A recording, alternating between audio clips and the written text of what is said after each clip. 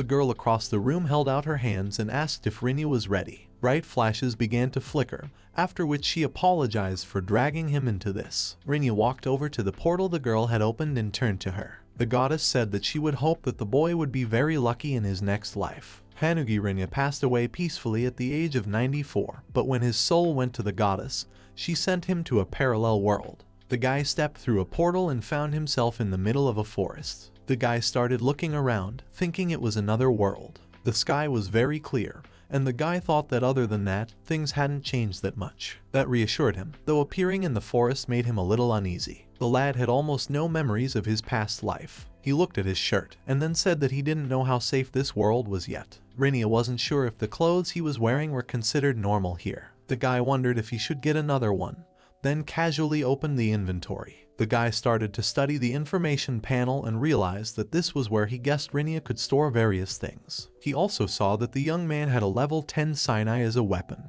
The Sinai was considered an artifact as it was written in its specifications. The class of the item was not specified, which made it even more mysterious. Renya wondered what artifacts did in this world. Suddenly, the young man could find a help menu, which he immediately opened. It said that artifacts were lost crafts that had not been created by a human after reaching level 10. Also, all artifacts were assigned a certain classification. Renya understood this, noting that he was more comfortable in this body. He put on his gear, continuing to look at Sinai. Something came up again in the help menu, after the guy asked why Sinai. It said that originally the goddess wanted to give him a sword, but all of his stats were level 10. The angels forbade the goddess from doing that, and since the guy had mastered kendo in his previous life, she assumed he knew how to use a sword, so she gave him Sinai. Now it all made sense. Renya also thought it would be nice if he could continue to live in this world. At first, the guy thought he needed to find some people and ask for directions. Cursing the goddess, the guy thought that she had thrown him too far into the desert, getting out of which would be another task.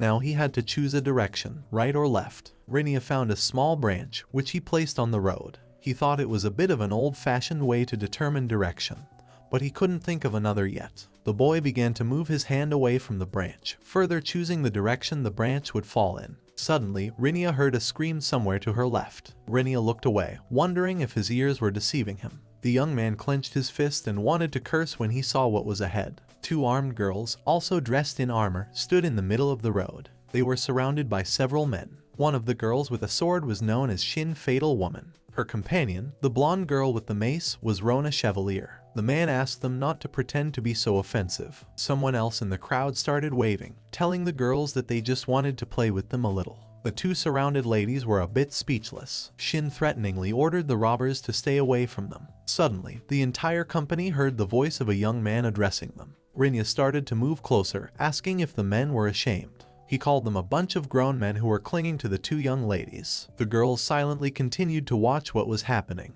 Renya thought they didn't understand him. The guy thought he couldn't ask people anything if they didn't even know what he was talking about. The man, who Renya felt was the leader of the others, turned to him completely and said she had no idea who Renya was. The robber asked if the guy had any problems. Renya immediately replied that he didn't have any problems. At that moment, Shin turned to Renya, calling out to him. She said that she didn't know who he was, but the guy better get out. Shin also added that the guy wouldn't be able to handle them. She immediately explained that they were soldiers from the mercenary kingdom. The girl insisted that Renya should forget about them and run away. The mercenary leader approached the young man while clenching his fists. He confirmed everything that Sheena had shouted out earlier, and then said that right now, they were very busy with their business. It was for this reason that he immediately offered Renya to leave and get lost from here if he cared about his life. Renya said that he refused because if he ran away now, what kind of person would he be after that? The mercenaries started laughing loudly, saying that the guy was probably just jealous. Someone else said with a chuckle that so be it. He would share if the little girl was that worried. The leader said he already thought Renya was a sneaky brat with a stick pretending to be a hero. After all, if he had grabbed that stick, the kid would have been killed instantly. Renya looked at the mercenary leader with surprise and anger. Renya visibly frowned and changed in his face. He squeezed his side eye tighter, then took a few steps closer to the mercenaries, and in particular their leader. Renya asked him to repeat the words the royal mercenary had just said about his stick. The man didn't understand at first, and then said with a haughty smirk that if he grabbed it, the young man would be finished. Renya raised his weapon upwards, aiming it at the leader of the royal mercenaries. He was surprised, after which he immediately asked the young man what he was doing now. Renya said that he would do as the leader wished. The young man would let him take the stick, and in return, he would beat the nonsense contained in the mercenary's head out of him. The head of the mercenaries started laughing loudly, saying that this guy was a true suicide. He really thought that the young man in front of him was crazy or stupid by nature. In response to all the ridicule, Renya remained silent, clamming up.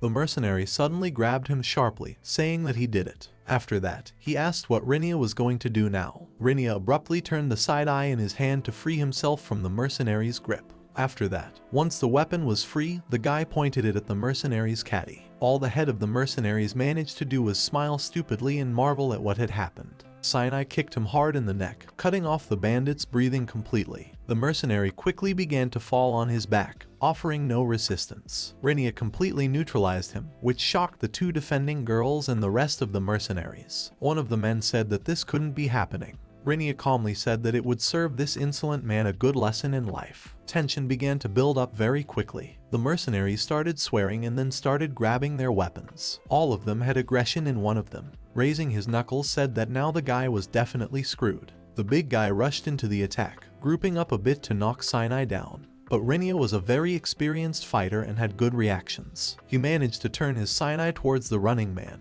after which he swung around and hit the man in the forehead. The blow was so strong that his skin immediately vibrated and his eyes began to move in different directions. Realizing the power of the weapon the goddess had given him, Renya smiled widely, then said that it wasn't some stick, but his full-fledged weapon, which he called a sword. After realizing that they shouldn't attack one by one because the guy was really good with his wooden sword, they started to surround him from 4 sides, saying that they were not to be trifled with. They kept cursing the guy, pouring verbal mud on him. They also taunted the young man, but Renya merely told them not to approach him. That was a pretty serious warning. Renya felt one of the mercenaries rush towards him, after which he immediately received the same blow to his neck. Renya started waving Sinai around, after which he said he was ready to take on the next one who decided to. With the 3 of them left, the mercenaries realized that their chances were still high against one guy who was swinging his stick well. The next one decided to attack and immediately got hit in the face with the stick. Renya said next again, urging the mercenaries to attack or stop.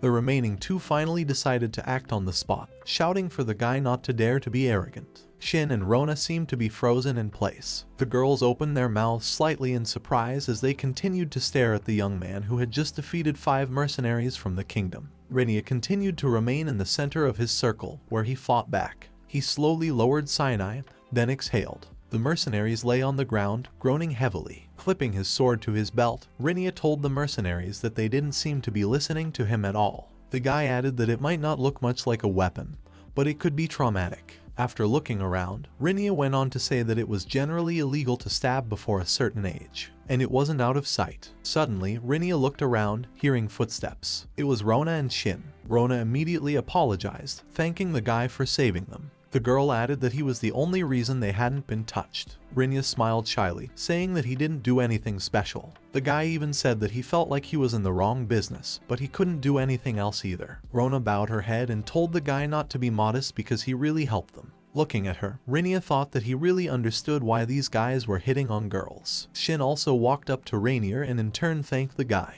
She said that the 2 of them would never be able to handle a threat like the 5 mercenaries. Renya started to feel uneasy. The guy said that those 5 weren't even armed. Shin explained that the warriors of the mercenary kingdom are masters of grappling when it comes to hand-to-hand combat. The only thing the guy could say was to ask again if that was really the case. Shin said that the guy was a bit strange. She continued to stare, justifying her assumption that he didn't even know anything about the mercenary kingdom. Renya averted her gaze and said that he was an alien. The girls were surprised, saying they had heard of such a thing before, but had never met one before. Rona put her hand to her chest and said that although she was doing this a little late, it was definitely worth introducing herself to the girls. The blonde with long straight hair introduced herself as Rona Chevalier, a novice nun. The brunette continued by saying her name is Shin Femme Fatal and she's a sword fencer, also a novice. The guy smiled and said his name was Kunugi Renya, and he could just be called Renya because it was more comfortable. To the girls, this name seemed very strange, so exotic. After that, Renya looked at the mercenaries and said that it was time for them to get out of here. These guys are just unconscious, but if they woke up, they could be in serious trouble.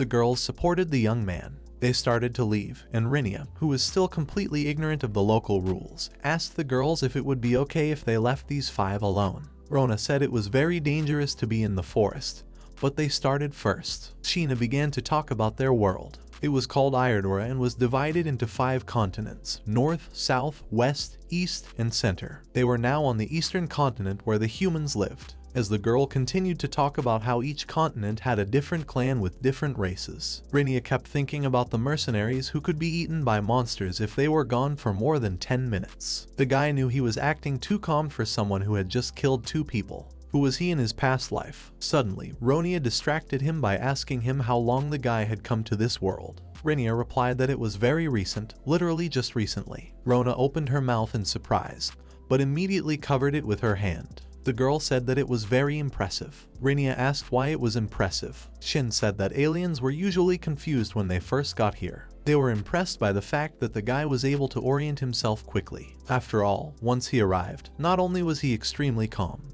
but he had beaten up a gang of trained warriors. Renya wanted to address Rona, but only managed to utter the first syllable of her name when he turned his head. When he called the girl Ro, she smiled and said that was what her family called her. Renya covered one eye, carefully trying to hide his emotions, then said he understood. Confused, Renya started to ask the girl what they were doing here. Rona replied that they were members of the Adventurers Guild of the Principality of Trident. They received an assignment from the guild where there was a decree to scout and capture a goblin settlement. Renya thought that he had been receiving a lot of messages lately. The guy opened the panel and saw that all the messages were about goblins that were stalking a single growing village from the edge of the forest. Looking at the characteristics, Renya saw that goblins were pretty weak alone, but became a problem when they grouped together. It was a humanoid monster and they could increase the population to 100 individuals. Renya read everything about goblins very carefully, and then started to question the girls if the 2 of them, being newbies, were really planning to subdue goblins. Shin suddenly turned around, and Renya saw that the girl had a saddened look. She said that there were originally 8 of them. Renya seemed to start to understand something after that. The guy started counting quickly while curling his fingers, and then he started saying something. Shin realized what he was talking about and waited for a question, immediately saying that the mercenaries were also part of their group. Renya smiled a little awkwardly, after which he said that it must be pretty hard to work with guys like that because they were stupid. Shin clenched her hand into a fist and said that Renya seemed to read her mind. Rona joined the dialogue, turning to Renya. The girl said that in any case, instead of staying in the village, the guy should take a carriage that would arrive in a couple days. Rona insisted that the lad should go to the principality. Renya asked what the girls would do. Shin said they would stay and continue their research on goblins. Rona smiled and said that apparently there was no way to subdue the monsters, and so they should at least gather information because they wouldn't be able to go back. Renya told the girls that he thought that idea was also so-so. Shin said that if they came back empty-handed, it would be problematic to find another job for them in the future. Rona supported them, explaining that if they were scorned, it would be the end of their job as adventurers. And if the goblins scattered too much, the villagers would be in trouble. Renya stopped smoothly and began rubbing his chin. The girls looked at him questioningly. Renya said that everything was settled and he would help Shin and Rona complete the task. Rona asked in surprise if Renya really wanted to help them. The girl explained that since the guy wasn't a guild member, he wouldn't get any prize money for it. Renya smiled and shrugged, saying that he didn't care. In turn, the guy just wanted more information about the world he found himself in. Shin looked a little embarrassed and started gesturing with her hand. She said it wasn't a problem, but the guy was asking for too small a fee for going to risk his life. Renya smiled even wider, saying that he was completely satisfied with that, since right now he doesn't have any information about this world. At this moment, this is more valuable to him than any money. Rona smiled, winking at her friend. She said in a very calm voice that everything would be fine. The girl also added that she could tell from Renya's words that he was a good person. Shin lowered her head, snickering a bit, and then said that Rona was probably right. This was how he, Kunugi Renya, met the 2 beauties and started his new life, which already promised a sea of adventures and new acquaintances in another world. Soon a small village appeared on the horizon. It began to emerge from the forest thicket, which was quite large. Shin smiled and announced in a satisfied voice that they were already there. Shin turned to Renya and said that this was not an easy village for a girl. It was the place where they had once grown up. The village itself was very small indeed. Renya finally spoke, adding that they were born here and still live there today. The nun also added that Shin had already recovered from that encounter, which was good because the girl wasn't very good with men. Rona continued to stare into Rainia's eyes, noting a little nervously that they seemed to be his age. Shin had already walked a little ahead, so she didn't hear this conversation. After Rainia's words, Rainia replied a little awkwardly that their ages were indeed close. In fact, Rainia thought he was 94 years old, but she would never believe him. While Shin was talking to some man working in the field, Rainia continued to ponder. He thought that in his past life he must have been some kind of weirdo, and that's why he was reborn here. And now a picture began to flash before him of how things had been the day he died and what he saw afterward. A very young girl with a wreath on her head spread her arms and began to congratulate Rainia. Confetti flew around, and the girl announced that she had received the right to be reborn in another world. The girl started giggling, covering her face with her hands, and then asked if Rainia was happy. Without waiting for an answer, the girl said that he was probably happy, so she was always at his service. Snapping her fingers a couple times, the girl shouted to the angels to sing together and bless Rainia before sending her off to a new stage in life. Rainia didn't understand what was going on here, and the girl began to tell him everything.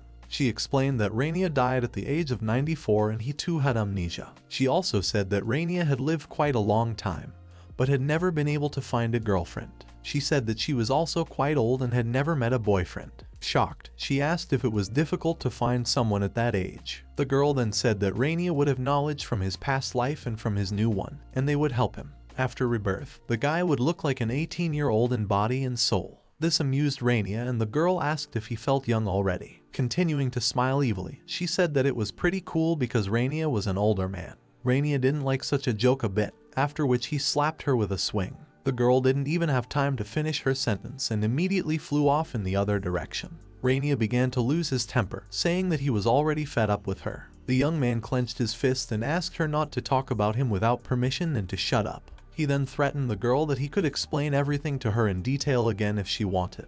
After that, Rainia asked what else he wanted to know where he was. The girl said that there are no humans here, only they, the angels. All these are the domain of God, and right now he has a one-of-a-kind beautiful goddess in front of him because she is the creator of all things. Rainia exhaled, completely nonchalantly saying that everything was cool. The goddess didn't really like his bad reaction, so she said the guy could be surprised for decency's sake. The girl raised her index finger, whereupon he said that Rainia would be reborn in another world and live there, so let his second life begin. Rainia looked at the goddess in shock, asking why him specifically. The girl grinned, saying that his soul had been chosen and so the guy was incredibly lucky. The goddess told the guy that they were now behind the wall of the universe. Only some spirits can cross over to other worlds. Usually a soul passes through the wall and goes to another world, but Rainia's soul is special. His soul bounced off the barrier, giving the boy a chance at a second life. The goddess pointed her finger at Rainia and said that he managed to resist the wall, so she would give him a second chance. She then extended her hand to him and said joyfully that his body, thoughts, and spirit were completely cleansed and the new soul would go to another world.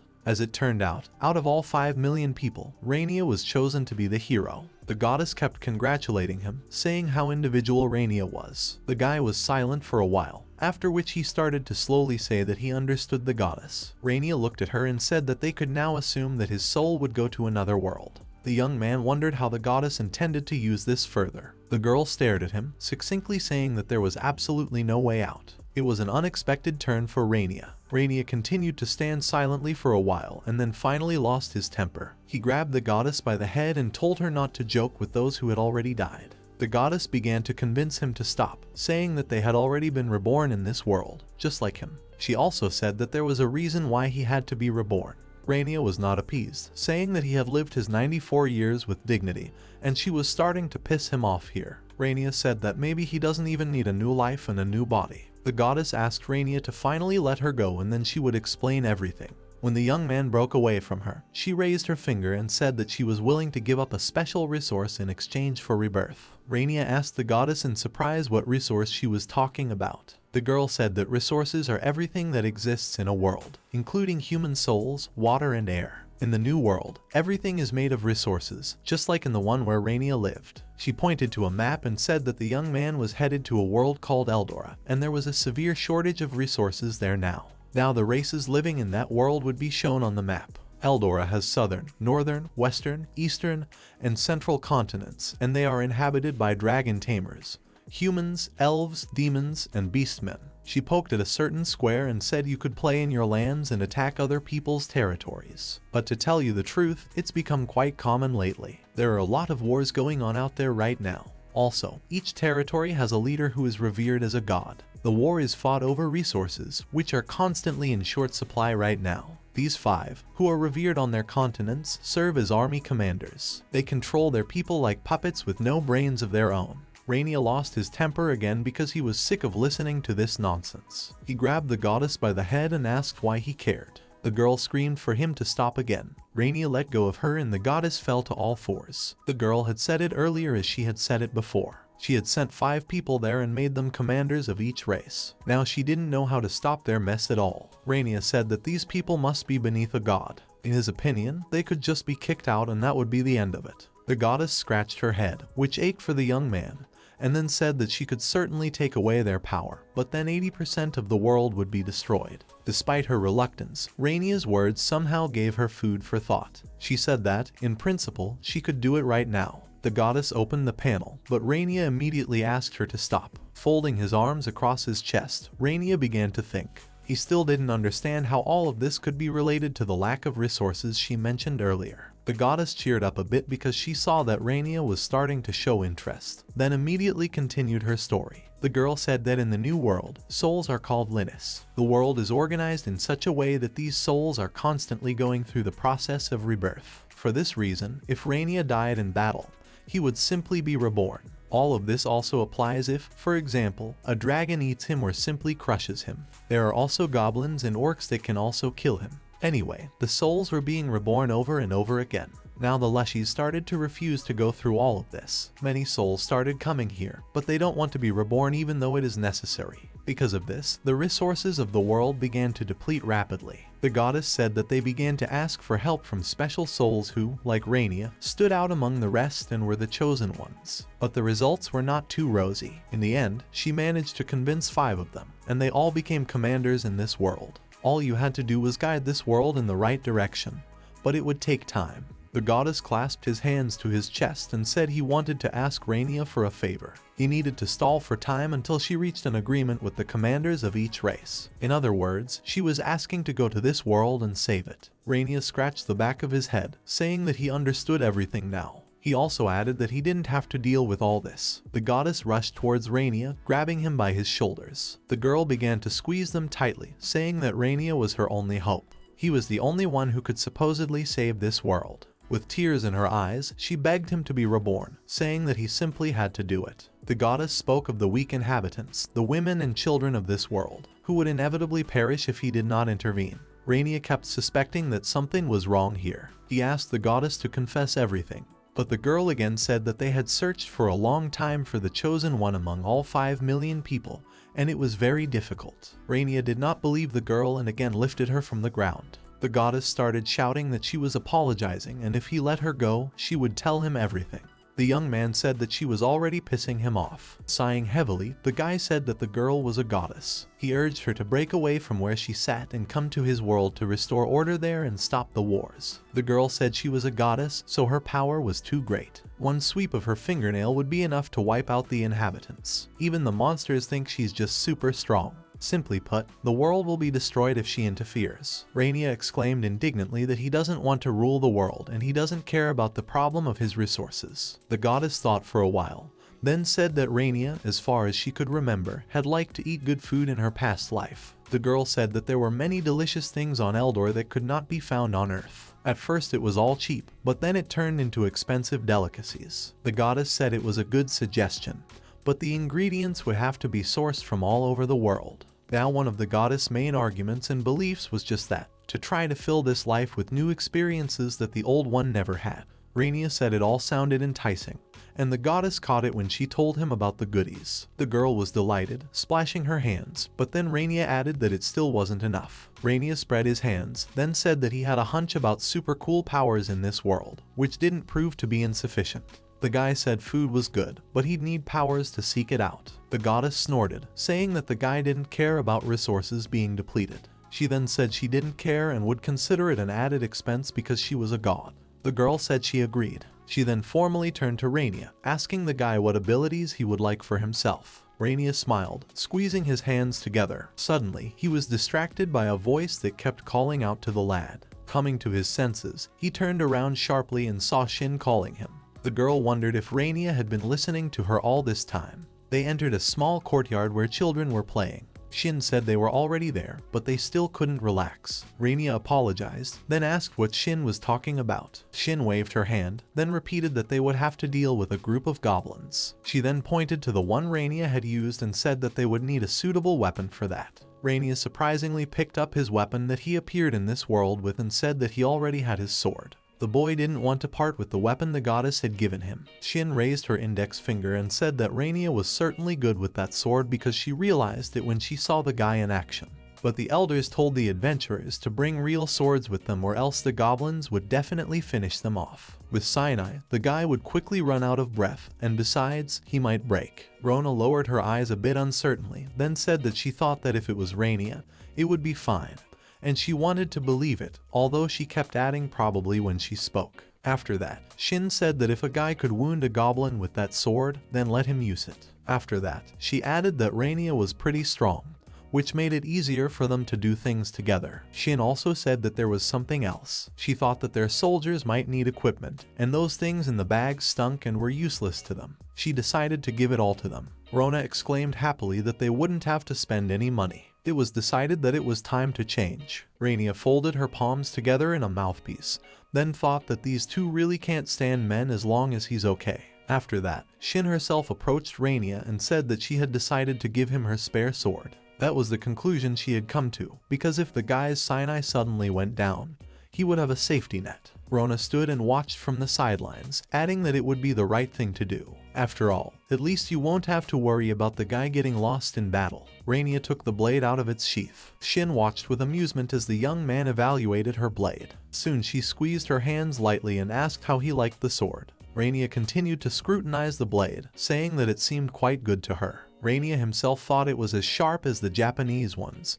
Who would have thought, because you could pierce an enemy through with them. The sword also had an excellent solid hilt, fully engraved with dragon patterns. Renya said that this blade looked quite expensive. Shin smiled, laughing lightly. The girl said that this sword was a family heirloom. The blade itself had broken more than once, so it was often replaced. Shin also apologized for giving such a sword to Renier. The guy said that there was nothing wrong with it. It's just a sword to him, so he would gladly take it. The guy pressed something and the sword started to disappear. Shin, seeing this, began to wonder what kind of Renya was the owner of the bottomless vault. She said that he was just lucky and she was jealous of him. After that, the girl asked how to get the sword back now. Renya again started driving her hand through the air where its panel was. The guy said it was done the same way because the sword was just lying in his inventory. Shin said they call it a bottomless vault and it's very rare. Renya stared at the girls, starting to listen to them. Rona joined in and said that she had heard that there was no limit to the amount of items stored in it. Rona was also jealous because she had to carry a bunch of stuff in her bag. Renya smiled and said that if the girls wanted, he could help them with their stuff on the way back. Shin thanked the guy, saying that she wouldn't have to carry them anymore. Suddenly the guy felt something that made him jerk his head to the side. After the guy suggested going out to look for goblins, he jumped up to the window and looked out into the distance. Shin and Rona tensed slightly, then cautiously began to approach the window where Renya was now standing by. Shin asked what was wrong, to which Renya replied that she didn't know yet. The boy had obviously sensed something, some kind of aura emanating from the forest. Shin wondered aloud if it was some kind of alien ability. Rona, too, stuck to the window in surprise. Renya explained that the goblins had already made their move, and there was no doubt about it. But then he added that unfortunately he couldn't see anything yet. Shin immediately turned to the nun, calling out to her. Rona immediately understood everything and folded her hands together, clasping them to her chest. The girl began to pray, asking the supreme creature to show them their enemies. A barely noticeable aura began to emanate from the girl, which quickly spread through the house and began to move farther and farther away, making its way into the deep thickets of the forests. It was as if Rona had entered some sort of astral, after which she was able to observe what was allowed to happen to her in spirit form. The girl said that Renya was right and there was indeed something hostile in the forest. Rona also added that there were quite a few of them, but she wouldn't be able to say for sure. It seemed to her that the number was close to 50. She also saw more monsters, but they were too far away from her. Renya pointed at Rona and started asking Shin about what was going on right now. Shin said it's an art of monks who serve the gods, and it's called law. Wielders of this class can use the research spell that Rona was using right now. It helps to examine the area for danger. After that, Shin suddenly became angry, saying that the group of 50 monsters, even if they were goblins, was much larger than usual. Since there are so many of them, they probably want to take over the entire village. Things were bad, and it was compounded by the fact that such a large gang of 50 people must surely have a commander. A group of 15 people always had a goblin leader. Shin became agitated, after which she swallowed rather loudly. Although she realized that the threat was great, she had to act because this was their village. Shin started handing out instructions. She immediately told Ro to go to the village, gather everything and distribute to the women and children to start hiding. And all the men needed to be ready for battle. Rona headed for the door. Renya walked over to Shin and immediately heard from her that today was clearly not their day. She apologized and asked if Renya was sure he still wanted to help. Renya looked out the window again, whereupon he said that he would definitely stay here because he didn't understand how he could leave the girls and the tenants in such a situation. Renya asked what he should do. Shin said that the enemy is ready for battle and is armed. Because of their numbers, they definitely won't get help from the military, and besides, they have a commander who is stronger than the rest. Hence, they need as many men as possible. But alas, there are only 10 men in the village capable of fighting. Meanwhile, Rona has already alerted everyone so that people can enter the houses and close the doors. The monsters greatly outnumber them, and only the brave ones would go to the front lines. Shin added that he would be as honest as possible if he said that the fight would not be easy. Renya immediately asked the girl what would happen if they suddenly lost. Shin immediately changed in her face as if she was starting to remember, but then said that she wouldn't want to talk about it. It was pretty obvious because the villagers would be turned into food, and only a mountain of corpses would be left. The young women would probably be eaten or worse. All in all, Renya would witness people dying before his eyes. The guy thought about it and remembered that the goddess had asked him to try not to die. It was okay, of course, but the lad would forget everything when he woke up. Renya put out the elbow he was resting against the window with and added that according to his intuition, this would be pretty fun. Shin immediately said that this was no time for jokes because this was very serious. The lives of a lot of ordinary peaceful people were really at stake. Renya thought that this was just a battle, and fighting on the side of the weak was right and sometimes necessary. Shin suddenly looked at the young man who continued to stare out the window. She bulged her eyes at him when she saw Renya standing there laughing evilly. Shin didn't understand the reason and cautiously asked the guy about the reason. The goblin army gradually began to approach. Renya could still feel that sinister aura. He thought it was to be expected because monsters always attack after sunset. The young man felt that the presence of evil in the forest was growing by the minute. Renya also thought that the fight promised to be quite interesting. As he shifted his gaze, he saw the locals shaking with fear. Rona had gathered everyone she could. There were about 20 men and young men. They handed out some weapons and clothes they had found at home, but many fought in their usual peasant clothes. 2 girls new to the guild and 1 lost person in the person of Renya. The opponents were fairly small, but they were goblins and there might be too many of them. And besides, as we said earlier, they have a commander 100% of the time. Most likely, taking over a village with different food for the monsters is the whim of that leader. Renya said that they had to be reckless to win with such a difference in strength. It was obvious that everyone was excited. Shin responded to the guy's words by saying that she still couldn't calm down. The girl thought that Renya must be used to this kind of situation. Renya closed his eyes, holding his head. After a couple of seconds, the guy said that he didn't know exactly, or rather, he didn't remember it, but he is absolutely sure that they will win. Shin exchanged glances with her friend Rona, then began to calm down a little, exhaling. The girl said that such words calmed her down and it looked like they should rely on Renya again. Their peaceful dialogue didn't last long. The conversation was interrupted by a quick sound that immediately drew attention. It was an arrow that fell a few meters away from the group of defenders. But the arrow was not the only one fired. This, the first one, it seemed to be assigned to the inhabitants. Soon, they saw the hail flying from above, after which they immediately prepared for battle. After scattering a bit, the group began to lose morale little by little. One of the men yelled out that they were in trouble. Renya only smirked and said he would see now. A horde of goblins came out of the forest and were already heading towards the village at a fast pace. The goblins were armed with bows, swords, shields, and clubs. Renya thought it would be really difficult, as he expected. Shin turned to the peasants who were behind the vanguard and shouted that the battle would be fierce. The girl ordered everyone armed with a bow to open fire. The archers of the village began to load their bows with trembling hands, which slowed them down considerably. One of them swore for a long time after realizing that he had broken his bow. Shin watched the whole pathetic spectacle, realizing that their men were completely unprepared for battle. The girl reprimanded herself, then looked forward,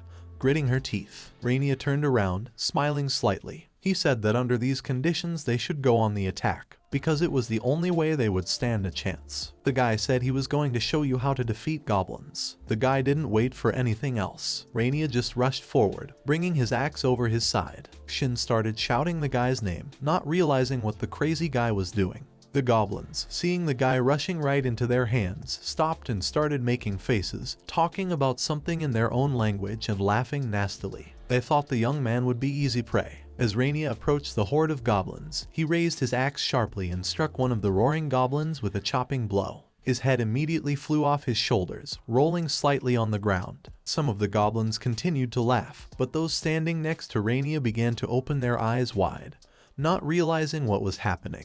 The monsters began to realize that the battle scene was changing drastically. Renya continued to smile aggressively, telling the monsters that their laughter and enjoyment really made him angry. Therefore, Renya added that now let him laugh and enjoy himself just like the goblins did. After saying that, the 4 goblins rushed to attack the guy. Shin, who saw all of this while staying with the rest of the village defenders, thought that Renya was standing right in their way. She thought he was too crazy and probably wanted to die. Suddenly, Shin heard Renya shout loudly, warning that the goblins were attacking from the other side. About half of the horde ran towards them, and the girls prepared to meet them. Renya, on the other hand, seemed to go into a battle rage. His eyes followed his opponents very fluently, and the young man himself took out the sword that Shin had given him and continued to cut down the goblins with both hands. Pulling out his sword, the boy noticed that the goblin was still alive. Renya was a bit saddened that his sword didn't pierce that worthless heart. Swinging it again, the lad struck them in the head, saying he would just chop them to pieces. As the young man finished off the goblin, he looked around, realizing that the goblins were no longer attacking him on their own. Renya began to provoke them, telling them that if they didn't attack, he would take care of it himself. Renya rushed into the very center of the crowd again, continuing to chop down the goblins. He shouted that he was their enemy and had come here specifically to entertain and kill. Indeed, it was beginning to appear that Renya was drawing courage from this. It was probably best for Shin and Rona not to see it, so the guy went to the gap alone. He kept repeating and repeating, pointing at the goblins, calling for them next, followed immediately by instant death. The guy slung his sword over his shoulder and continued calling for the monsters to attack him. Meanwhile, Shin and Rona were also fighting the goblins. The village men retreated back to their houses a bit, deciding to intervene only in case of a desperate situation. Suddenly, 2 goblins rushed at Shin at once, attacking the girl almost simultaneously. Dodging the first one, Shin put out Brock's sword, holding the blade of the second goblin. Shin pushed back the goblin, who was still inferior in strength due to its size. The girl convinced herself aloud that she wasn't afraid of killing, then cut off one of her attackers with a sword strike. The next goblin decided to try to attack the girl in a jump, but Shin had time to react by stabbing him in the stomach. Since the girl was already a bit exhausted, she left the blade in the monster's stomach at the moment of impact. Rona gave a finishing blow to the goblin that was still alive after being hit in the stomach. When the mace strike was delivered, Rona urged Shin to be quick and careful. Shin, slightly covered in sweat, apologized to her friend for her carelessness. Thanking Rona, the blonde replied to the swordsman that it was too early to tell. Rona clenched her mace tightly, which she raised a little higher, saying that they should get over it. The goblins began to gather around, after which Shin said that they would definitely try, while he continued to deal a crushing defeat to all the goblins that could only dare to attack Rona. Suddenly, the boy heard the whistling of metal in the air. He soon realized that it was his blade, which Shin had also warned him about. Yes, the family heirloom had broken again. At that moment, one of the goblins rushed in with a knife, but Rona was on guard. After dealing with the threat, Rona finally took a closer look at the sword, exhaling heavily. The guy thought the sword still worked and was useful. Suddenly, he saw someone in his field of vision more than the rest of the crowd. Rona shifted his gaze and smiled, saying that finally there was someone who was really strong. A muscular goblin who was 2 or even 2.5 times taller than everyone else stood silently looking at the young man. Rona figured it was their leader. The monster let out a deafening roar, causing the goblins and the fighting newcomers to turn around. Shin shouted that it was the leader of the goblins. The girl asked Ron to get out of there immediately. She saw that the guy's sword she gave him had broken. After that, she immediately said that it would be impossible to fight with a broken sword, and Shin assured that she would fight the monster herself later. Rona continued to hold the fragment of the blade that remained in his hand. The young man smiled and said that Shin shouldn't be stupid if she didn't finish her fight. Who would take care of the leader? Wiping the blood from the wreckage, Renya stared at the leader, waiting for further action. The monster looked around and then began swinging his large saber. Renya realized that his opponent was rather slow, even too slow for the young man. The only thing was that he was strong and wielded a long sword that he could reach him with from a great distance. As the sword hit the ground, Renya managed to bounce back, but he also felt the momentum coming from the weapon. The guy thought again that it was a very heavy and slow attack. This is precisely because of the length and width of the sword, as well as the effort and size of the goblin. If it hit even once or lightly touched Rona, it would be fatal. But it was necessary to try. Renya's main objective was to shorten the distance, as his weapon was now only about 20 centimeters long. As the guy rushed forward, he immediately noticed that the goblin leader started to launch an attack, and a horizontal one at that, which could cause the guy a lot of problems. However, Renya was able to dodge by ducking to the ground and then rushed forward. The guy thought that he should attack quickly, and then immediately went into the leader's back. But something unfortunately didn't go according to the plan Renya had already envisioned. The guy suddenly noticed that there was another small one behind the huge goblin. Renya managed to react appropriately. With the rest of his sword, he accurately struck the small goblin's armed arm, after which the guy managed to intercept his opponent's blade. Moreover, Renya was able to do it so quickly and with a certain automatism that the leader still had no time to regain his senses and turn around. At the same time, the lad delivered his blow directly into the commander's bare back. It was possible to pierce his flesh, and quite easily, but it wasn't enough. After delivering a couple more point blows, the leader could no longer stay on his feet, then collapsed to the ground with a clatter. Renya threw his leg over his shoulder, saying that he now had no way to protect the lower half of his body. Renya wasn't sure if the goblin understood him, but at the same time told him that it was bad to have a sword like his. The boy knew that the goblin's blade couldn't even leave a dent. The young man then shifted his crazed gaze to the part of the Shin family heirloom that was able to defeat the goblin leader. The guy said that the same horrible sword could chop, unlike a long sword. After saying those words, the guy stabbed part of the sword into the goblin leader's neck. This blow undoubtedly cut short the life of the leader, who didn't even have time to scream. Renya then reached for the goblin's long sword. Picking it up from the ground, he said that he would now use this trash to end the fight. The guy smiled madly as he looked at the goblin's remains, then said that it wasn't over yet. What is this? This is another world where you can see frightened faces and blood, and moreover, the hoarse sounds of the goblins before they die due to the stabbing blow, and their faces that express horror, pain, and fright with their entire appearance. Renya began to shred everything in her path again, begging to share it all with him. They shared the pain, terror, and fear he had immediately encountered in his first days in the new universe God had sent him to. But Renya wanted it more and more. A few hours later, dawn slowly dawned over the village. Renya slowly rose to her feet, wondering if her friend Shin was still alive. Shin was still out of breath sitting on the ground. The girl said it was a miracle, smiling slightly. The adventurer's appearance was badly battered, but the important thing was that they had survived. Shin looked at Rona, then shifted his gaze to the clearing where the main battle was taking place. Shin slowly said that they were still alive for only one reason.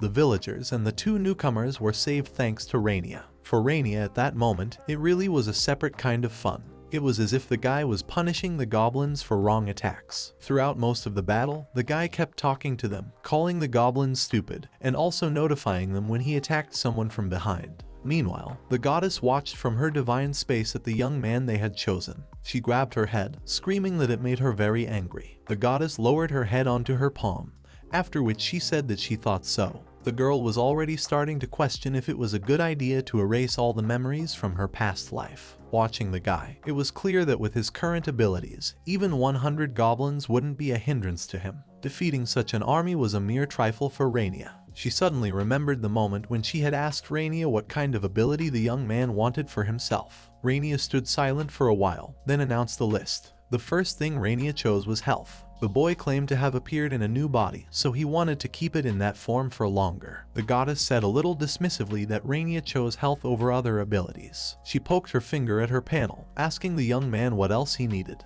The lad then thought that if he were a taster, he would need a strong stomach and good kidneys, and he also wanted a good appetite and the ability to consume strong drinks. The goddess suddenly said that Renya was very greedy. The young man immediately started losing his temper again, demanding that she shut up. Renya said that a cold exterior would not fill his stomach. Renya thought about it and realized that at some point he would need to pay for food, so he needed the ability to get around that. The guy said that this world used swords and magic, so there would be a lot of battles. The goddess said the lad's guess was right, so he would need some equipment. She also said that Renya was more of a swordsman, so he would have a sword. Renya immediately thought about it, saying that he didn't remember anything from his past life at all. Nevertheless, the boy agreed. The goddess assured him that everything would be fine. She was counting on the fact that it was Renya's body that remembered how to use the sword. Therefore, he would immediately understand everything when he fought. The goddess also thought for a while, then immediately said one important detail.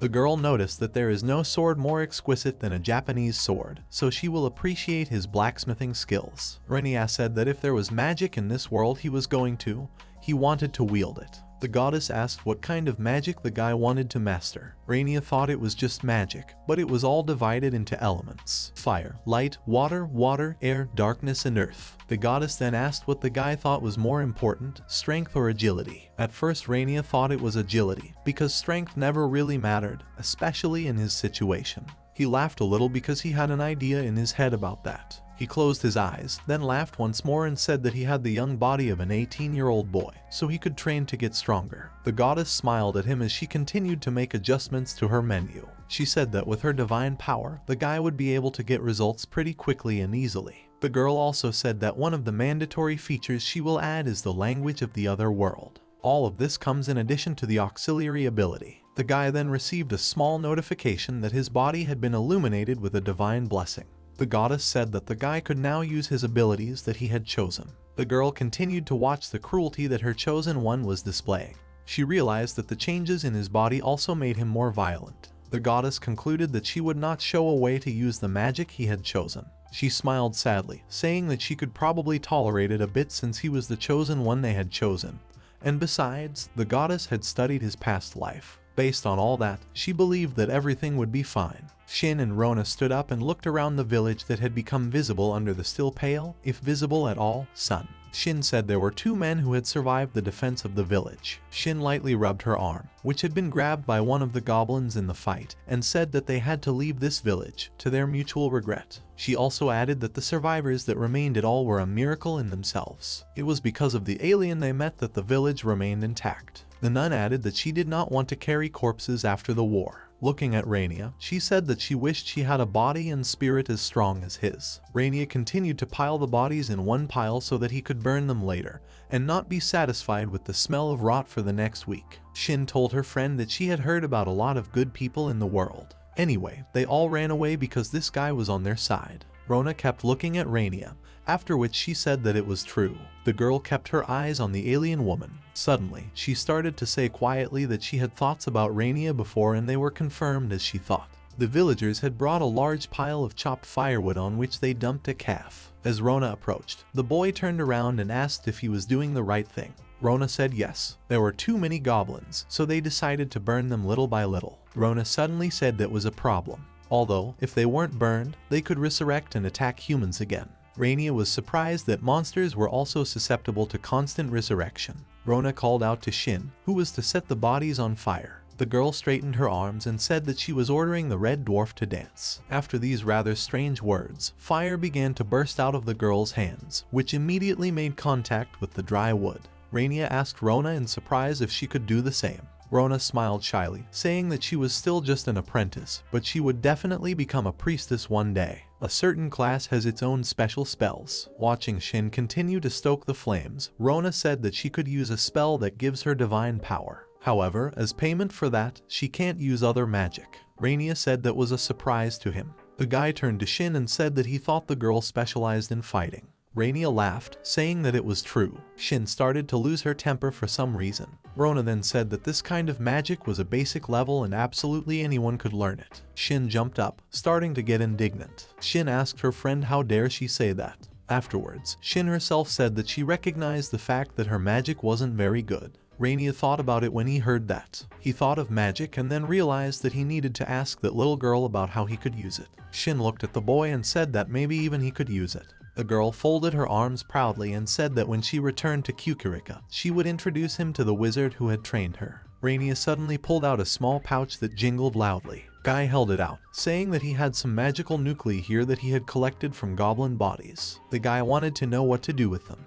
Rona obediently folded her hands and said that they should provide these cores to the guild as proof that they had completed the task. Guy took out one of the stones and picked it up. Looking at the way the crystal core glistened, Rona said that there were different ways to use them, but they were useless to them right now. Shin happily looked into the distance. She saw several horse-drawn wagons traveling through the forest towards their field. She exclaimed that transportation would be back from Kukuriki. The girls took Renya with them to show him as much of the world as they could, discovering new things for him. They were on the road for several days until they reached the right point, and the right point turned out to be the small trading town of Kukuriku that Shin had mentioned earlier. And now, finally, they were home. They stood in front of the gate, and Shin solemnly pointed her hand forward. The population was quite small, around 10,000 people. The front edge of this city was not far from the forest. 2,000 soldiers under the direct control of the principality were defending this city. The three of them walked along a clutter of small stores and low houses. Shin raised her hand up, saying that various goods were sold here, but there were no specialty items, although their business was booming.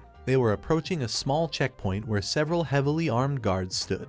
Renya looked around the city and thought it looked rather elegant, but the wall didn't look sturdy. After surveying the scenery and architecture, Renya quietly walked on. Suddenly, in what came as a huge surprise, two pikes of guards standing at the entrance to the city crossed in front of him. The guards started saying that they had never seen this guy before. Another said that the young man should show his ID. Shin immediately intervened. "I apologized to the guards." The girl added that it was a lost man. Rona also quickly jumped up to the guards and said that they were in trouble when they went on a mission from the guild. Pointing to Renya, the girl said that this guy had helped them. The guards loosened their grip on their spears a bit. Rona humbly said that she fully vouched for this man. The guards cleared the passage and apologized for the rudeness with which they had behaved. Renya quickly made her way over the city wall, stepping closer to Shin. He smiled and told the girl that they were here as the city's elite. Shin smiled, saying that they are.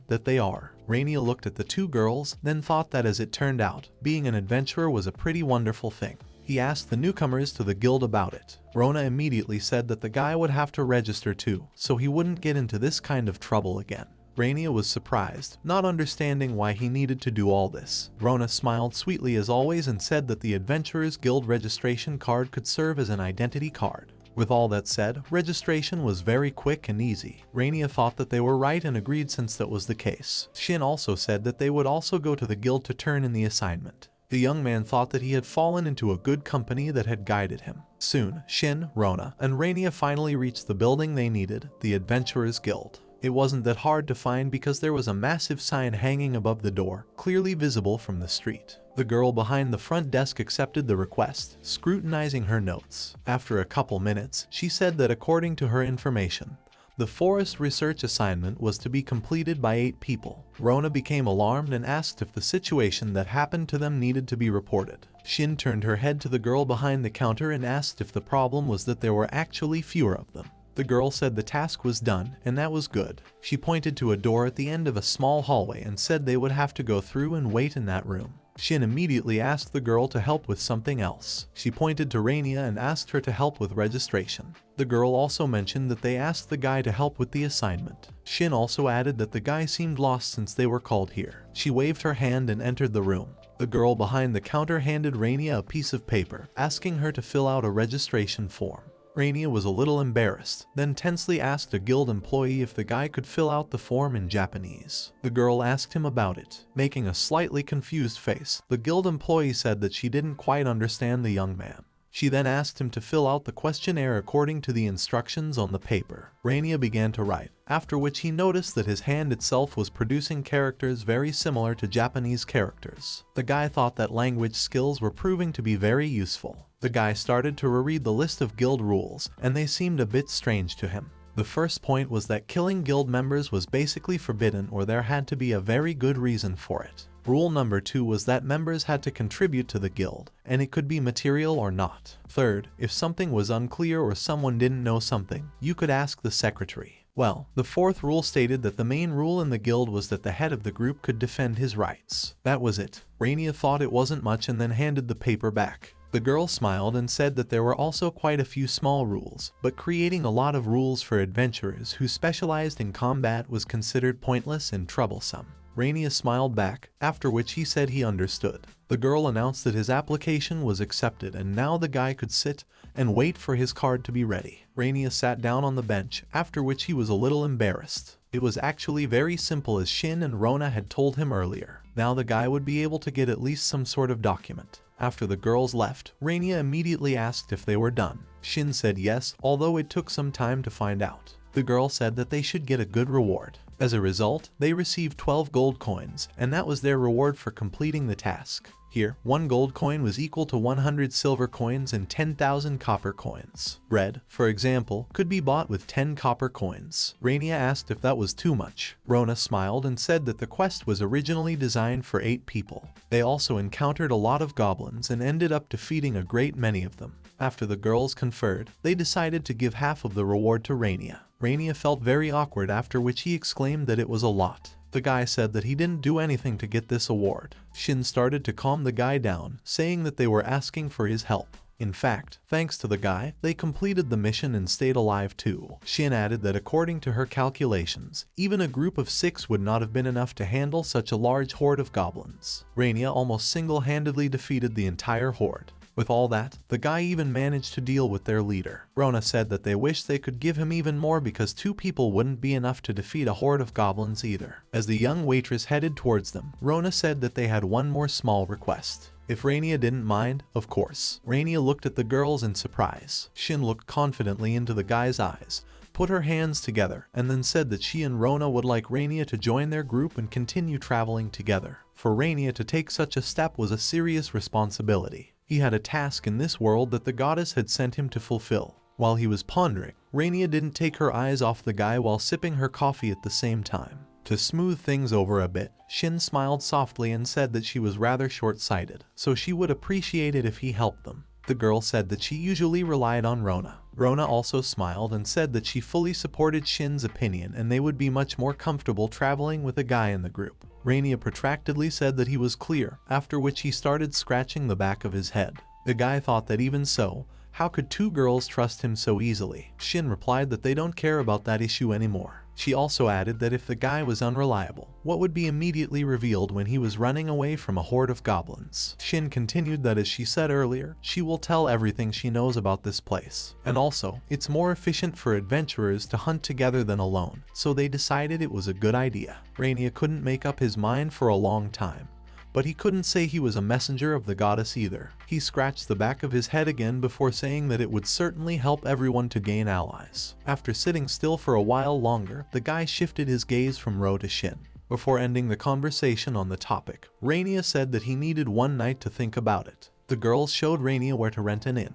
They had always lived here themselves, so they put the young man next to them. It was already getting dark, and meanwhile Renya was applying compresses to his aching body. Being Japanese, the lad realized that he would not feel clean unless he washed in a bath. He would also like to resolve this issue in the near future. But putting aside all domestic matters for now, the guy still had to decide what to do about Shin and Rona's group. Of course, they were inferior to him in strength, but he could use allies. However, those 2 were good people, and he knew that because they had been together for the past 2 days. Still, it looked like they were trying to hide something. Suddenly, there was a knock on the room. Renya couldn't figure out who could be bothering him at this late hour. He hid his blade under his pillow just in case. When the boy got a little out of bed, he asked who was at the door. A female voice said it was Ro. The girl apologized for coming at such a late hour. After that, she asked if she could talk to Renya. The guy covered the blade with a pillow, then told Ro to come in. He also added that the front door was not locked. When the door to the room opened, Ro slowly began to slip into the room, approaching Renya.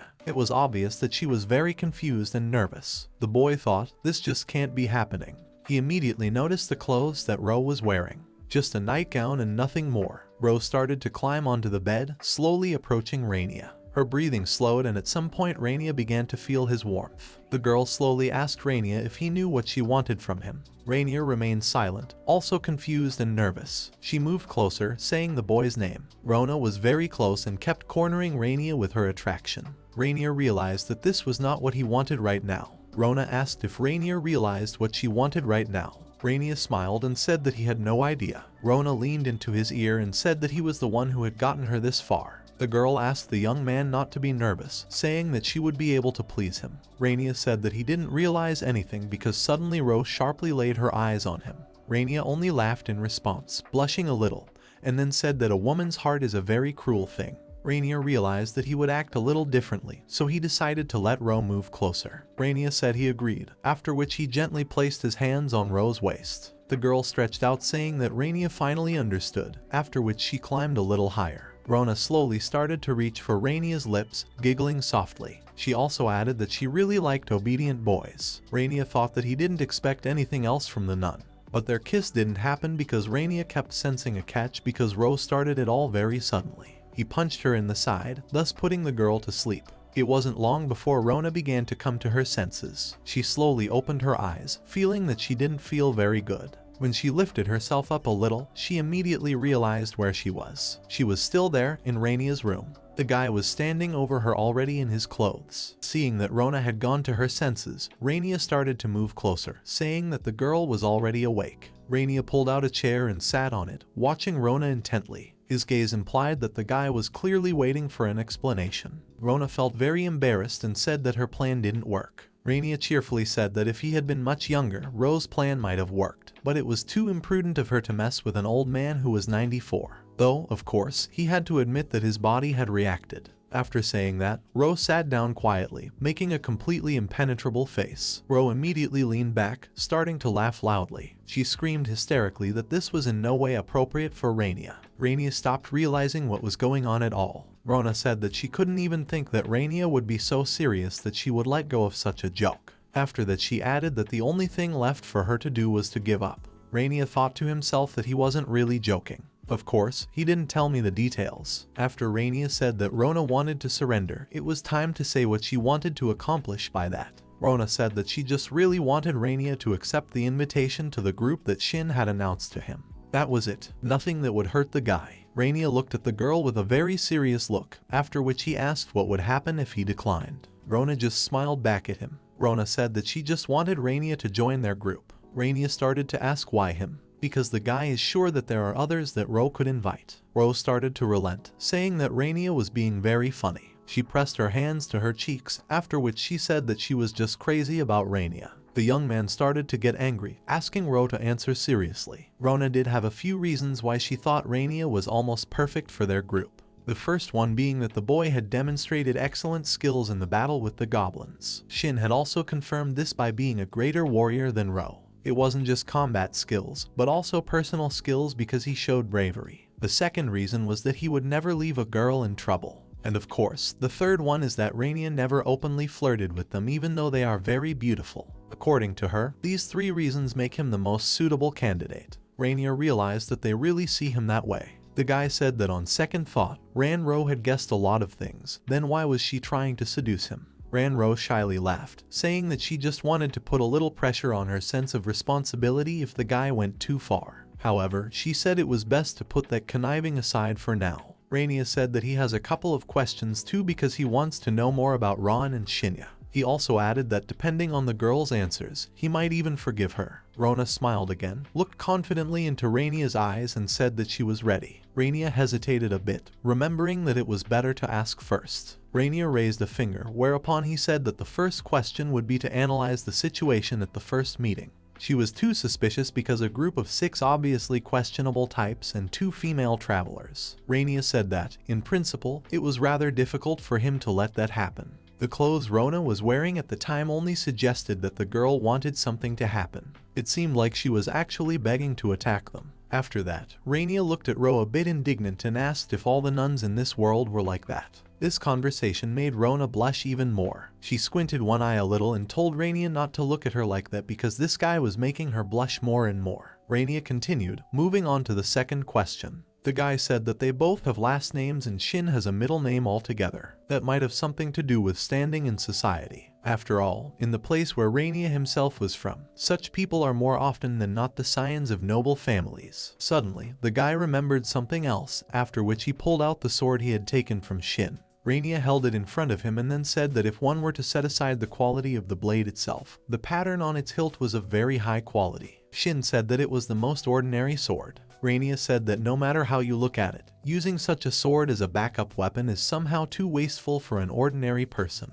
The fact that Shishin continues to use this sword while keeping the hilt suggests that this is a very important detail. Renya said that he suspects that this decoration is some sort of family crest. Rose started looking at Renya with great interest, saying that the guy has an eye like a diamond. She decided to make a joke by saying that Renya has already looked at it to sell it to someone. Renya asked for silence because he wasn't done yet. The young man said the next detail caught his attention the most. Mentally, he immediately remembered the reaction of that guard when they entered Kukurika. Renya hadn't been allowed inside then, and after the intervention, his reaction was definitely too polite. Renya had said that never in his life would an amateur traveler like Ro be allowed to be a bail bondsman for someone as suspicious as him. Renya didn't mean to say that, of course, but he could hardly believe that travelers were so honored here. That's why he thought there was some other reason he was being so polite. Ro leaned back on the bed, saying that the guard had just fallen under her spell. The girl also added that she seemed to have tasted sin by following the righteous path. Renya clarified by saying that there were guards here, something like the elite. There were also a few other things that bothered him, but they were less significant, so he would omit them for now. Rose stretched out that she understood. Now the girl was wondering what Renya was going to do now that he had told her all this. She wanted to know what he was thinking right now. Renya said that if you take these 3 points into consideration, he comes to the conclusion that they are both of noble origin and quite famous. Moreover, there is a certain reason why they can't say that. At this moment, Rona began to listen more closely to his words. Renya said that he thinks it's some complicated nonsense related to their high social status. Rona said that such curiosity would definitely not have added to the young man's popularity. She also added that he should have joined the military police. Renya replied that she could continue to make fun of him and mislead him, but he didn't care. Continuing to sit on the chair with his arms hanging down, Renya announced that as long as he had these suspicions, he would not consider their offer to join because he would prefer not to get involved in other people's problems. A tense silence hung between them. Renya continued to stare at Ro without closing her eyes. It was obvious that the girl was gradually starting to feel uncomfortable. Suddenly, Ro exclaimed, rubbing her head and exhaling. She recognized that things had really gone wrong. She really believed that she was such a good actress. Afterward, Ro said that it was okay. She would tell everything because Renya would find out sooner or later anyway. She couldn't try to play on his thoughts about her body anymore, which probably made the guy even more trustworthy. Rona put her hands together and then said that now Renya would find out the truth he wanted. She offered to forget about her for now, saying that Shin did come from a noble family. In any case, there was nothing more the girl could say. Renya said that apparently she wasn't a nun. Even if she was, what was the point of that stupid power she used earlier? Rona smiled and hesitated a bit. She later admitted that she had indeed lied when she said she worked as an apprentice to a monk. She is a knight and her main job is to protect Shin. Rona also added that she has more than enough military experience, at least to handle those 6 unarmed mercenaries with ease. Renya then asked what was wrong with Shin, because she couldn't have handled it alone. Ro said that she was just playing her part so that Shin would develop a sense of danger, and Renya was also right about her clothes. Now Renya was ready to present the full picture. He said that the case was this. A wealthy girl who had long dreamed of traveling had decided to go on a trip. But her family needed someone to take her home, so they decided to send Rona or something like that with her. Rona said she couldn't answer that question anymore. Ro said she would only add a little about Sheena. The girl found her too carefree. Suddenly Renya remembered that he killed all those guys. Ro also said that if Renya joined their group, she was sure that gradually things would become clear to him. The young man grabbed his head, thinking that he wouldn't want to get involved in all this. Renya also remembered that he only wanted to live peacefully for himself. Suddenly he jumped up, saying that Shin was apparently part of the plan to break into his room as well. Ro immediately stopped the young man from getting confused in his thoughts again. Ro said that Shin was a pure and innocent girl and she probably truly believed that Renya needed her. After that, Rona turned away and said that that was the reason why she had to sneak in here, because of Shin. But without her knowing, the girl also added, averting her gaze, that it would be best to keep this topic between them. Anyway, Rona summed it up by saying that if Renya joined their group, she would have much less anxiety about Shin. Renya brushed it off, saying that he had already figured it out and Ro could stop talking like that. Renya began to weigh the pros and cons because it wasn't such a bad suggestion. After all, no matter how cool he was, traveling alone, 2 heads were better than 1. Rona also winked at the guy and said that the most important thing for him was that he could get the right to fall in love with her. Renya's face changed, refused, and then told Ro to get out. Rona turned away, clearly upset. The girl said that was pretty cruel, and if Renya kept talking like that, she would leave here and run all over the hotel shouting his name in that outfit. Renya realized that he seemed to have gone a little too far. The guy agreed and then said he was giving up. Renya slowly added that he didn't know if he could live up to their expectations. Guy was slowly starting to get to the point where he was ready to try to join Shin and Rona's group. Rose smiled widely and said words of thanks to Renier. In the end, Rona threw it out for Renya to be nicer to her. The guy immediately couldn't stand it and yelled at the girl to go back to her room.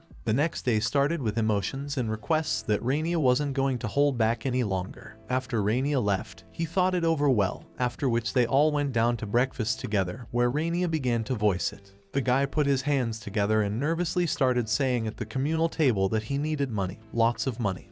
And also the guy wouldn't mind a regular paycheck. Shin was surprised to hear this from Renya for the first time. The young man continued to insist, saying that the first thing to do was to create a suitable basis for action. He clenched his fist as he continued to stare at the incomprehensible girls, then added that he puts up with this shack where they were now. But there were no facilities for even basic needs. Renya exhaled heavily, then slammed her fist on the table. The young man added that the food here was also terrible, and the beds were terribly uncomfortable. Besides, there's nothing like it from the bathroom nearby. Shin covered her mouth with her hand, then said that Renya seemed to be in a bad mood. She still didn't understand what he was talking about. Ro laughed excitedly, saying that the young man didn't seem to like the place. Renya also added that you shouldn't look down on Japanese people, then slowly shifted his gaze to Shin's eyes and said that if you rent a normal apartment, you'll need at least 1 platinum coin. Hearing this, Shin became even more confused. They realized that there was definitely no such money right now. 1 platinum coin was equal to 100 gold coins. Renya crossed his arms on his chest and said that he had thought about it and was probably too naive to think that he could handle everything alone. Further, he also said that since he was not from this world, he didn't know much and he had absolutely no acquaintances here. It would also be quite difficult to find like-minded people at this stage. Shin made a surprised face, gradually starting to realize what Renya was talking about. The guy announced that he had come to the conclusion that it would be much easier for him to work together with those he already knew. Shin awed, followed by an impatient urge to ask herself if she had gotten it right. Ro calmly drank her coffee, realizing that the guy hadn't fooled her yesterday. Interrupting Shin, Renya decided that since he had started, he should finish his speech himself. The guy looked confidently at the novice swordsman and said that in other words, he wanted to convey that he was now with their group. Such a turn of events wasn't that surprising to Shin. She had probably had high hopes for such a response after spending half the night in her thoughts. She began to shiver as she tried to say words of thanks to Renier, before she couldn't stand it and jumped up, grabbing the young man's hand. Shin shouted happily that she was very grateful for the decision. Renier was slightly taken aback by such sincere joy. He clarified if the girl understood him correctly, because it was only until he found a place to live. Shin continued to smile, saying that he was right. After that, the girl herself said that they needed to get a base for themselves. Shin said that honestly, she was tired of living in hotels too, so their goals were the same. Rona had changed her behavior after that night and Rona was already perceiving her differently. Ro remarked to Shin that it was quite successful. Shin agreed, saying that she didn't even know what she was going to do. As the girl continued to cheer, Rona called out to her, asking if she was listening to him at all. Suddenly, Shin said that the guys were already home, for which she thanked God. Ro sharply called out the girl's name. There was an awkward pause, after which Ro grabbed her head, wrapping her arms around it. Shin started waving her hand nervously, trying to explain the meaning of the words she had said earlier. Rainier repeated what the girl said about some guys who were at home. He smiled and said that apparently the girls had other companions. Shin started laughing nervously, saying that of course not. It was funny, but she continued to stand her ground, saying that Rania must have misheard. Ro thought that now Shin was making her feel uncomfortable. So, with some disbelief, Rania set out to find his place in this second life that he never wanted for himself. At the end, Shin talked about magic again.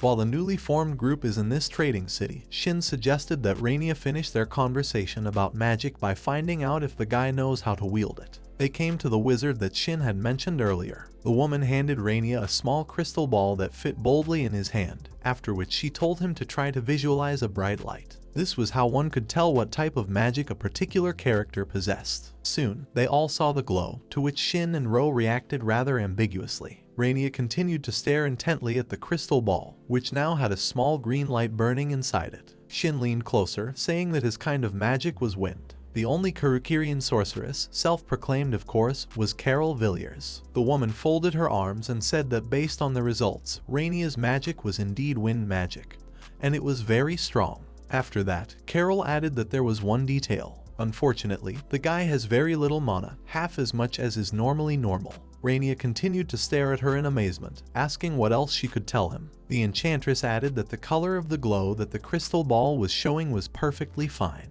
It wasn't often that she got to see such a beautiful glow of pure magic here. Carol held out her hand, indicating that she needed to return the ball. On the way out, she said that technically the guy's glow power wasn't enough for the potential he possessed. After Carol concentrated a bit, the room was immediately illuminated by a bright light. She said that in the case of an ordinary person, the orb would shine dimly, but if there was a talent for magic, the light would be blinding like this. The brightness of the light was indeed on the verge of being annoying. Carol added that there were also records of some crystal balls exploding when touched by heroes. Shin smiled shyly, dropping her eyes down sadly. The girl spoke rather quietly, but after she picked up the ball, it was clear that the object was barely glowing. Carol tried to reassure the girl, telling her that if she used magic, her mana supply would gradually increase, and how much would only depend on training. With such a small starting level, there wasn't much to expect. Renya suddenly asked what it would take to properly do these very trainings. After asking the question, the sorceress' hand immediately reached forward and began to make an understandable gesture. Carol told the boy to prepare 7 silver coins if he needed information. She then held out both hands with a piece of paper, asking Renya to hold out hers in return.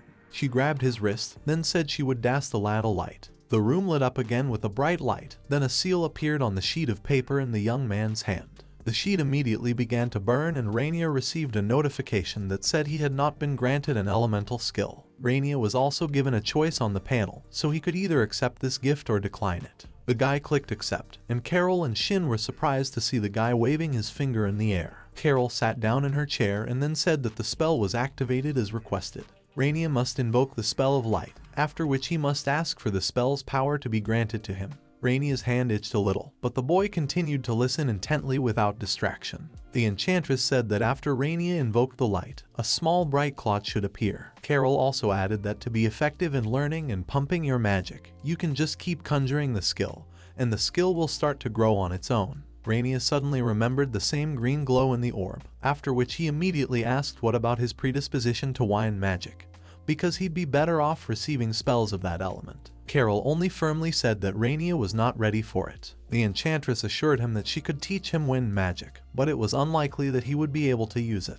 It should also be said that if the guy managed to increase his mana level with training, he could come to her again and she would grant him some wind magic. Not for free, of course. All this magical demonstration and training seemed to give Shin some energy. The girl quickly moved away from the enchantress, continuing to hum something. She moved around, dancing slightly. Renya couldn't help but take notice and of course asked Shin about the reason for her suspiciously joyful mood. The girl laughed, saying it was simple. Now Shin realized that there were some things where even Renya, who seemed perfect to her, turned out to be bad in the end. Renya looked at her in surprise. Shin went on to say that what she meant was that she was just as bad at magic as he was, so they were somewhat alike. Renya swung her hand, hitting her forehead, and then told her not to compare herself to him. Renya sighed heavily, then said that he would like to ask Shin to wait a bit anyway, about a couple days, before accepting him into his group.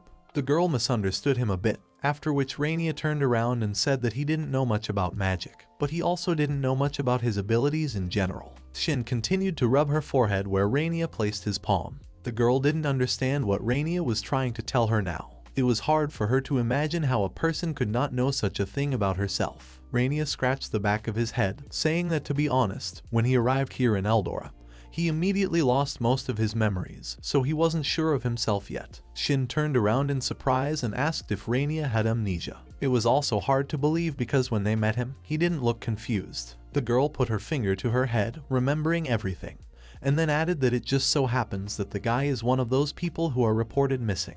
Renya said that it was true because he had indeed lost his memory, but for some reason those words were still echoing in his head, and he has no idea why. It was probably best not to mention that strange girl. In the end, Renya decided it was better to keep silent altogether. Shin suddenly broke the silence that hung while Renya pondered. She said that people without memories are very mysterious. Renya thought that Shin wasn't very smart and that sometimes played into his hands. The guy said he wanted to test what his body and himself were capable of. To do that, they needed to find a place where Renya could practice quietly and peacefully since he was still not well oriented.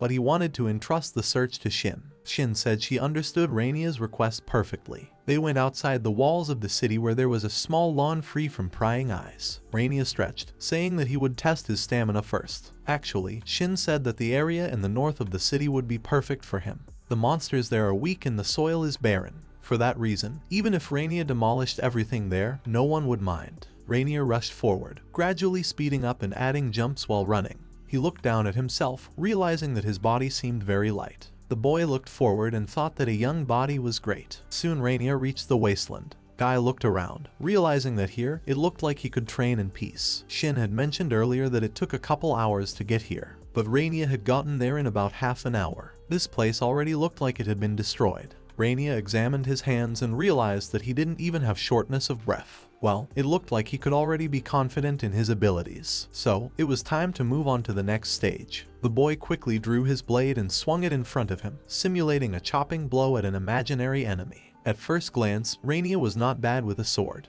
Did his body really remember something from his past life? The attacks came through with the same ease as Sinai's. After checking his strength and weapons a bit, Renya picked up his sword and looked at it contemptuously. Renya thought that this sword was so-so, really, but there was nowhere to go now. Renya continued to swing the blade, honing his striking technique. He also thought that with a sword like this he shouldn't let his guard down, but it would be nice to wave it back and forth. The young man decided that when he calmed down a bit, he would make his own sword. After all, he needs to use the blacksmithing skill he got from the goddess, so the practice of melee combat could be finished. Now magic could be started. Renya remembered the words of Carol, who had advised him to simply summon light for the effectiveness of his training and to increase his magic level. Renya stood up and held out his hand. The young man did it all slowly because, firstly, he still thought it was strange and unfamiliar to him, and secondly, he was afraid of doing something wrong. The boy remembered that he had to cast the same spell for it to work. Renya, still standing with his arm outstretched, commanded the spell of light to grant him its power. Suddenly, Renya started to feel bad and didn't even notice his eyes closing.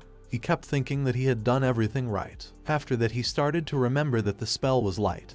But then why was it so dark in here? Suddenly he heard a woman's voice asking if he was alright. Renya quickly opened his eyes. The first thing Renya saw was the white underwear that belonged to the voice from above. The girl continued to stand over him, slightly covering the young man from the scorching sun, and asked how he was feeling. There was someone above him now, or rather, it brought the guy sharply to his senses. Renya jumped up from his seat very abruptly, grabbing his blade. He moved slightly away from the girl, crouching down on his feet. The girl had not expected this turn of events at all, so such abruptness knocked her off her feet. Renya looked at the girl, asking her who she was. She shook herself off and said that she was a traveling merchant. The girl was walking nearby when she saw Renya fall. She smiled afterward and said that she could already see Renya regaining consciousness. Renya continued to hold the blade, asking if he had really fallen to the ground. The merchant girl looked warily at the young man who was holding the blade in his hand and answered him that it was. He didn't stay long, of course, but she managed to make it. Renya was angry, thinking it was because of magic. He had no talent, of course, but to faint like that. Now there was another point, a more important one. The big question was, where did this girl come from? Renya realized that he should be more careful of his surroundings now, because this could all be related to Shin.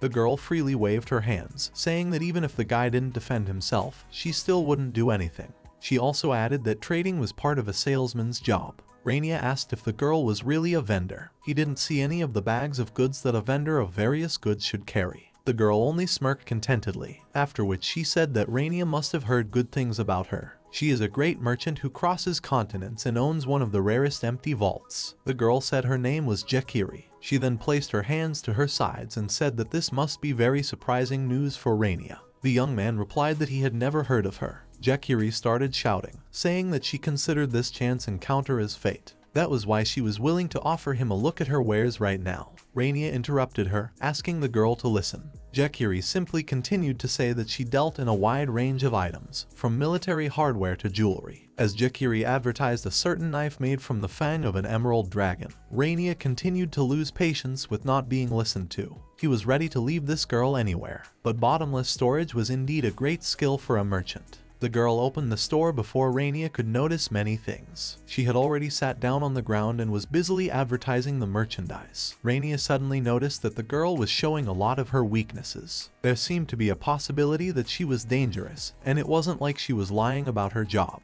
The girl also said that Renya, if anything happened, should not hesitate to take the goods into her own hands to see if they were useful. Unexpectedly, Renya did notice something. Renya bent sharply over the merchandise and immediately picked up a Japanese sword. Taking it out, the boy realized that it was quite long and it must be a chigatana. Chigatana was also called a type of katana. It was used by samurai in the feudal era. After examining the blade itself, Renya realized that it was a very sharp sword. Renya also remembered that according to that little girl's story, there could be no Japanese swords in this world. The little girl noticed the young man's interest and then said that she knew about the Japanese sword. Jekiri held out her hand, saying that this weapon, in memory of her, was left by a long ago missing person. This blade was very valuable as a work of art. Since there were no people to use it, it looked like the most ordinary trinket. The girl wanted someone to be able to appreciate it and take it for a reasonable price. Renya put the chigatana back into its scabbard, then returned it to its place. It seemed to the girl that the boy didn't like the sword.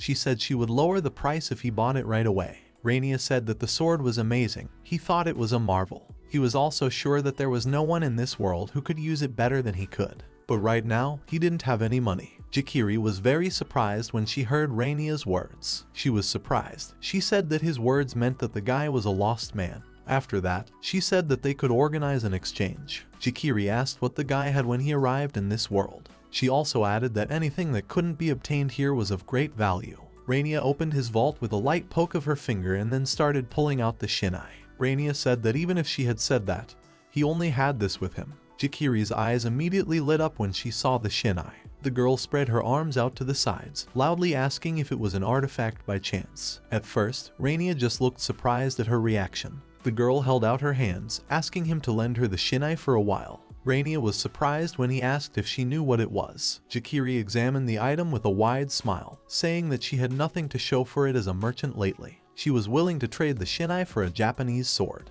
Renya clutched his Japanese sword, after which he couldn't speak for a long time. After a couple minutes, he asked if Jekiri was sure, because in his opinion it wasn't a very equal exchange. The vendor said it was fine. Since Renya had given her the artifact, there was much more demand for it from collectors willing to buy it. If you value it as a commodity, it would certainly be much easier to sell it. Renya wrinkled his face slightly, saying that he didn't think so. Jekiri said that shame awaited her then. The girl also said that while they were in the process of exchanging, could Renya show her how to wield a sword? She thought that after that, the likelihood of it being sold should increase. Jekiri said that she would still make a deal with Renya. The boy thought about it and said that if that was the case, it was fine. Stepping a little to the side, the girl leaned on a small wooden pole. Jekiri exclaimed that this was now his target. Renya only smiled, seeing how tensely the merchant was waiting. The boy exhaled, then said that since she was waiting for a demonstration, she would do it. If Jekiri really wanted someone to do it, that would be fine. After a bit of preparation, Renya, who was standing in front of the column, first stepped out and then very quickly grabbed his katana from its sheath. He managed to strike several blows in an instant. The log they had prepared for testing instantly split into 3 evenly cut pieces. Jekiri was silent, her eyes wide open. This was the first time she had ever seen the use of her sword. A quiet wow sounded from the side. Jekiri said she didn't see the blow at all. Renya examined it again, saying that it was a really good sword. The guy also added that he felt like he already knew him in a way. Jekiri smiled as she saw that Renya had apparently reached the final result of their deal. The girl smiled and said that they had decided then, and she was willing to trade the sword for Sinai. Renya was overjoyed. He said it was a great exchange. The merchant said it was time for her to go, and now if he ever saw the great Kiri again, he should let her know. As she left, the merchant chimed in that everything was right. It was just as the prophecy said. Renya asked in surprise what prophecy she was talking about. The girl said that the boy had fainted due to lack of magical power. She suggested him to start practicing in safe places like his room, for example. After that, the girl said that it was just an angel, or rather a merchant's intuition. After that, the girl said rather quietly that everything might fall apart because of it. But since it was him, Renya would definitely become an amazing mage soon. As she continued to walk away, Kiri waved her hand, saying that they would see each other later. Renya started to suspect something, saying that it didn't seem like a traitor's intuition. Rather, what the guy meant to say was that the girl said he had passed out when he used magic. She was a bit strange because she had spent so much effort on it. Should he consider himself happy now? When Kiri was out of sight, she hid behind some large rocks where she couldn't be seen. The girl raised her left hand and said that Gil was starting to report. The girl said her mission was accomplished. All this while she was addressing the goddess, adding that she was able to take Sinai Kunugi Rani without any problem. The goddess sat in a chair in front of her panel. The girl said that Galero had done a good job. The angel immediately corrected her, saying that she was an angel because that's what the goddess herself called her. Gil began to scream, saying that it was entirely her mistress's fault that she had to change her name and do something so unpleasant. Angel accused her of thoughtlessly giving out attributes like Sinai. After all, the goddess had made Sinai indestructible. It was stronger than a diamond, so if someone wanted to break it, it would die. If Renya had been careless, he could have destroyed anything. That's what could happen with the weapon of mass destruction given to him to practice with. Gil also said that while they were at it, the goddess was planning to split the balance of this world. The goddess started yelling back, asking her to stop all of this. She asked indignantly about how she could keep track of so many small details all this time. The goddess was seriously enraged, saying that, one way or another, Jill had to make sure she handed the guy a replacement. Jill confirmed it. The girl said that she secretly took that Japanese sword from Renya's grave after the proposal. Since she was doing the divine will, it didn't matter much. The goddess smiled and said that it did indeed. After that, the girl said that she was just sure that this Japanese sword must be very easy to use. The goddess misspelled her assistant's name again after congratulating her on her excellent work. Jill got angry again, saying she was going to quit. Goddess smiled back and said that she had been really honest and open with Jill. It really was a great job on the brunette's part. After he returned, Renya stood in the kitchen and prepared the morning drink for the whole group. Shin suddenly burst into the room, saying that they had finally gotten the request from the guild. The girl ran closer to the young man, shouting out his name. Renya simply said that he could hear her. He then added that Renya would drop all the details and Shin could call Rona instead. Renya finally finished, after which he joined the common table with his mug. Rona was already there too and was ready to listen. Shin, after everyone had gathered, said that this place was south of here. Some team had gotten into trouble, and apparently a new living dungeon had been discovered. The query was conquest. Renya stopped her a bit by asking about the living dungeon. Shin was a bit stunned, then said that a living dungeon is a type of dungeon where abandoned mines, caves, or abandoned buildings are filled with demons and monsters. A dungeon that can completely remake everything around what is called the core of the dungeon. The core is full of monsters and treasures, and adventurers who enter it often die while the core absorbs mana. Shin later said that even if he left the dungeon alone, it would still absorb mana from the environment. It always grows at the expense of everything else, and since the dungeon is crawling with various monsters, which is a pretty strong level, they were asked to reduce their numbers depending on the successful completion of the mission with the goblins. Renya was a bit surprised, appreciating its strength and danger. The guy asked if the guild had really only made a request for the 3 of them. Shin waved her head, saying that it wasn't. The girl smiled, then put up a finger and solemnly said that this time they would go there with the other 4 members of the adventure. The scheme was as follows. The guild had prepared a horse and carriage to transport them.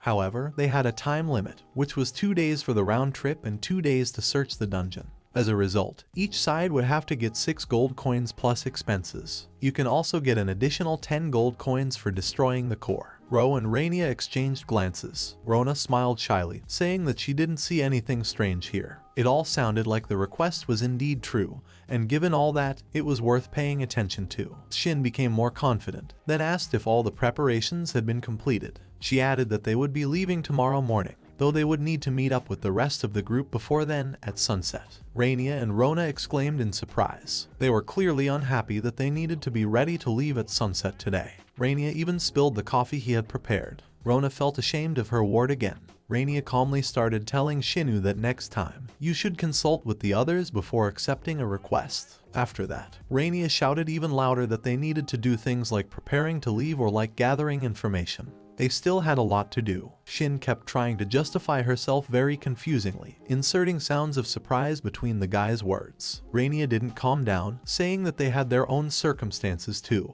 He then added that even if she was their leader, such things were still discussed before doing anything.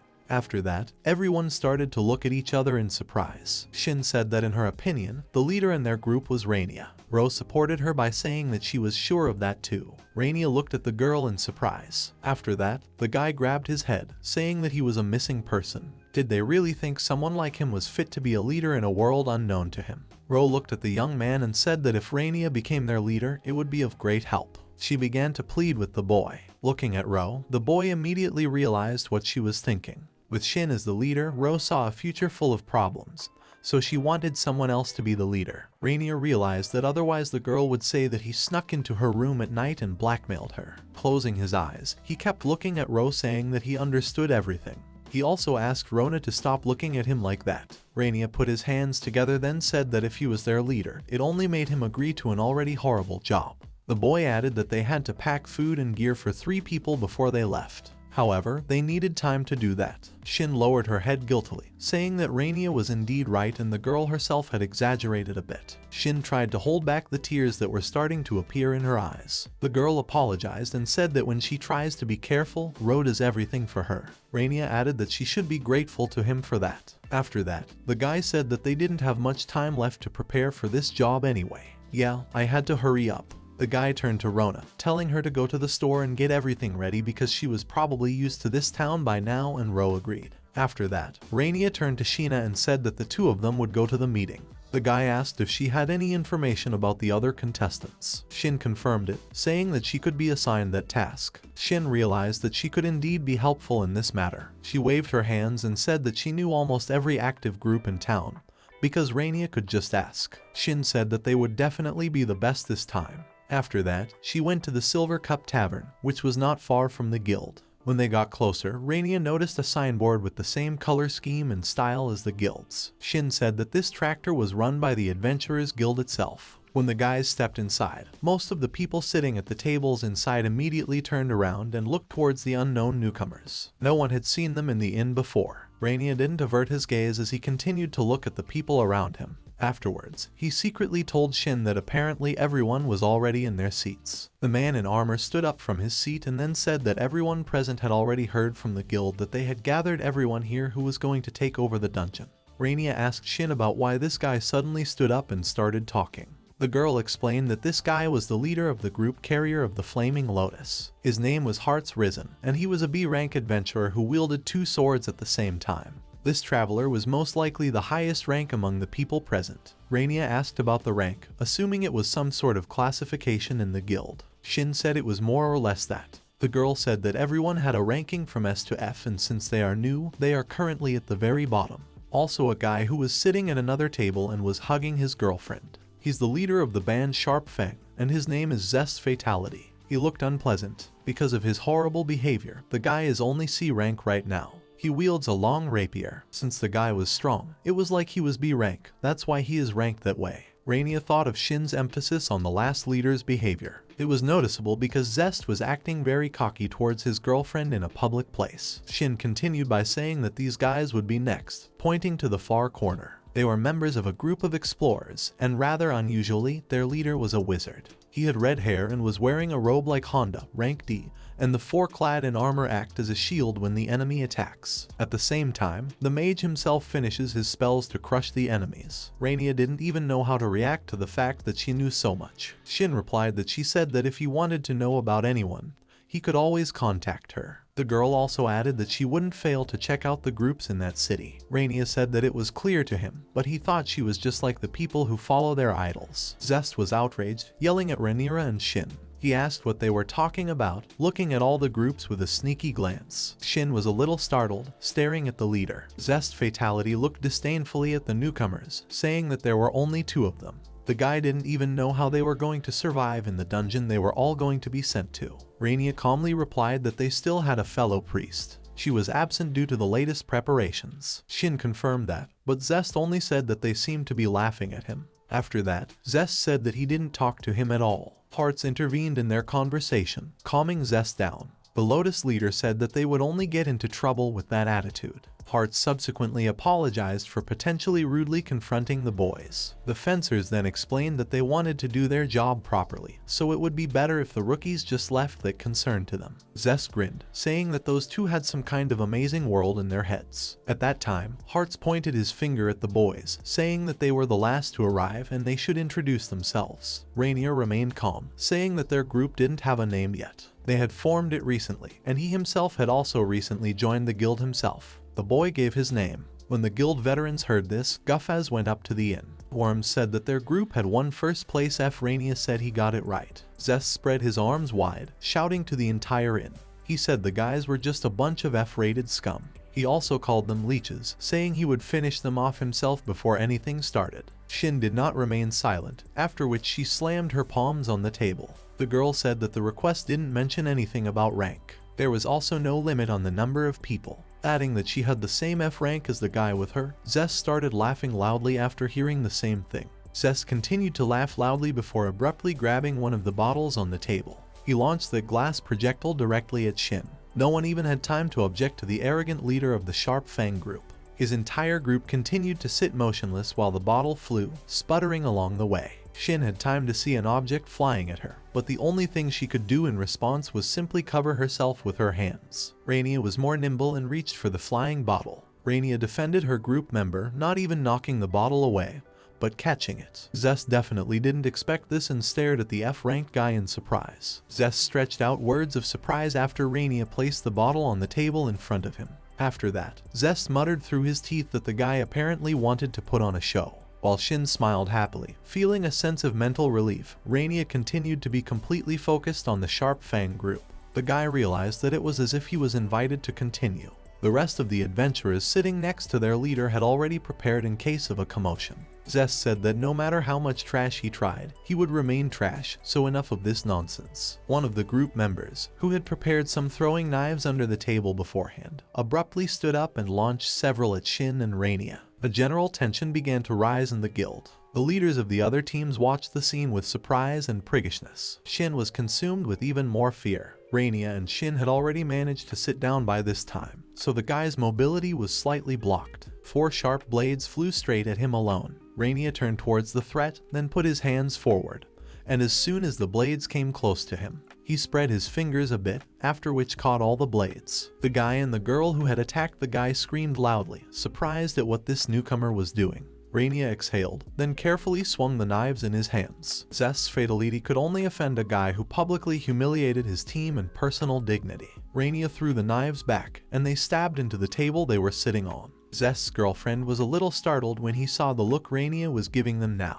Renya later said that he had heard that there would be another meeting here. After that, the guy started to gradually change his intonation to a more threatening one, saying that it didn't quite sound like the description he had said earlier. Renya also noticed that there was some sort of wrong mood in the tavern right now. Zest said that he was the one wondering who was to blame. The other leaders calmed down a bit, realizing that no one inside was likely to get hurt now.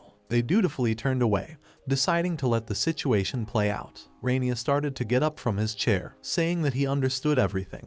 The guy also added that since they are saying that they are at fault here, it's time for them to leave this meeting. Shin confusedly started to tell the young man, but Renya firmly told the adventurers not to expect them to cooperate with them in this request. He also added that they would not be forgiven if they failed. While leaving, Renya addressed everyone saying that they will work in their own way, so others should also do what they want to do. Renya thought this was the best solution, which he also asked the others about. The leaders of the other groups supported this decision. Hart said that they couldn't work in such a farce, and Ace, the leader of the explorers, added that he didn't want to be around Fang's group. As a result, all the groups decided that they would work separately. Zest was very angry. Renya said that in that case it was settled and they were done here for the day. On his way out the door, Renya heard Zest calling for him. The leader of the Sharp Fangs said with a wide grin that the guy should watch his back better when he was in the dungeon. Renya didn't turn around, but he didn't ignore those words either. Renya only quietly told Zest to watch his back as well.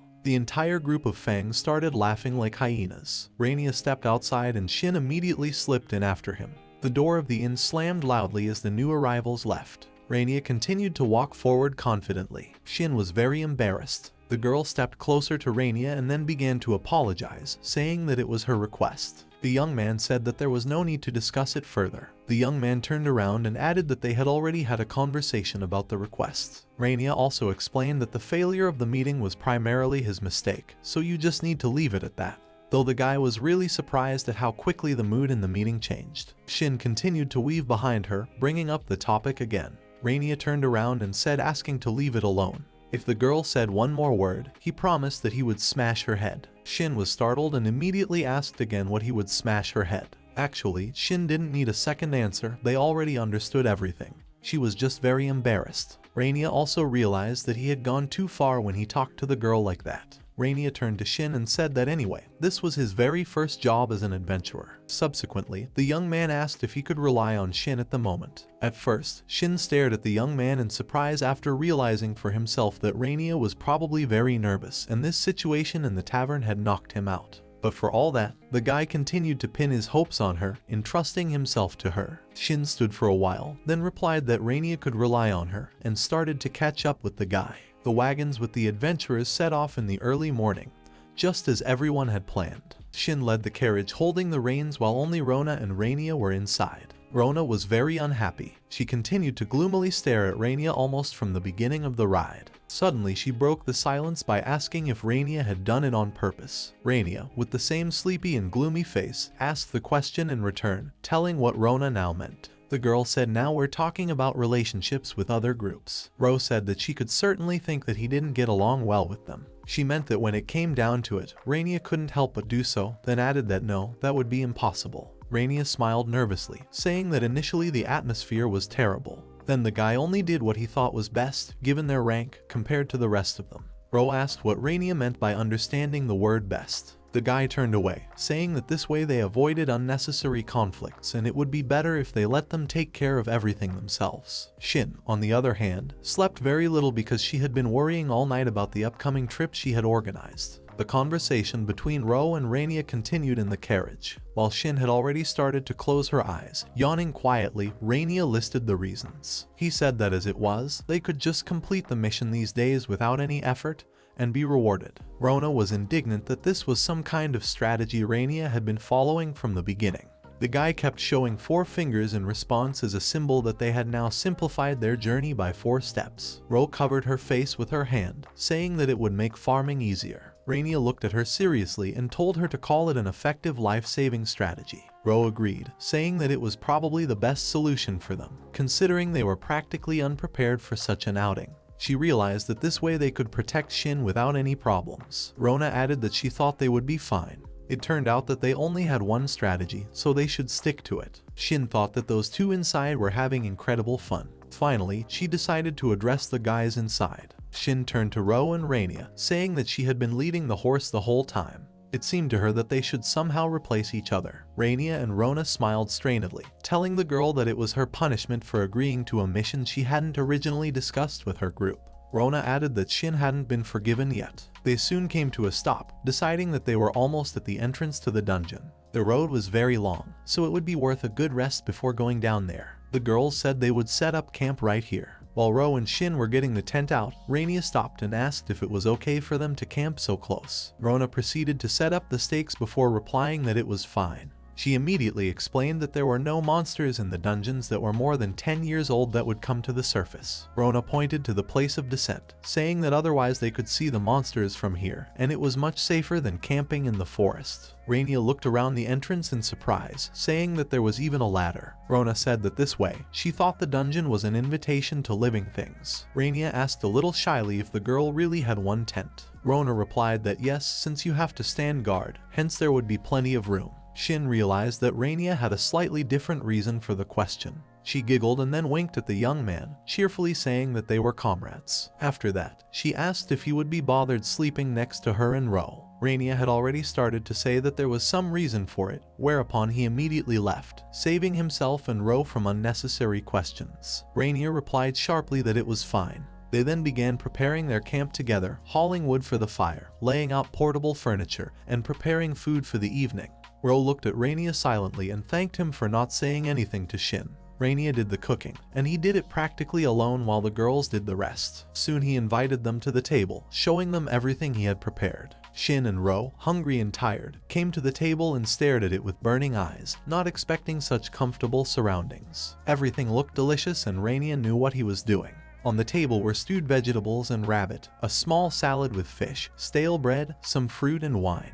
The boy said that if they had had more time to prepare, he would have made something better. Renya also added that he was going to prepare better for the next mission. Shin started to purposely huff, saying that she didn't need to be so hard on herself because it was all delicious. Rona looked towards the other group's tents. They had also eaten dinner, and the girl said that they had quite a bit of food compared to the other adventurers. The others even sat on the ground and ate dried meat with stale bread. Perhaps this was normal for this kind of travelers because everything was thanks to Renya's void vault. The others watched with some envy at the kind of camp the budding F-rank adventurers had set up for themselves. It all seemed really suspicious to them. Ro tasted the food as well, starting to smarten up. The girl said that she was really very happy that Renya had become their friend. The boy said that the two of them really had nothing to worry about in such company. Renya himself felt that he didn't even have the right to refuse. When they finished eating, Renya said that there was something else that he just had to tell the girls. Renya cautiously looked to the side and told them to be extremely careful with that redhead's group.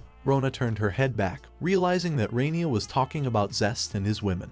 Renya watched them sit and drink by the fire, then added that Zest hadn't shown it. But because of what happened at the meeting, he might be up to something. Renya isn't as worried about herself because she'll be able to stand up for herself. But because of what he just said, the girls should be wary. Shin and Rona said that they understood. It soon became completely dark. Shin had already gone into the tent, and Renya waited a bit for her to calm down before entering herself. Rona said she would stand guard first. Renya adjusted his sleeping bag and began to climb inside, thinking that as long as Rona was on guard, he wouldn't have to worry so much about anything happening. Renya began to slowly close his eyes, thinking that he should rest as well. They all had to get up early tomorrow, and Renya was also going to make breakfast for the whole group. Renya had already closed his eyes after lying like that for a few minutes. Almost falling asleep, the boy felt something soft next to him. Something was pressing on him, and at first he thought it was an enemy, but it didn't feel like it. Shin got out of his sleeping bag and started to climb into the other half, where Renya himself was at the moment. Slowly opening his eyes, Renya thought it might be Rona, but it turned out to be Shin.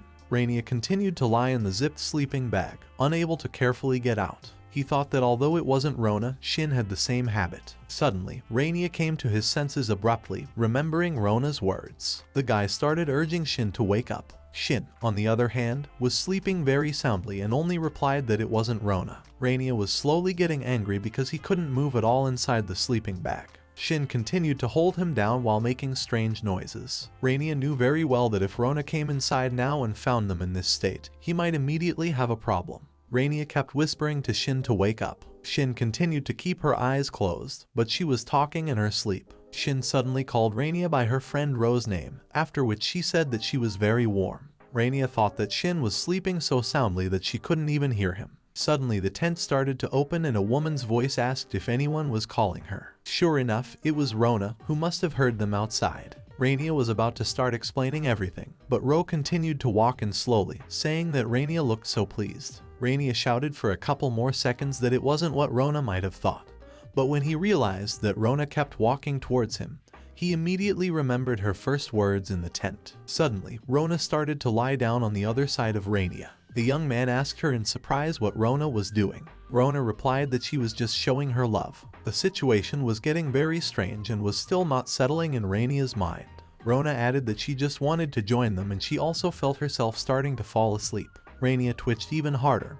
He was already starting to raise his voice. He asked what Rona, who would be guarding their tent from threats instead, was talking about. Rona had already closed her eyes and was smiling as if she was having some wonderful dream. She kept talking, telling Shin that it was very comfortable to lie here. Renya realized that he couldn't even move under their weight. He didn't even realize how these girls had so much strength. Renya raised his head and told the girls to stop fooling around and start getting up. Suddenly, Renya noticed that he was seeing some strange fog. The young man's eyes began to close violently, and the last thing the boy thought was that someone was attacking them. But Renya couldn't understand the instigator of this attack. In any case, it was very bad for them. Soon, several people started approaching their tent. Renya heard a voice outside asking if they should do this right now. The voice definitely belonged to a girl, and it was only Renya and Zest in the group. Renya opened his eyes abruptly, continuing to listen to the conversation outside the tent wall. Another voice, already male, said that right now would be the perfect moment to take care of the little buggers. Renya realized it all at once. He had heard that voice before, and it was familiar to him to the point of disgust. It was the leader of the Sharp Fangs, Zest, along with his female adventurers. One of the girls who held the staff said that she didn't think it was possible. It all depended on the magician because the hypnosis spell could be broken by pain and outside noises. She also added that if other groups found out and reported them to the guild, Zest's group would then solve a lot of problems that would pile up on their heads. Zest hugged the girl he was sitting in the tavern with at the time and said that she seemed to be jealous. Zest was a little drunk. The wizard started to reply something, but Zest immediately said he didn't have to be. The red-haired leader of the group laughed, saying that they could outrun this group if then set a trap. Then it would be even funnier. For all that, it would seem ordinary and plausible. A bunch of adventurers die in the dungeons, so no one would even suspect them. Zest was a little sad because he wanted to get revenge faster, but they had to leave. Renya exhaled, thinking they were finally gone. Good thing that murderous Aura was able to wake him up because he almost found his knife in his sleeping bag. Renya remembered Shin's words, noting that Zest seemed to have used a rapier in the fight. The young man realized he could defend himself, but the girls might have been in trouble. Suddenly, Renya saw that Shin, who was lying on top of her sleeping bag in just her sleeping clothes, started to open her eyes. She immediately blushed, not realizing what was going on. Rona was lying next to her as well, which only made things more confusing for the girl who had succumbed to hypnosis. There was immediately a complete commotion in the tent, after which they decided to sort things out in the morning. When morning finally came, the three leaders gathered to discuss a plan of action. Orms immediately said that apparently Sharp Fang's group had made them hurry up and had already descended into the dungeon. Even their camp that they had set up yesterday was no longer there because they had packed it up themselves. Hearts was clearly not happy about this because as the strongest adventurer of the four groups, he probably wanted to take all the laurels. Hearts placed his hands on his waist before saying that, honestly, their group's goal was to destroy the dungeon core by themselves. The Lotus leader shifted his gaze and asked if Shin was alright. He also added that if they destroyed the core with just their group, the reward would be a completely different level. Furthermore, this dungeon was relatively new, so it wouldn't take long to explore it. After that, the man turned to Renya and said that the young man was surprisingly calm. Subsequently, Hearts asked if the boy would be upset if he lost 10 gold coins. Renya replied that he would not be very upset. Renya also added that 10 coins was a reasonable price. The guy didn't mind at all if it would allow him to not participate in mopping up this dungeon. He would gladly accept the reward just for resting here. Naga said he agreed. The leader of the explorers added that he would even write a thank you letter to that red-haired idiot. Az also said that when one door closes, another always opens. Otherwise, if required, they were ready to take over and begin the survey. Orm, listening to this, couldn't believe his ears. The guys continued to prepare that there would only be a couple monsters left after the Sharp Fang, and they would only have to avoid making the same mistakes. Renya asked Hearts if everything was okay because he saw how his face changed. Hearts said that they should help the first group in the battle. Renya and Az said almost unanimously that they didn't think so. Renya replied that he personally wasn't going to clean up all the leftovers for those who chose to die of their own free will. The young man truly believed that they didn't need to do that at all. The mage thought for a moment and said that he could see the truth in the young man's words. He also added that even if they could only wound the enemy before dying, it would be a plus for them. Renya smiled upon hearing the answer. He turned to the mage and said that he liked his train of thought. The leader of the researchers only winked silently at the young man. Hearts was left in incomprehension. He first asked the two men if they thought this was normal. After that, without waiting for an answer, the leaders of the other two groups went each to their own camp. Renya was already standing next to Rona, after which he said that if they were to believe what Hearts and the others said, they should see some sort of sign by noon telling them how things were going on inside. He also added that their group had already decided on a safe route. It was for this reason that there was no need to get into trouble. Renya pointed towards Shin, who was still bashfully kneeling and trying to realize what had happened last night. The young man asked Rona to take care of the girl and get her cleaned up. Renya added that it would be more important to take care of breakfast right now, which he takes care of, but he would need the help of the two girls. Soon they had everything sorted out, but Shin continued to avoid Renya. Suddenly the boy looked out onto the field and saw that Hearts had disappeared as well. He approached Az, after which he asked him what happened to the group of Lotus Elders. The leader of the research group, chewing on stale bread, said that if Renya was talking about hearts,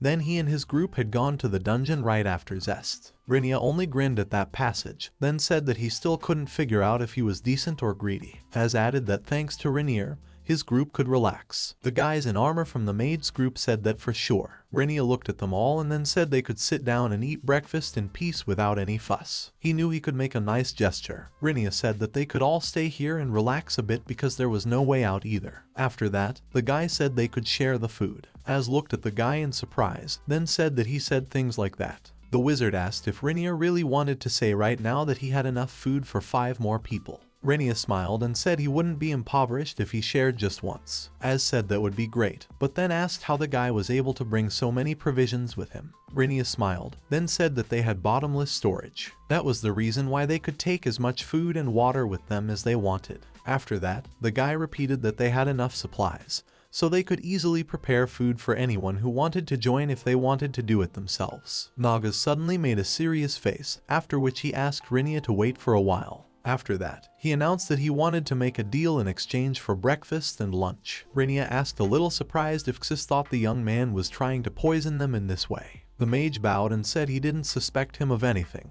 The man then added that taking something for nothing was not their style at all. Renya smiled, saying that Az was quite decent, after which he immediately agreed and asked what would be in return. Az moved closer to Rainier and said he could teach the guy the basic fire bullet spell. The mage then asked if they would be okay with that condition. Renya said that it was a great offer, but is it an equal exchange? Renya said that he would definitely be on the plus side because one basic light spell cost him 7 silver coins. Az consoled the guy, after which he said that it was quite a decent price for the opportunity to try a hot meal in a place like this. He also asked that everything be cooked deliciously because his guys had been through a lot. It was clear that Az, as a true leader, tried to take care of his team, especially in their group when they constantly had his back. Renya smiled and said he understood. After everything was ready, both groups sat down at their tables and started eating. The condition was indeed fulfilled by Renya, so after Az taught him the spell, Az straightened up and said that the spell should be cast as follows. In the name of my power, I spell, fly, release a bullet. He looked into Renya's eyes and asked if it was clear. Renya opened her panel again, then accepted the spell. Az said that the guy would be able to use it now, assuming he had enough magical energy, of course. Az then asked how often Renya could use the light spell. Renya thought for a bit, saying that the first time he used it, he was knocked out. Then he didn't even manage to retrieve the light before blacking out. After that, he spent a couple days in his room in a continuous cycle of spells and fainting, purposefully studying the light over and over again. Through trial and error, he finally managed to get used to it. Renya could now create 16 beams of light per minute for an hour. Az looked at the young man in surprise. Renya continued to stand pensively, repeating it about 960 times. That was about how many times he could use the light spell Carol had taught him. Az exclaimed that the guy seemed to be a swordsman. Renya said that was the point. The girl who taught him the spell said that he has absolutely no talent. She also added that if he practiced hard, he could even excel a bit. Az said that was incredible. He then added that if Renya wanted to show off, he could have chosen something more realistic. Renya immediately said he wasn't lying. The guy said that you could increase the amount of your magic energy if you used it often, even if he had no talent. Az suddenly interrupted him, asking him to listen. The wizard said that if all this was really true, Renya realized that Az still didn't believe him, thinking that it was really true. The wizard held out his hand, saying he would start his explanation with a frequency. Az said that if he used light, he would be exhausted after 100 times. In other words, the magician pointed his hand at the guy. If his words are true, his magic energy is 10 times Az's energy, but he specializes in magic and the guy is just a swordsman. Az continued by saying that magic energy can indeed be increased with training, but it still can't be achieved in one day. It doesn't increase 100 times no matter how talented you are. Renya staggered a bit, realizing what Az was getting at. The mage said that this is where the inconsistency in his multiple summoning comes in. Az can do it too, of course, but is usually limited to only 2 bindings. The magician then said that he would now ask his second question. Az began to ask if Renya could use high-level magic, such as parallel spells. The magician asked to demonstrate it to him. Renya mumbled something a bit unsure, after which he said he didn't know about parallel spells, but tried to use a silence spell. This only made Az laugh out loud. The wizard laughed for a long time, almost bent in half. After panting slightly, he began to calm down. Renya continued to stare at him, after which he asked what funny thing he said. Az continued to smile, saying that it was such a bad joke that even he couldn't contain his laughter. After that, Az said he could give the guy one piece of advice: he shouldn't talk about everything. After that, Az bowed his head and said that people might just think Renya was a chatterbox. Renya was angered by such criticism, but then calmed down after realizing where this was going. Renya now fully understood that it was all because of the abilities the goddess had bestowed upon him in the beginning. Come to think of it, she had bestowed him with top-notch abilities. After that, Az said that if the guy really could summon 2-3 beams of light at the same time, then he shouldn't have any problems with the fire bullet. After that, he also added that if the bullet that Renya would receive didn't start to become normal or large in size, then it would be better to think of a better way to use it. Renya thanked Az-sensei for his advice, after which, after thinking for a bit, he decided to ask the mage something. The mage looked at him, slightly perturbed. The mage asked him not to give him any weird titles like sensei. The leader of the explorers simply asked him to call him Az. Renya said he understood. After that, the boy looked towards the entrance to the dungeon and asked if Az thought the first group that had gone down there had stayed in the dungeon for too long. They took another look at the entrance together, and Renya added that according to the adventurers who had come down, this dungeon was new, so it wouldn't take long. Thick black miasmas began to rise from the dungeon, visible to the naked eye. Somewhere inside could see the silhouette of a man who said that today would be a bountiful harvest. The man continued to laugh as he sat at his desk. He saw or sensed the approach of a new group of adventurers. The man said that new victims were coming to him.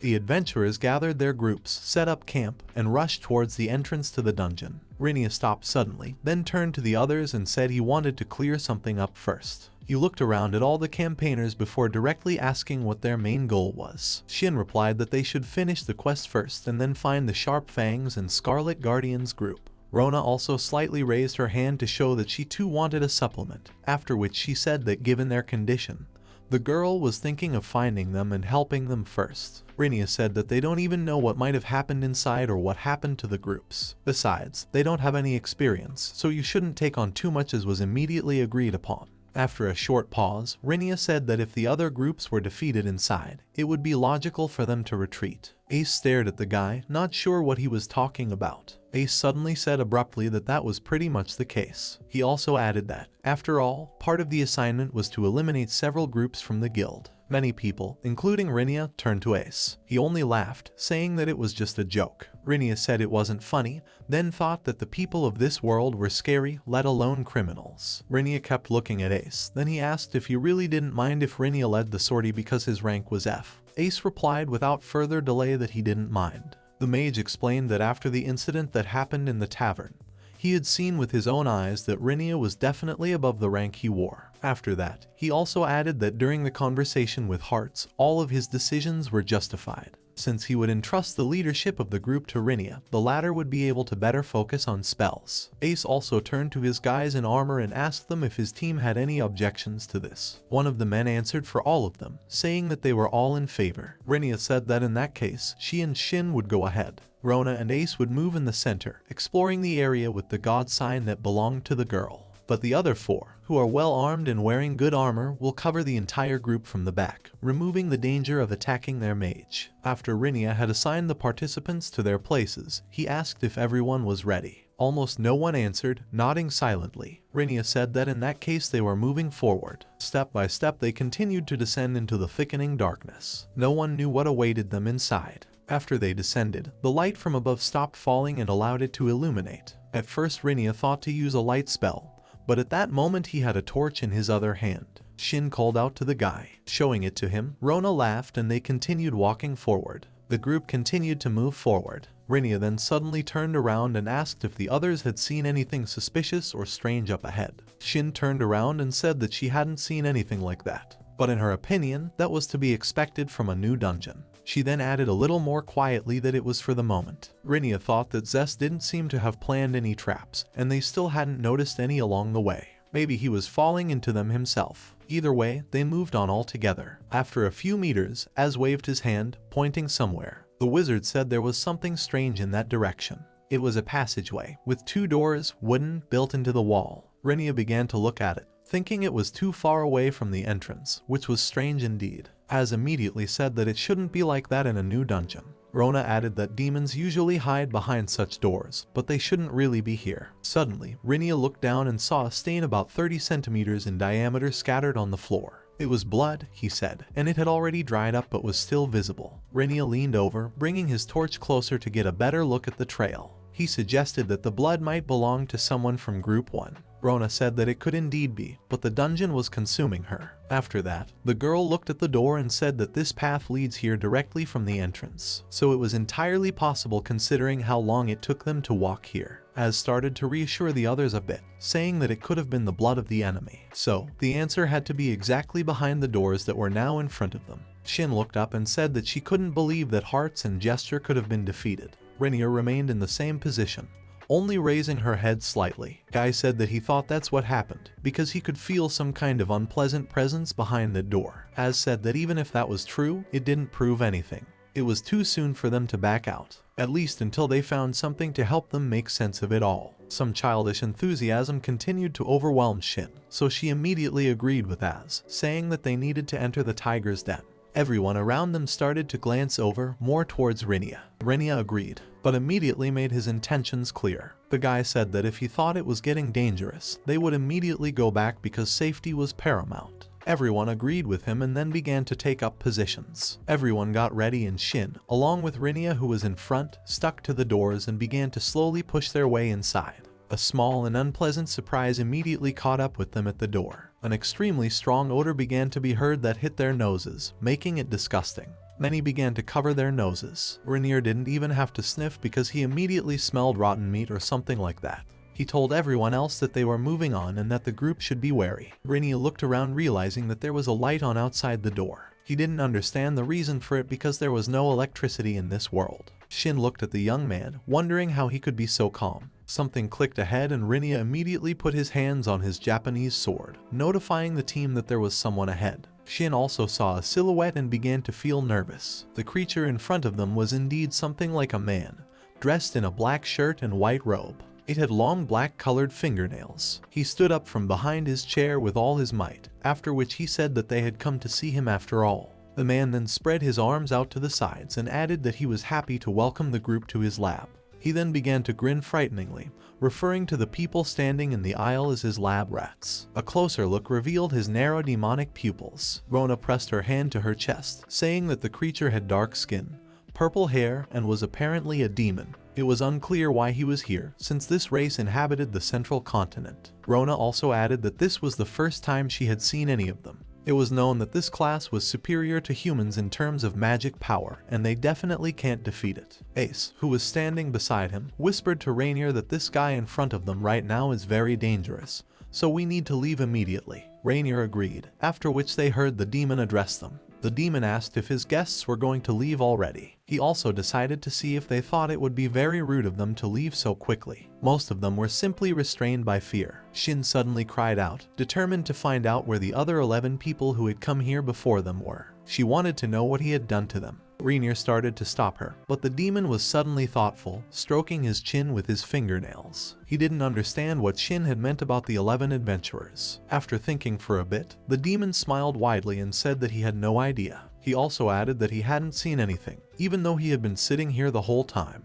Shin continued to shout that the demon wouldn't fool them. The girl was pretty easy to piss off, but not the rest of the team who were more experienced. It was like the demon really didn't know what it was talking about. Rainier exhaled and then decided to ask in a different way. The boy asked where the other 11 guinea pigs that had come here earlier were. Rainier's voice changed, and the guy spoke in another language. The guy remembered the skill given to him by the goddess. The others looked at the guy in shock, very scared. The demon laughed, saying that Rainier was a pretty funny kid. He said twice in his native tongue that he understood, then immediately translated it to the others. Now he really understood everything. The demon took a few steps forward, then stuck his hand somewhere, as if into a bottomless vault. He then pulled out Zest's body and said that they were probably looking for him. Zest's body was in a terrible state. He looked like a dead man, but it was as if he was alive because he kept making some mooing sounds. Everyone was very frightened by such a demonstration. The demon began to say that he had created this dungeon to gather the material he needed for his experiments,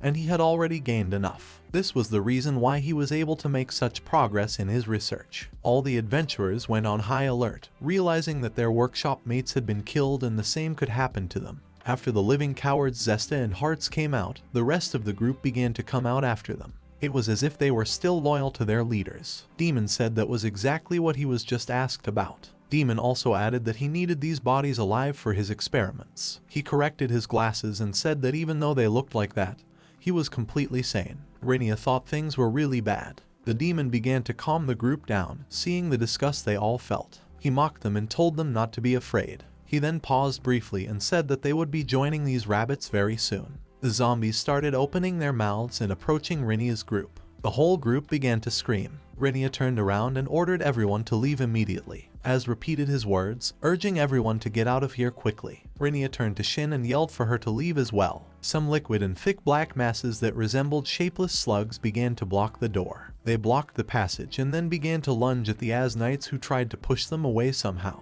One of the warriors shouted that the thing had melted his shield. The demon continued to speak calmly, explaining that these monsters were very fond of absorbing iron.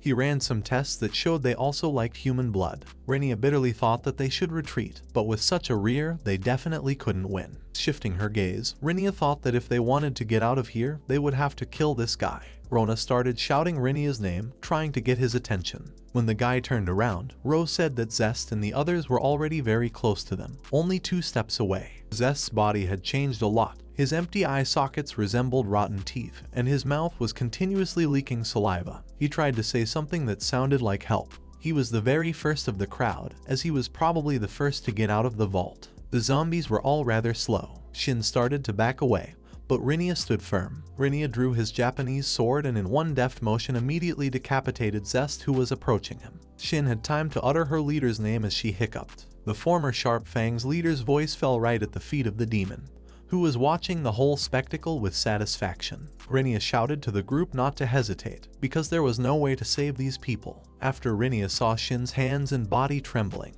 he told her that if the girl was worried about the former guild members who were already dead, they would join their ranks. Shin realized that Renya was indeed right. After that, the guy started giving instructions to his team, saying that Renya was leaving all the walking dead on Shin. After that, he added that Az would cover them with his defense magic. Rona would have to prepare a healing spell. The guy was going to take the demon himself. Renya also added that zombies were poisonous. The whole group perked up dramatically, stating that they understood the leader. Renya prepared the spell Az had taught him and fired 8 fire bullets at the demon. Shin was surprised, thinking that Renya had actually attacked with magic. Az was equally shocked. He saw that the guy had actually shot them all at the same time. The demon saw the fire projectiles being directed at him, after which he said, "Be my zone of power." A barrier immediately appeared around him that reflected the flying fire. The demon thought about it because it assumed that this young man was a swordsman. But Renya was also seen to be able to use magic, and at the same time, trying out a new spell, Renya looked forward, realizing that the fire bullet worked just like that. However, Renya realized that it was of little use in a direct attack. The demon fixed his glasses while looking at Renya and asked if the guy wanted to have a magical duel with him. After that, he reached out his hand and summoned an air blade. The demon directed this spell at Renya, after which several white dissecting blows of magical power rained down on the young man. The boy was definitely seeing this for the first time. The circle of magic blades began to narrow, getting closer and closer to Renya. Suddenly, the guy realized that his business was not good at all, and if he missed, he would be slaughtered immediately. Amidst some critical thinking, images began to flicker in Renya's mind, similar to memories from his old life. The guy suddenly focused on the blow flying at him, swinging his Japanese sword. The guy aimed the blow precisely in the direction of the magical power, and was able to dispel the blow as if he was parrying with a normal weapon. The demon stared at him, realizing that the guy was able to destroy his air blades with his weapon. This was the first time the demon had encountered such a practice, especially in the continent of humans. The demon's face began to change dramatically, realizing that the threat was beginning to grow into a serious one, already substantial. What bothered him more now was what was wrong with that sword in Renya's hands. While the demon hesitated and marveled at the actions of his opponent, Renya drew closer with each step. Soon the lad pushed back and rose up, bringing his blade over the monster. The demon realized that at some point he had lost concentration and got distracted. Having underestimated the group from the start, he began to shout out a new spell, but it was too late to act. Renya managed to get ahead of him, and the blade began to descend. The demon only managed to dodge backwards slightly, taking his body out of the attack. The mistake he made cost him his arm, which immediately separated from his body and flew in the other direction. Renya stopped, not realizing what it had just been. Renya saw that the demon had not resisted at all at the moment of impact. That attack should have killed him, but he continued to stand on his feet. The demon corrected his glasses with his other hand, then started laughing. When the demon raised its head, the young man saw a smirk on its face. The creature said that the boy had a very interesting sword and was now interested in the weapon. Renya smiled back, saying that he could say the same about his body. As expected from another world, this demon would give Renya a lot of trouble. Jill also noticed what happened when Renya broke through to the demon. She suddenly screamed that his sword was able to destroy the magic. The girl emotionally added that only sacred objects had such a property. No other things could destroy magic. Jill pointed to Sinai and said that she knew exactly what it was, so she personally brought it to him. That was what Sinai was like. The goddess was angered that the girl was being very noisy. She asked her to be quiet for at least a second. Jill continued to ask loudly where Renya got this indestructible object from. The goddess said that she suddenly thought about it and realized that giving it to Renya as a gift to Sinai would be a bit odd, because it's really about something. Obviously Sinai can't be durable, and that's not cool at all. She also said that Sinai was just a bamboo sword in its essence. He started waving his finger. The goddess added that she also thought it was necessary to hide his superpower somehow. And then it finally came to her, because no one would be surprised if a Japanese katana was super strong. Well, that's just the way it is. Besides, such a weapon needs careful care. Jill continued to be angry, trying not to show it. The goddess continued, saying that since she was so generous, she should have properly armed the messenger and sent him a torch. And on top of that, she had stripped Sinai of his indestructibility so they wouldn't have to worry if he was found. Jill screamed that as an angel, she just couldn't turn a blind eye to all of this. Because of all the goddess's damned whims, Angel couldn't relax for a second. The goddess said that Goriel could calm down, whereupon the girl started screaming even harder, saying it wasn't her name. The goddess waved her fingers again, ordering her assistant to forget about Sinai already. After all, if a guy has a katana, no one would suspect that it's superpowered. Moreover, Renya is good at wielding it. And there was something else because the goddess also gave the guy an excellent working ability, so the rest was just a matter of time. In the meantime, Jilal said that this was the cause of her worry. In the dungeon, the demon stood in front of Renya and said that he had never seen such a weapon before and this sword must have some specialty. The demon held out his hand, saying that the guy had reflected his magic accurately. The creature found this very interesting and then he asked Renya to show him this blade. Renya looked at the demon and said he had no idea what the guy was talking about now. The boy refused to show the sword, adding that he had traded it from a passing merchant. The demon spread his hands apart and said that Renya was very harmful. He also insisted that it would be easier if he showed him the weapon. After that, the demon smiled and said that he had no other choice. The demon suddenly stretched his arm out to the side, holding his glasses with the other so they wouldn't fly off. From where the demon's left hand used to be, some black threads began to emerge. These threads immediately crawled after the demon's arm, which remained lying in the same place it had bounced off of. They dragged it back, and after a while, the arm was already fully in its place. Renya grinned, saying that this was going to be a real pain for him. The demon began to slowly move his severed arm, laughing at the young man's comment. He then said that he could say the same thing about Renya. With those words, he rushed forward, gaining tremendous speed. Renya managed to thrust her blade forward. Renya thought that this demon could regenerate, so trying to dismember it would just be useless. Some other way of fighting had to be chosen. Renya grabbed the scabbard of his katana and quickly shouted the fire bullet spell. Balls immediately flew forward, also in numbers of several. The demon was the first to think of it, seeing how the guy could use instant activation without using a spell. After that, and yelled that Renya was a fool because it meant nothing to him. Now Renya's plan became clear. The guy only wanted to distract the demon with magic. The young man took the scabbard and stabbed the demon in the chin with it, completely exposing the neck. The demon's last thought was of the shurize he saw. It was literally called a white scabbard, meaning the Japanese sword in the staff video. The demon wondered if it could mean something. The next moment, a chopping blow followed, for which Renya had already prepared a masterful lunge. The demon's body immediately split in two and fell to the ground. He only had time to stretch out his arms, which, like the rest of his body, continued to shake. Renya began to approach, toppling over his standing legs. The demon began to scream in pain. Renya stepped closer to it, completely ignoring its screams, and began to bring his blade over its head to deliver a controlling blow. Renya first chopped off his other arm, which was previously unharmed, and then raised his sword again and pierced his head with a stabbing blow exactly centered in the forehead area. It all started with an ordinary walk. Countless reports of demon and monster attacks are coming from Kunugi City, that's why there are so many adventurers here. Renya excitedly said that she and Ro were also adventurers. The girl walked over to the bulletin board where she saw that the assignment listed known groups. Renya knew quite a bit about them because the fame of these groups was already far ahead of themselves. The Scarlet Guard, the Sharp Fang group, and those who specialized in magic. Back then, she had thought that she could learn a lot if they took on this task, but it turned out to be a nightmare. Those whom Shin had so exalted had fallen, turned into tools of some demon. The people she had known before were nothing like themselves, though the demon had said they still thought the same way they did. Looking at those living bodies, it was hard to believe, and Shin seemed to break stereotypes when she saw the great adventurers being overthrown. But now it was necessary to come together, because Shin realized that they couldn't let each other down in the group now. Shin mentally apologized and lowered her sword, slicing her opponent in half as she walked ahead. She managed to pull herself together because now they were fighting for their lives. Ro called out to Shin, telling her that the amount of toxin was increasing. Ro asked Shin to cover her while the girl cast a spell to eliminate it. Shin was still a bit confused. It was clear that the girl had no face, but she continued to struggle. Shin nodded in response to Ro's request, saying that she understood. Meanwhile, Renya finished splitting the demon into pieces, then began burning its remains to definitely rule out the possibility of its resurrection. Renya looked at the burning body and thought that should be enough. The guy took something from the demon's body before burning it, a small white handkerchief made of good cloth. Renya wiped the katana that now belonged to him with that handkerchief. He realized that she had managed to exceed his expectations, because despite her lightness, her blade was incredibly sharp and even resistant to magic. The very memory that had visited him the moment the young man had fended off the air blade came to mind again.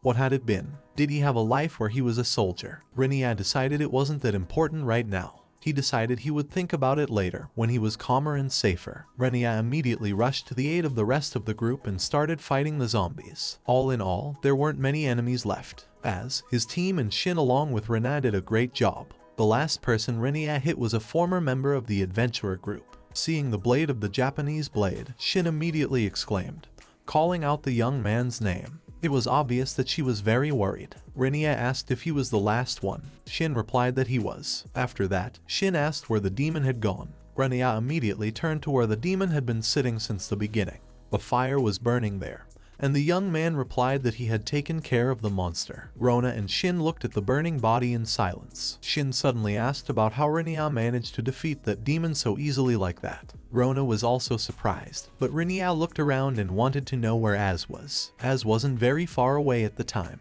The mage held out his staff and began to cast a fire spell, calling upon the flames to become his power. Then he said burn, and the fire burst out in a huge jet. All the while they were fighting monsters that looked like black viscous slime. Az burned the last of the attackers. After that he said everything was on their flank. Az turned to Rona, saying that his guys were badly hurt. He apologized and then asked the girl to take care of his team. Rona agreed and headed over to them. The girl headed towards the research team, but almost immediately turned her head to Renya, saying she would examine him in a minute because there was just a sea of toxin. Renya smiled shyly at her, saying he would wait. Then he immediately noticed some movement with the edge of his eye. It was very fast, and something black suddenly hit Rona's back. Rona immediately started falling backwards. Shin and Renya looked fearfully at the girl, shouting her name loudly. Renya didn't realize what the hell was going on. Renya turned his head in the direction of the threat. At that moment, he got really angry because he saw Rona suffering in front of him. It was some kind of black tentacles. They started attacking the rest of the team at the same fast pace. Shin and Az literally got hit at the same time, which, like Ro, knocked them down sharply. Renya pulled out his katana again and heard the demon's voice. The demon said that he was very impressed with this guy, because at first he couldn't even think that the young man could bring him to this point.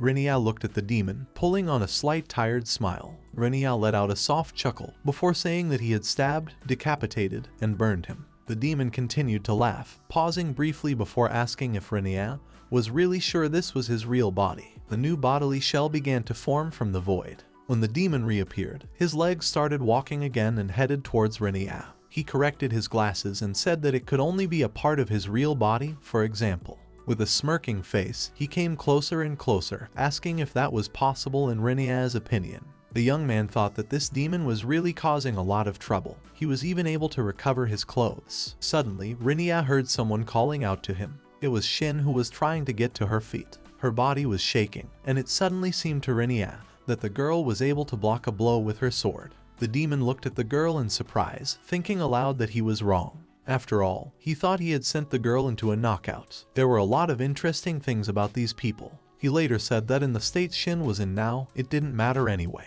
Shin gritted her teeth, looked at the demon and asked what he said there. At that moment, two black outgrowths controlled by the demon began to coil around Shin's leg and also began to grab the unconscious Rona. They lifted them up and then dragged them towards the demon. The tentacles held the girls' bodies tightly, coiling mostly around their torso, legs, and neck. Shin tried to relieve the pressure by wheezing Renya's name. The demon smiled widely, saying that the guy's name was Renya. Demon added that he liked the guy because he was really a very interesting person. The demon started saying that Renya is skillful with a sword, and can also use several spells at once without saying a word. He also makes cold-blooded decisions without a drop of doubt. The demon threw his head back, starting to look at the young man more evaluatively. He said that he didn't expect this from a human. The demon wondered who Renya was. He began to speculate that the guy might have been a hero chosen by God. Renya looked at him angrily while holding his katana, after which he said that he had no idea what he was talking about. After that, Renya said that he didn't even know who was in front of him to begin with. That was because he had arranged everything here and didn't even give his name.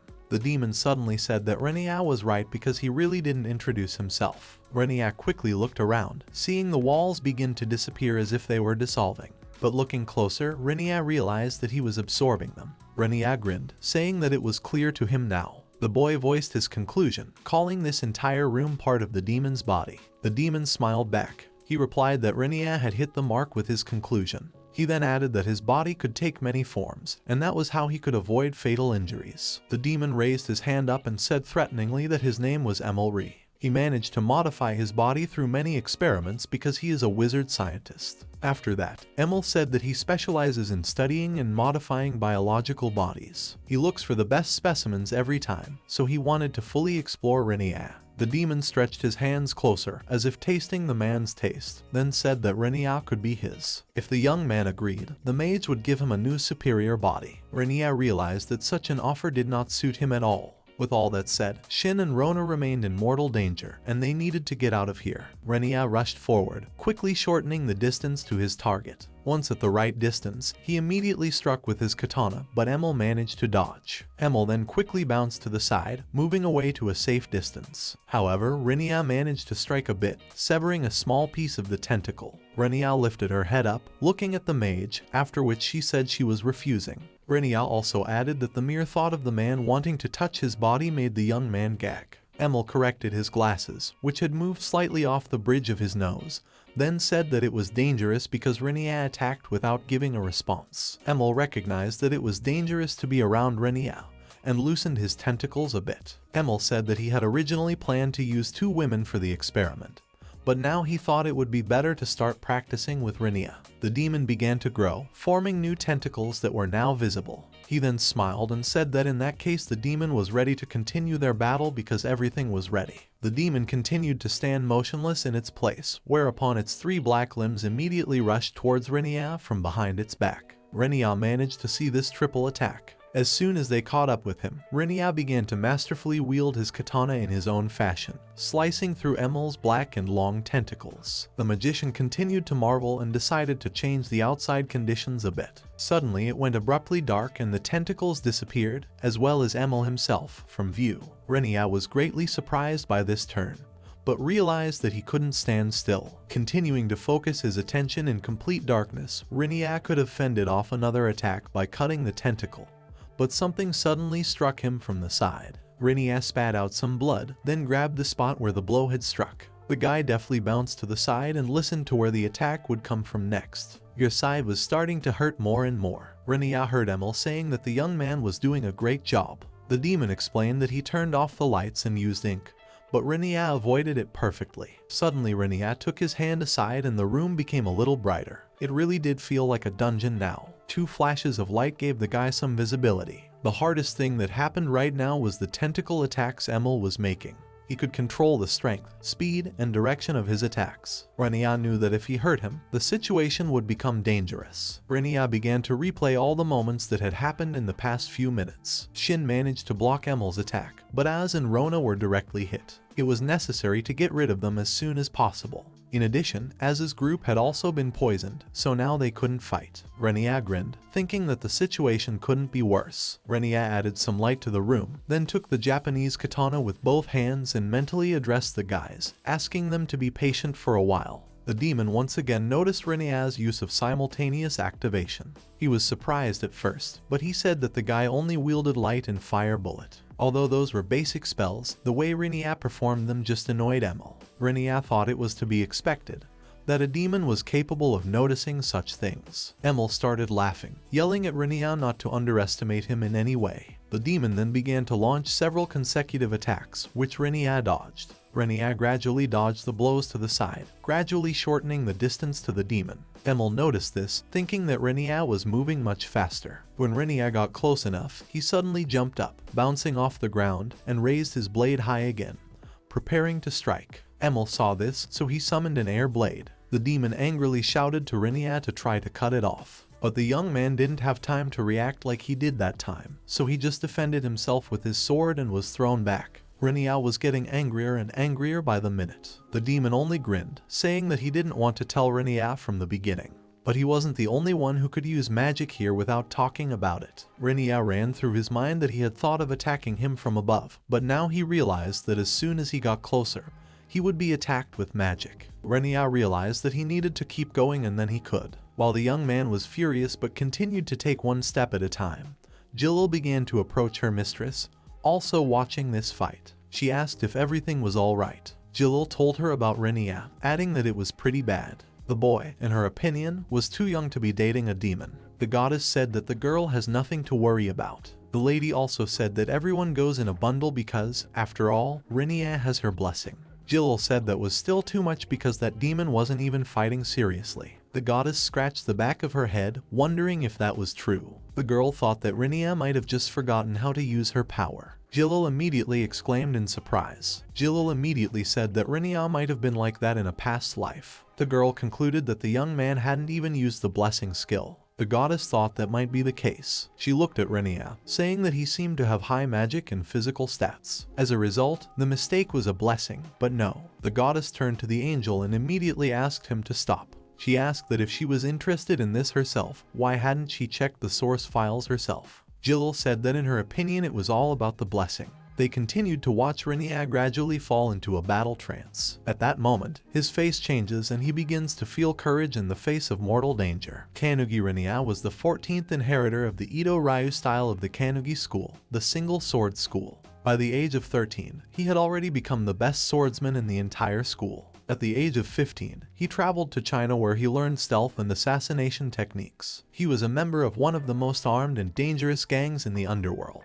He killed so many people that his name alone instilled fear of death in everyone. After that, he took part in World War I, where he also killed hundreds of people. By now, standing on a mountain of corpses that he had killed with his katana, the number of which could not be counted, everyone realized his diabolical power. His enemies and associates who heard and knew of Renya began to call him the Devil Swordsman. People in his home province were proud of the lad, even though his road to the news was strewn with dead men. The goddess continued, saying that he had been awarded many military honors for his services and had been sent to the battlefield more than once. There are 1 in 56 billion people like him because he is just something. After that, the goddess began to threaten him with her finger, saying that they probably shouldn't bother at all. Gilla looked at her mistress indignantly, then asked her if she really wanted to save the world. One stage of the battle had passed, and Renya had managed to survive. He waved his hand and asked what Emil was capable of. After that, he said that he could do anything that demons could do. Emil covered his face with his hand, after which he said that Renya was really something of a thorn in his side, and he still couldn't understand the reason why. Emil suddenly said that it was great. After that, he raised his head and walked out so that Renya could see his face for sure, and started laughing loudly as he continued to shout that he wanted more. Emil really seemed out of his mind. He began to spread his arms and beg Renya to let him see more. He intended to keep enjoying it. Renya merely called the demon a crazy lunatic, but then thought to himself that he was exactly the same. Emil provoked the guy by telling Renya to tell him what else the guy had. Renya got into a fighting stance, then told the demon to shut up.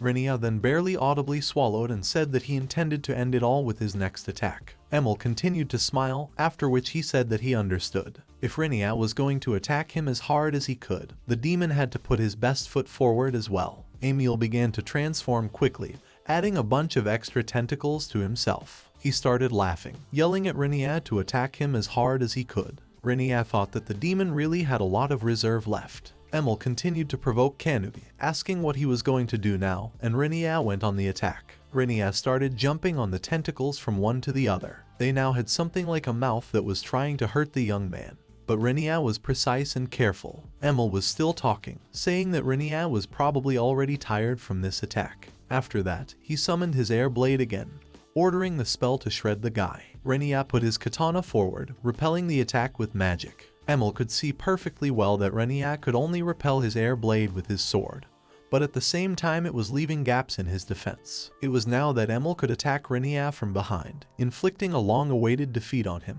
The tentacles rushed towards the young man, surrounding him, but Renya used the spell of light. The boy used the maximum potential of this spell he could achieve. Renya caused 16 simultaneous flashes of light in almost the same place. The demon immediately instinctively started to turn away, blinded by such a bright glow. He realized that this was exactly what Renya was trying to do.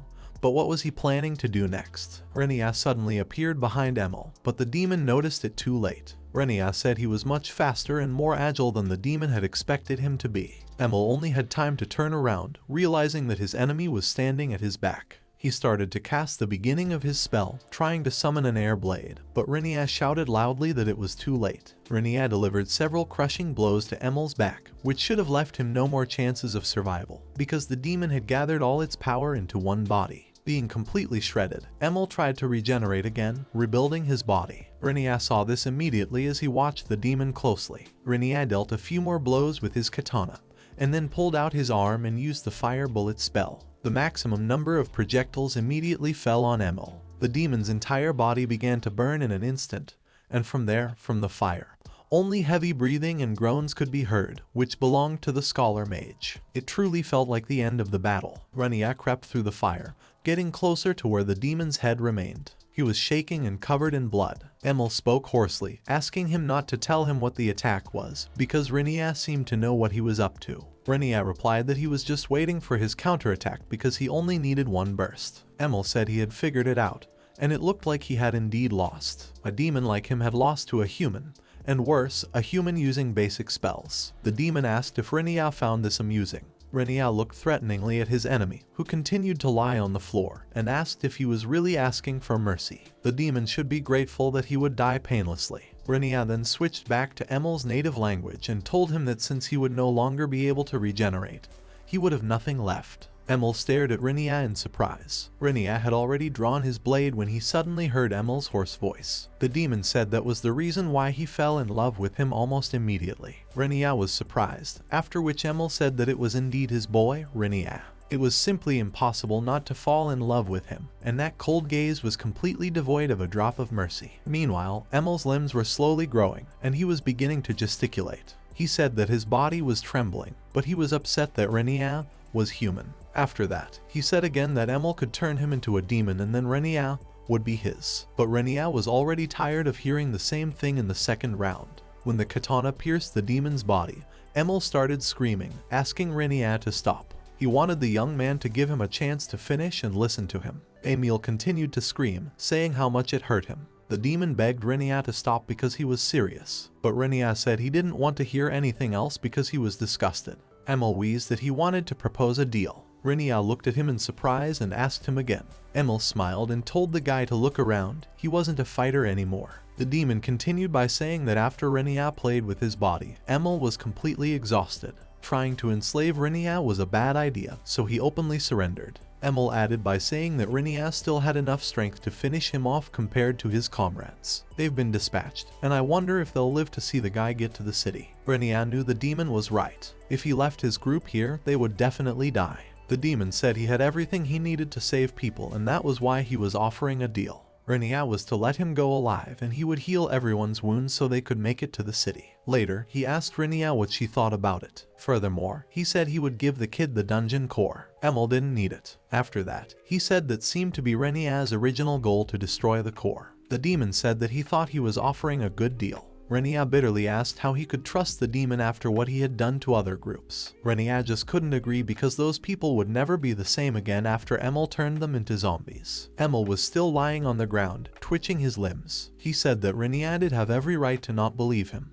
but he didn't have to worry about that. Emil smirked and said that right now all he wanted was Renya, and he wouldn't change that. Even if he turned the women into zombies and made them attack him, the poison was unlikely to work on him. Emil told Renya to make a decision before it was too late. The boy must realize that he couldn't save them now, and besides, Emil didn't think he could abandon his comrades. Emil asked if he was saying the right thing. After that, he raised both of his hands that already looked whole and said that was why he wanted to hug Renya right now. On the other hand, so that Renya's group wouldn't find out that he was helping the demon, Emil could prepare another body that met all his expectations because he wants to touch Renya. Renya struck the demon's head with his katana, after which the demon said that Emil was somehow too generous. After that, the young man remembered his words to the demon because Emil said that he wasn't interested in humans. The demon grinned and said that Renya was special, and then Emil said that he had mentioned it more than once. The scientist had just fallen in love with him, so dying at his hands wasn't so bad. But then what will Renya do next? He doesn't have anything with him that he can help his colleagues with, and it will be impossible to enthrall everyone. Therefore, Renya would still have to decide something. He just stopped talking and stood there for a long time, staring stupidly at the demon. In his head, the voices of Shin and Rona continued to echo in his head, thanking the guy for joining them in the group. Renya lowered his sword and said he would have one more condition. Emil looked at him in surprise and Renya said the demon would help him carry the bodies to the wagons. Shin was lying in a thin sleeping bag and suddenly began to open her eyes. She could hear the pounding of hooves and wheels, but still had a hard time understanding where she was. After she opened her eyes fully and looked around, the girl realized that she was in a carriage and Renya was sitting across from her, holding the horse by the reins. Shin abruptly started to stand up, shouting out the guy's name. Suddenly her whole body shuddered in pain. The girl immediately asked to straddle her body. Renya turned around, glad that Shin was finally awake. He told her not to worry because he had killed the demon and destroyed the core of the living dungeon. After that, he started waving one of the core fragments around, saying that he didn't expect that himself, to be honest. But it would be better for them because the reward for them would be a lot more coins. Renya said that they were on their way to the city now and were almost at Kukurik. He also added that Shin's wounds weren't very deep, but she should still get some rest. Shin gently waved her hand and then started to climb back into her sleeping bag. The girl thought that Renya had saved her again. Back in town, everyone had gotten full help and was starting to recover. The guys gathered in the tavern where they began to discuss what had happened. Has started to ask what happened in the dungeon. Renew, holding a mug in his hand, said that he sent a report to the guild after everything. It was about the demon and its experiments on humans and its regeneration ability. And yet, Renya also sent the guild some of the dungeon core he received after destroying it. The reward should be quite decent, so it was fine. Renya held a bag of coins in his hand and said that the guild had given him the reward for the 4 groups. It was 34 gold coins, plus 60 gold for the dungeon core and another 6 for the demon information. In the end, they received 100 gold coins each. Az looked at Renier a little tensely and said that wasn't really what he was asking. Az also thought that he had in no way expected this from an F rank. Not only does the guy have the abilities of a swordsman and mage, but he killed a demon using only basic spells since he didn't even know who was actually in front of him. The truth, of course, Renier didn't tell. He and Emil dragged everyone upstairs together, where the demon told him he was done healing all the adventurers. They needed to be loaded into the wagons because they would be waking up soon. Renier stood up and looked toward the middle of the dungeon. He asked Emil if they really called it magic stones here. Emil exhaled, saying that the boy was right. He also added that, to be precise, the true core of the dungeon was the demon itself because he had created it. After correcting his glasses, Emil said that he found a good replacement. Emil added that this magic stone is just trash for a demon like him, but people would never notice that it wasn't a core. After that, he looked at Renier in silence and wanted to say something. The demon stretched his arms slightly forward, asking again if Renier really didn't want to go with him. Emil promised that he would give the feelings that no one else could. Rainier abruptly pulled out his katana and told Emil to get out of here or he would definitely kill him. Emil smiled, saying that the guy was really scary, but he just liked it. At the same time, Emil gently called the guy's name and said he would look forward to seeing him again. Rainier thought that communicating with the demon was really annoying to him. I could only guess so he wouldn't cause any problems, as silently looked at Reno, who apparently didn't really want to tell everything. Afterward, he said he didn't make me do it, as also asked if the guy was sure he wanted to share the reward. There were already 2 bags on the table filled equally, as said that they didn't do anything, but Rainier immediately refuted that, saying that the group took care of the zombies. Rainier also added that Az had taught him the fire bullet in time, and without that spell, he would have had a very difficult time. Deciding to summarize, Rainier said that if it wasn't for them, his group would have definitely died. Rainier looked a little to the side where the other members of the research group were sitting and chatting merrily. The young man said that since he was thankful to the members of his group, he wanted to thank them as well. Rainier then added that on top of that, they didn't need that much money. Rainier also said that Az definitely needs it. Ro was starting to get a little angry about such a wasteful attitude, considering the fact that their whole group had decided to split up. Az nodded sadly and said that was true. He figured these guys had had enough adventures. Az added that the last mission had definitely been overwhelming for them. After all, these guys were all just regular villagers. They'd better get back to their old jobs,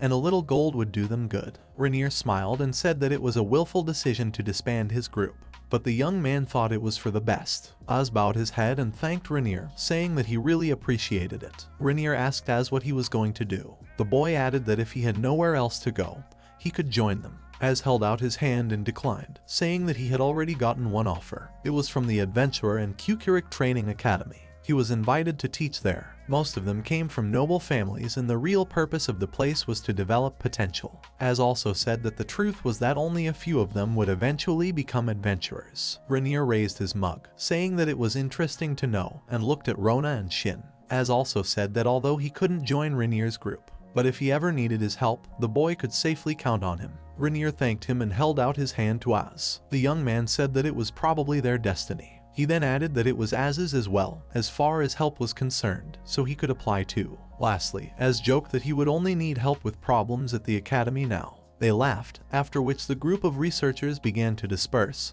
saying their goodbyes. After their new friends left the inn, Rainier put his hands together and said he didn't know if he should say this, but they didn't have enough money for a house. Rona grudgingly said that it was true. She then turned around and said that Rainier probably should have played the good guy, even though he could have collected more gold. Rainier said that Ro spent a lot of healing mana, and then asked how she was doing. Ro said she was, and to heal her wounds, she had to take some of the damage herself. Rainier thought that Emil didn't seem to have fooled him. Rona had better get some sleep. Shin was suspiciously quiet, but she was fine. Rainier assumed that Shin had fully regained consciousness. The girl then jumped up sharply from her seat, shouting out the young man's name. Rainier asked why she was yelling like that. It was obvious that Shin was very embarrassed and even blushed like cancer. The girl suddenly gained confidence and asked if Rainier would go out with her. Rainier went with the girl to the hermit's tomb, telling Shin that she could just ask him to practice together. Rainier also added that because of that, Rona got it all wrong and Shin confused them. Shin started yelling, asking what Rainier was talking about right now because she had to make such an effort to ask him about it. She asked what else he thought it could mean. Shin said that by date, she meant being together, not going out. Rainier said he couldn't be with her, but that wasn't because of Shin.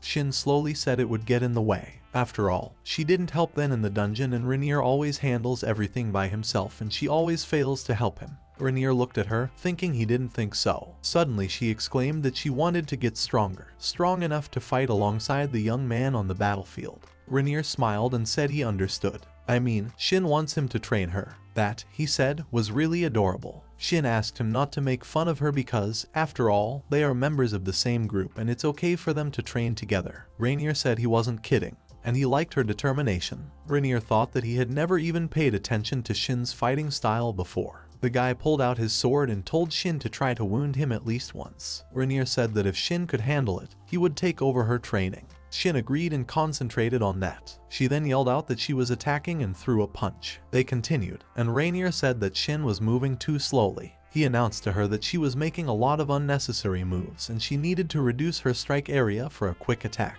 Rainier said she needed to stop complicating things and attacking mindlessly. The girl had to study her opponent's movements. You need to stop the opponent first, and then attack when you are confident in your attack. Shin began to gasp, thinking that she had already attacked Renier several times and he didn't have a scratch on him, although they had never fought each other before. But the girl had the feeling that he was reading her every move. Mentally, she wondered how many fights he had been through so far. Renier kept yelling, demanding Shin's concentration. He said that all her attacks were useless if she wasn't hurting him. You need to watch your opponent. Renier realized that this whole training battle was starting to take its toll on him too. He suddenly said that Shin must be tired of such attacks, and now it was his turn.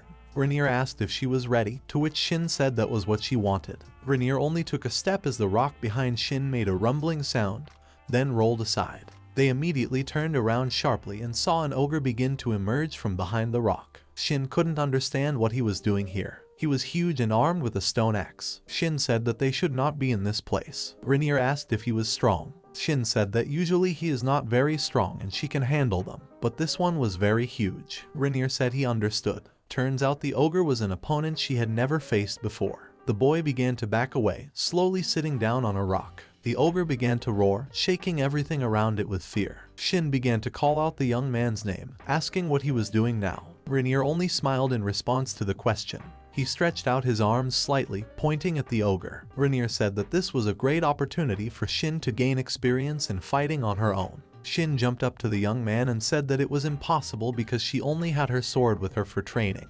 which didn't even have a blade, and her sword was in Renier's warehouse. Renier only repeated that Shin should hurry up because the ogre was clearly starting to lose patience. Shin looked ahead and decided that she must become stronger and she must not look for excuses. Suddenly, the girl shouted that even if it was just a little bit, she wanted to reach Renier's level. After that, the ogre had already made the first attack, swinging his axe. Shin was able to dodge it. Shin took a step forward, finally launching her attack. It hit the back of her stomach, but it failed to penetrate it. When she realized that the strike didn't work, she blamed it on the sword that had worn out during her training. Ogre immediately launched a counter-attack when he felt himself being hit from the side. Shin cried out slightly and dodged the impact of the stone axe. Renier continued to watch, realizing that Shin was rather clumsy, but she moved well and followed her opponent's movements. Strength was what was needed when using a blade-less sword. Shin didn't give up, and while evading another attack from the massive monster, she went to the back again.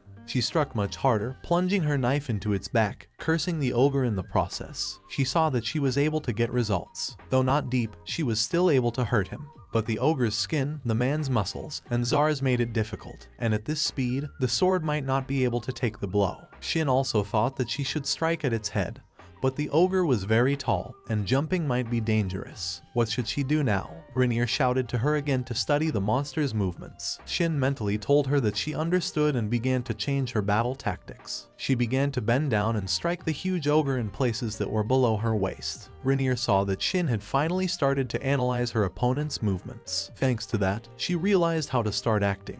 It would be difficult for the ogre to attack with horizontal movements. To fight a small opponent, he would need to use vertical attacks, but if he hits vertically, he'll have to bend over. That's exactly what the ogre did. He froze for a few seconds, holding onto his axe, while Shin swung her sword and deprived the monster of his sight, cutting a streak there. Renier mentally thought that now was the moment for Shin to finish off the monster with a blow that she would put every last drop of herself into. After the ogre was defeated, Shin collapsed to the ground with her sword chopped in half. She gulped for air with her mouth, saying that she never thought she would meet an ogre here. Renier delivered the final blow, telling Shin not to relax until she made the move. The girl looked at him, saying that Renier was very strict and could have praised her better. Renier moved closer to Shin and asked if she could stand up. The guy said that if she was tired, he could carry her. Shin looked at the outstretched hand, then at Renier. Shin said no such thing, then gave her a hand up. As soon as Renier started to pull it, the girl lightly smacked the guy on the top of his head, smiling widely. This way, she fulfilled the condition and was able to hurt the guy. Shin started laughing, being very pleased with herself. After that, she said that Renier got caught and she did it anyway. Renier scratched the back of his head, realizing he'd just been caught with his tongue. Shin kept teasing him, telling him to keep his guard up. Renier figured that was the way it should be. Shin impatiently asked if Renier was really going to train her now. Renier said he would really do it if she wanted to.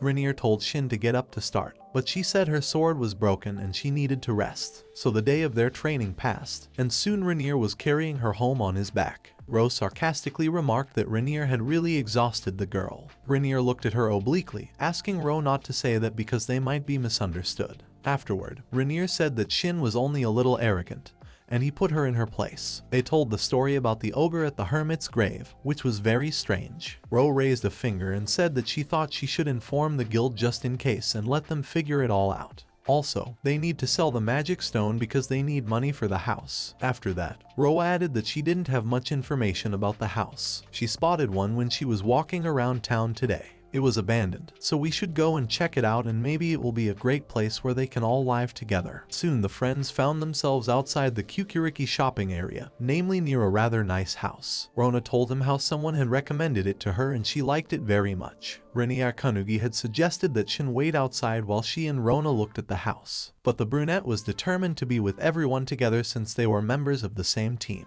As a result, the three of them started to thoroughly look through all the rooms of the house, and there were plenty of spacious and comfortable places everywhere. The rooms were a little big, but overall everyone liked the house. Rona explained that the house had originally belonged to a wealthy merchant, but it was certainly large for the three of them. Renia appreciated the bathtub the most, as well as the excellent kitchen, because he didn't want to live like a ragamuffin. Normally a house like this would cost 60 gold coins, but Renia could only pay 40 because he only had 60, although he really didn't want to be in debt. Shin didn't understand anything about such matters, but Rona called it a good deal. Shin also approved of the purchase of this house, for she really liked the spacious rooms and the homey feel. In the end, all three of them came to a unanimous decision to buy their own house. But then Shin couldn't understand why a tent had to be erected in the yard. But Renia thought that the girl was aware of some nuances. The guy explained to the brunette, who really did not know that this house is actually considered possessed. And if supposedly settled in this house, then the ghosts will no longer let the occupants go.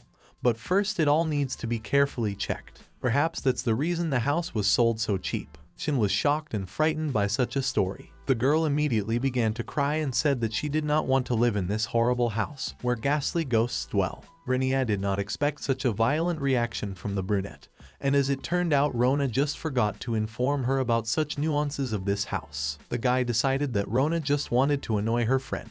Renia tried to remind Shin that monsters were much more dangerous than ghosts, and there was no need to worry so much. But the brunette was not comforted. Rona continued to tell mysteriously that a rich merchant lived in this house along with his beautiful wife and son, but also of course the servants. The merchant treated his workers and customers well and sold things at normal prices. Many people wanted to work with him, and over time his reputation only improved. It seemed that such happiness would last forever. But even in the happiest of days, huge numbers of people continued to be kidnapped in Kukurik. Usually it was teenage girls who were kidnapped, but the merchant had male servants. One of his servant boys was waiting for his beloved maid near the monument in the evening. The guy waited patiently, but the girl never came to meet him. Eventually, the guy decided that the girl was late at work and he went to her estate to surprise her. The guy sneaked into the manor and snuck to the nearest window and peeked in there. Shin was crying at the horror story, but Rona continued to tell how that guy saw a man with huge scissors in the window, and next to it was the corpse of his favorite girl, and many body parts. Eventually, that man was caught as a serial killer and sentenced to death, and the ghosts of the murdered girls never found peace. Shin was terrified and cried so loudly that all the neighbors could hear. Shin heard something suspicious and started begging to get away from this creepy place. Renia asked the brunette to calm down and claimed that her imagination was running wild. But then something strange really started to happen. The ghosts of young girls began to appear on the street, and the story about the maniac turned out to be true. Rona started praying and Shin was trembling with fear. Renia didn't feel the presence of ghosts too much and only saw faint silhouettes, but Shin couldn't understand how anyone could ever be so calm. But despite all the mysticism of what was happening, the guy drew his sword and decided to personally see if it was possible to kill the ghosts. A lightning-fast blade attack cut the air where the ghost was, but Renia felt no resistance. It turned out that it was possible to slash a ghost, and the guy felt something similar to what he had felt when he had blocked the magic. Renia decided it was a very good thing since he could kill ghosts, though it didn't seem like the ghosts wanted to attack. Still, they were too noisy and Renia decided to destroy them after all. Rona didn't get discouraged and realized that the guy could solve any problems. Renia meanwhile tried to calm Shin down and explained that she could kill ghosts herself. But the girl was still too scared and couldn't calm down anymore, and Renia only asked her not to squeeze him so hard. In the end, the guy decided to just deal with the problem quickly and then rest. Rona only wished her friends to have fun. Renya was gradually moving through the house and destroying, and it seemed too boring for him, because the ghosts didn't resist. Shin had already even calmed down and was glad to be together with Renya. But the guy reminded the brunette how in all the time they had known each other, she had been constantly apologizing. Soon, Renya dealt with the last ghost, and the girl asked if he would leave the group after they finally bought the house. Renya admitted that he had such thoughts, but it's hardly necessary to do it right now, because there's no money left in his pocket, and you have to pay for the maintenance of the house, so you have to find a way to earn money. And in general, one should find out how lucrative it is to be an adventurer. Renya reminded him of the ghost killing and asked the girl to get off him and go on her own. But then Rona's scream was heard and the brunette started shaking with fear again. The sound came from the first floor and Renya decided to find out what was wrong. But things turned out to be much more neo-terrifying.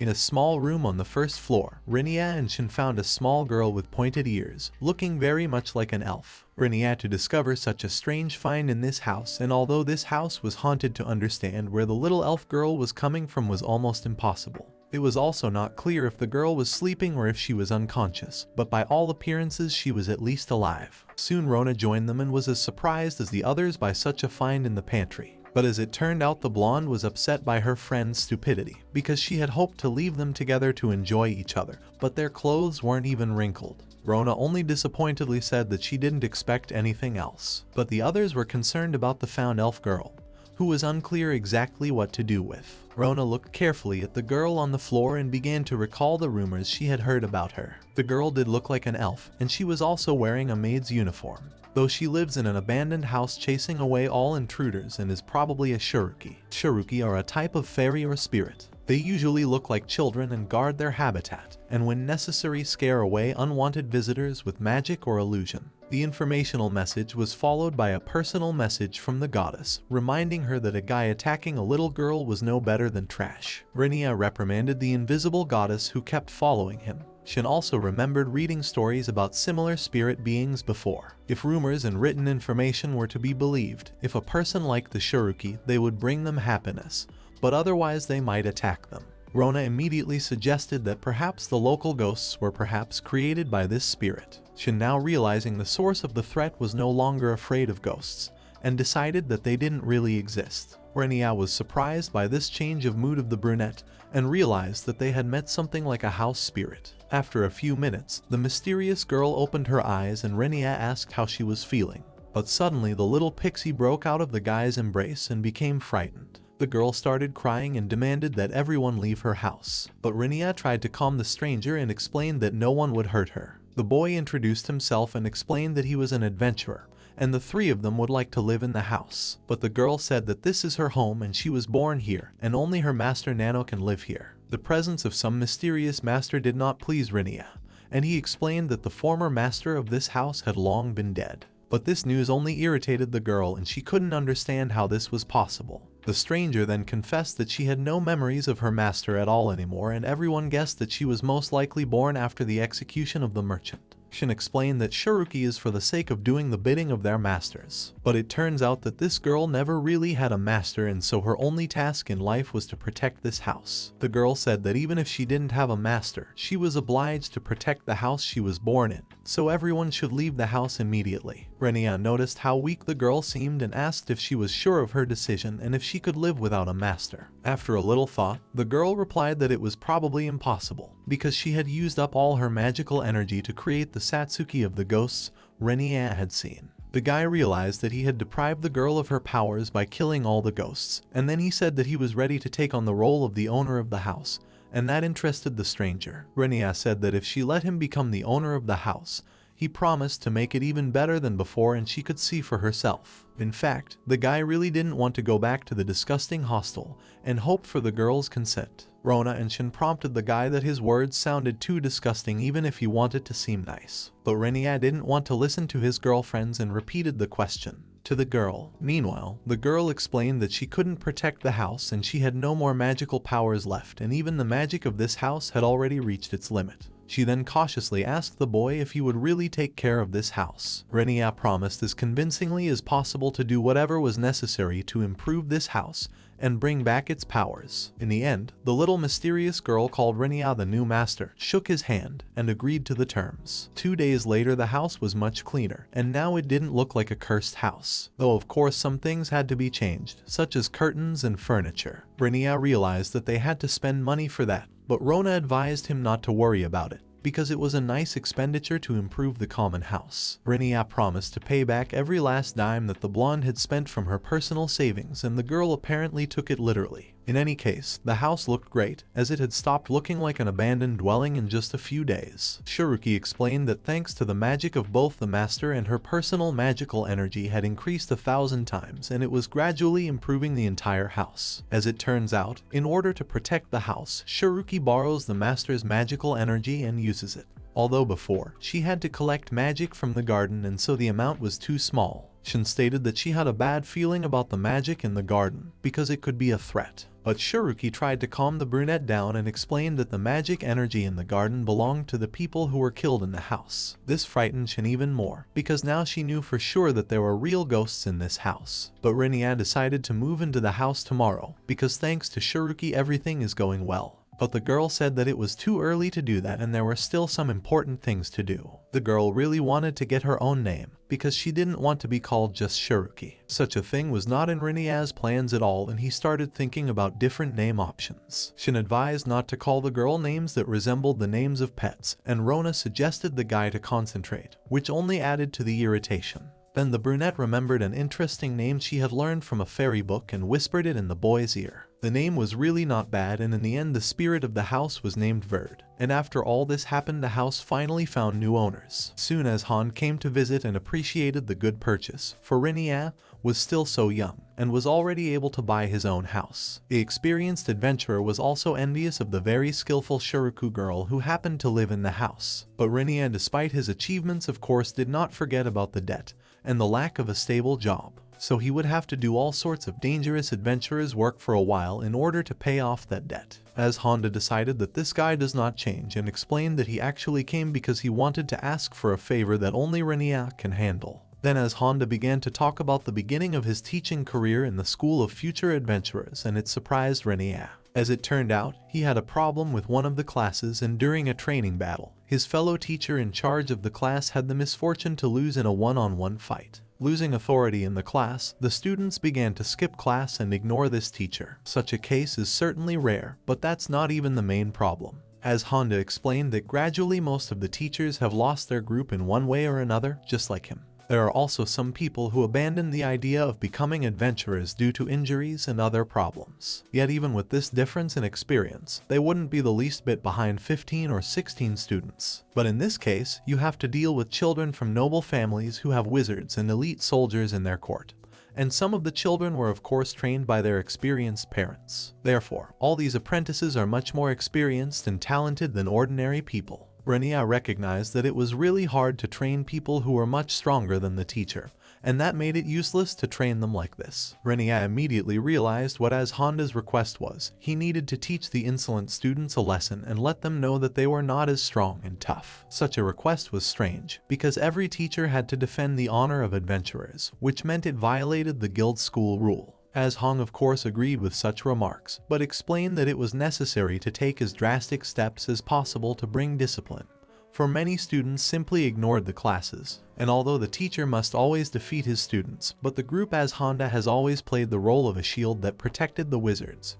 After all, they become completely defenseless in battle when they produce their spells. Therefore, Renya would be perfect for this task because he is a swordsman.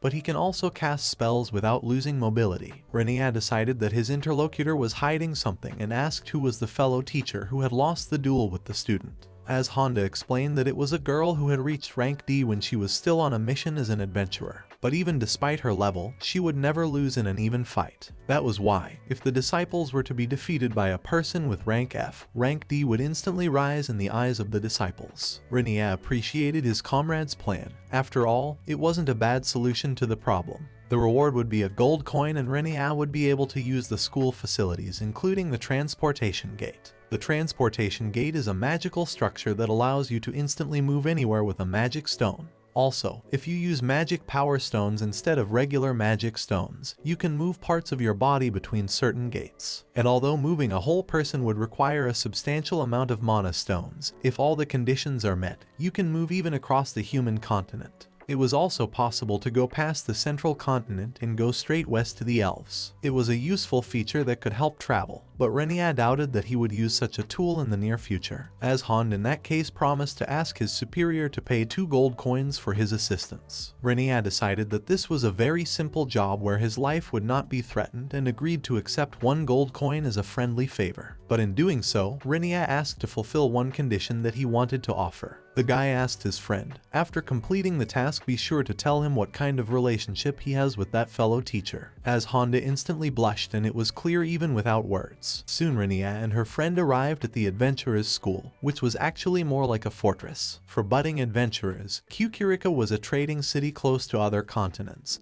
but it was also on the border with the demon continent. Therefore, this school was equipped to the standards of a military base in case the outer wall of the city was destroyed.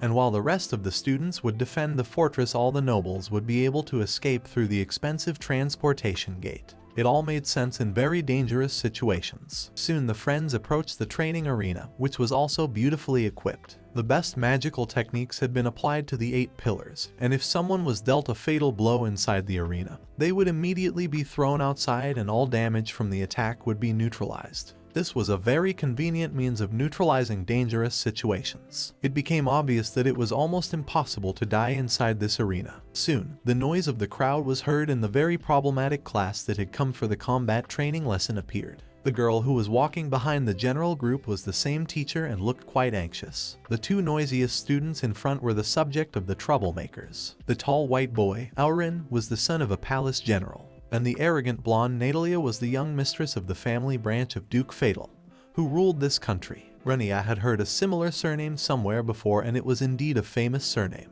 As Honda asked to handle the behavior of this class, because the background of these students was too influential on discipline, Renya only joked that his friend had become somehow too strict. As it turned out, 2 students used their position to propose a duel with the teacher. Riris was supposed to fight each of the students, and after being forced to fight each one without the right to rest, she of course got exhausted and lost. It was all a setup, and it was unlikely that the students would have been able to defeat Riris in a fair fight. Renya appreciated the ingenuity of the students as well as their sneakiness. In the end, the task was only to teach manners to the most reputable students who are the leaders of the class, and Renya decided not to put it off. Meanwhile, the teacher Riris was desperately trying to encourage the students to discipline and listen to her instructions, but no one paid any attention to her. Everyone considered the girl a failure and constantly reminded her of that with taunts and insults. Aurin said that the existence of a silly school for adventurers allowed such useless teachers to feel like someone useful. The boy promised to ask his father to shut down this useless school as soon as possible, because it would be better to put resources into training soldiers. Natalia also decided to play along with her friend and called all these lessons a useless waste of time,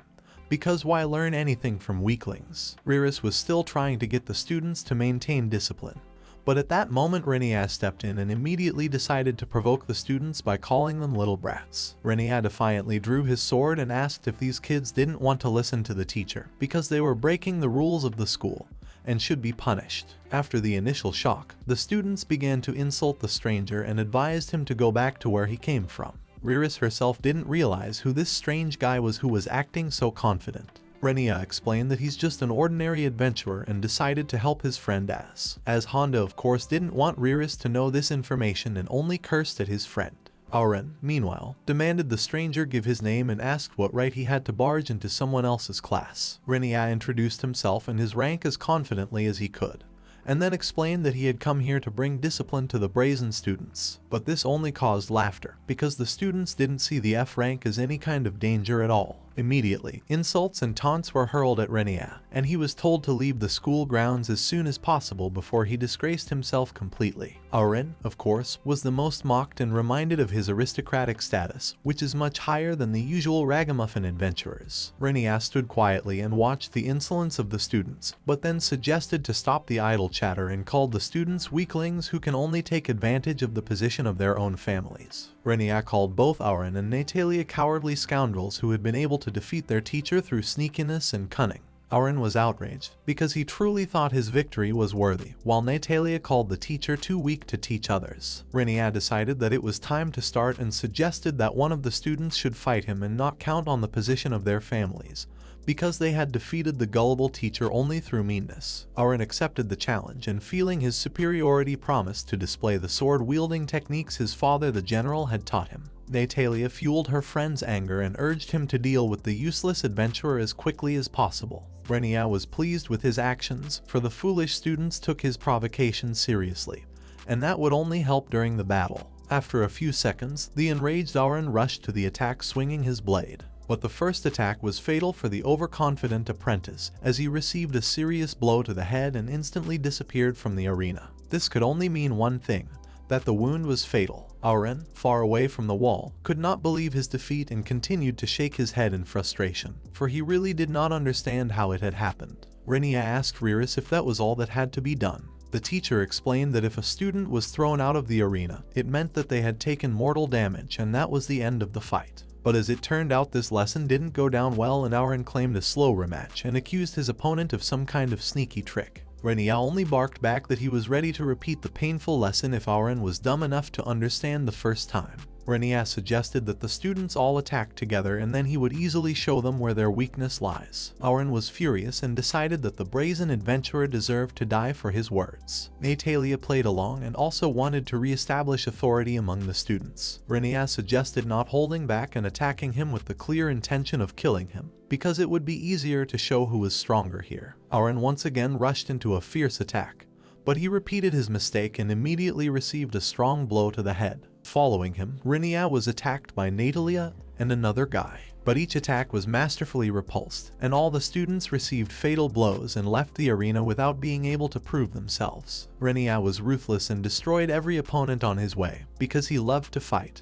and most importantly, he knew how to fight. The remaining students were terrified of such an opponent and did not realize who they were dealing with. The fear in their bodies did not allow them to continue the fight and they retreated. But Renya continued his brutal lesson with his blade. Auron and Natalia were shocked by the fury and strength of their opponent. Many students began to flee and Natalia began to urge to continue the fight because it was a pathetic F-rank lowlife against them.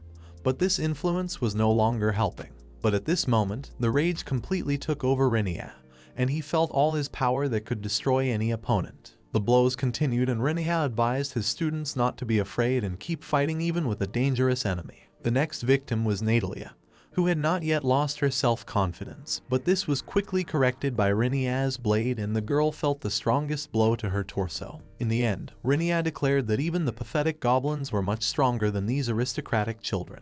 And because Natalia was a noblewoman, she hated ordinary people, although in the end, she still couldn't last in a battle against a weak-minded F-rank adventurer. Natalia was terrified and felt real fear. Renya explained to the frightened girl that if a demon had been in his place, the indulgence of death would have been a huge stroke of luck for her. But just at that moment, the teacher asked the horror to stop. Riris was incredibly scared and trembling, for she had never seen such a cruel man. Finally, Renya lowered his blade and announced the end of the lesson. In parting, the guy explained to the stunned students that unlike him, Riris' teacher was too kind and restrained herself during the practice fight, and they didn't appreciate it and took it as weakness. As Honda was also shocked by his friend's behavior and explained that he was a bit overzealous in his display of strength, though the result was certainly achieved. Renya explained to his friend that he couldn't really hold back, and if the goal was achieved, the consequences didn't matter. As regarded with interest the sight of the battered and wounded students, who for once realized the importance of discipline, Renya explained that if all those silly aristocrat kids were real adventurers, they would have died at the hands of monsters long ago. Riris continued to carefully observe such a strange man. Renya explained to the teacher that she should not let the foolish children look down on her, for it was her duty to maintain discipline and punish disobedience. Stepping back in fear, Natalia began to threaten Renya, and promised a generous punishment for what he had done. But Renya indifferently replied that he didn't care about the threats of stupid aristocrats. The boy promised that if Natalia or the other students started insulting the teacher again, he would come back and repeat his cruel lesson, only outside the training arena. These words silenced Natalia, and she started shaking with fear again, while Renya was satisfied with the result of his actions. In the end, the guy said goodbye to everyone present and asked his friend not to make him waste any more time on such boring lessons, and advised him to take care of the wounded as soon as possible before they died for real. Upon leaving the school, Renya immediately remembered his monetary debt and regretted not asking for 2 gold coins for his lesson. Frau Verd's day started very early, and to begin for good she began to prepare breakfast for her master. This occupation was very much to the girl's liking, for the meaning of her whole life was in this house. Also, Verd always woke up everyone living in the house when breakfast was already fully cooked. But it was not always easy to wake up the master, for he liked to sleep well. All this was just a cover for the girl's true purpose, though. Verd loved to scare her master, and Rena would immediately jump out of his bed in search of danger. Verd was amused at such moments and enjoyed her master's reactions. Shin usually slept very soundly as well, and it was problematic to wake her up and had to use effective means. Verd easily dealt with the brunette's drowsiness by sending a small piece of ice into her panties. Even a housekeeper as skillful as Verd still had trouble in the mornings, though. In those moments when she had to wake the blonde Ron, Verd always looked at her gorgeous body with envy and felt a strange evil feeling. But gradually Verd learned to restrain her emotions, for she considered Ron her friend too, and she needed to be awakened with love. Verd enjoyed taking the blonde by her beautiful melons and trying to wake her up. Usually at such times a still awake Rona would start moaning and blushing. But after a few minutes, the excited blonde would still wake up and Verd would wish her a good morning as usual. While no one was in the house, Verd continued to work hard, and thanks to the creatures that live in the basement, she was busy cleaning. Her master's magical power made housework much easier, but Verd didn't want to tell all her secrets. On one of the usual evenings, after dinner, Verd showed her master 3 magical stones and caused him surprise. Renya thought that Verd lacked magical energy, and that's why she had bought the magic stones. But as it turned out, the little housekeeper had reached a new level and could now create magic stones. Verd said that she was able to accumulate extra magical energy and tried to crystallize it. Renya was surprised by this ability and wondered about the new possibilities. Verd maintained the house with her magical power, also providing hot water, cold storage, and other amenities. Verd explained that despite this, the master's magical energy was still plenty, for he was very hardy. Renya asked not to talk about him like that, for they might be misunderstood. Verd admitted that she had actually lost a lot of energy during crystallization, and so the quality of the stones was not that high. But if she kept practicing, her productivity would increase significantly. Renya was of course grateful for this gift and offered the girl to dispose of the magic stones herself. But Verd said that these stones belonged to the master, and thanks to them he would be able to fulfill his duty. Renya was in agreement with this decision and still decided to use a few stones. Shin and Rona of course discussed the behavior of the little housekeeper and how she wanted to help her master pay his debts. But still the girls decided not to interfere with it, because Verd was really ready to do anything for her master. In the evening the girl finished all her work and walked through the quiet house when everyone was already sound asleep. But then Verd remembered that she had one more thing to do before going to bed. The housekeeper's important task was to entertain the guests, including even the rude ones who show up in the middle of the night who come uninvited.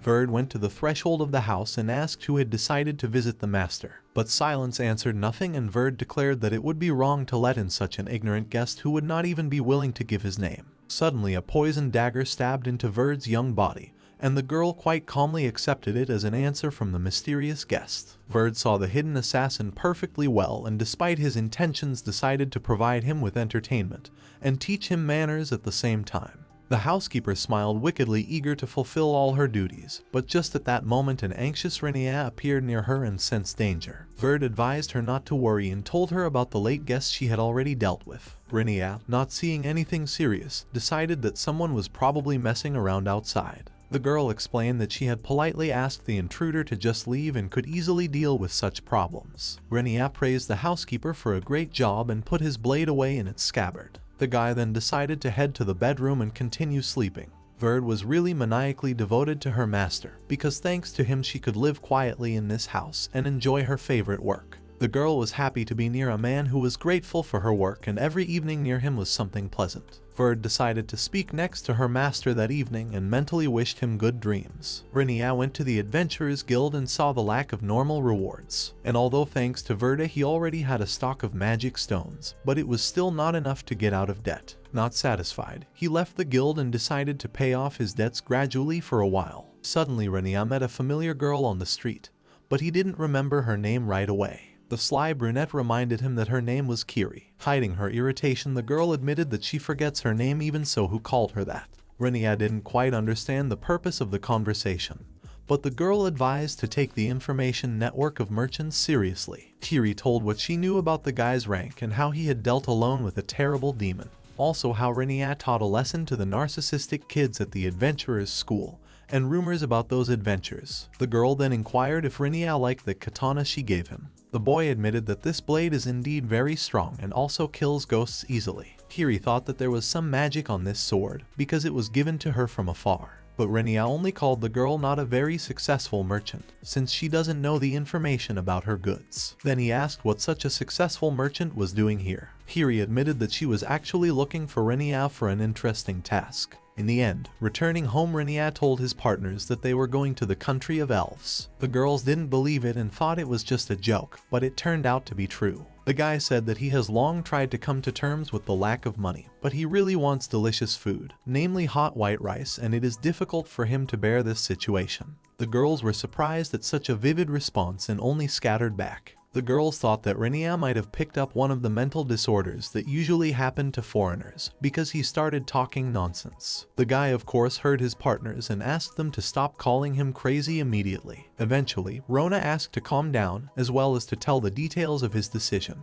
But this moment in the conversation interfered Kiri, and wanted to personally clarify everything. As it turned out, the girl didn't even notice her presence and was surprised when she started talking. Kiri said that she was a super trader traveling around the world and was happy to meet new people. The girls were surprised as this was the first time they had seen a female trader. Kiri stated a recent chance meeting with Renya and ended up offering him an interesting assignment. Renya decided to elaborate and explained that he had only recently learned about all of this and it had to do with delicious rice. As it turned out, what foreigners call rice exists in this world as well, and it is called aloes. In this world on the eastern continent, it is a crop that is very rare, which is why it is so hard to get. But aloes is a product of the western continent. In other words, in the territory of the elves it is not so rare, because the elves practically do not eat meat and so they have an excellent agriculture. Renya was determined to go to the continent of elves, because he really wanted to see the local rice. Kiri told him that besides rice, elves also grow elven beans. Kiri explained that she was not aware of this, but it is most likely soybeans. Renya became even more interested in elf territory from this message. The guy decided that if he got soybeans he would make miso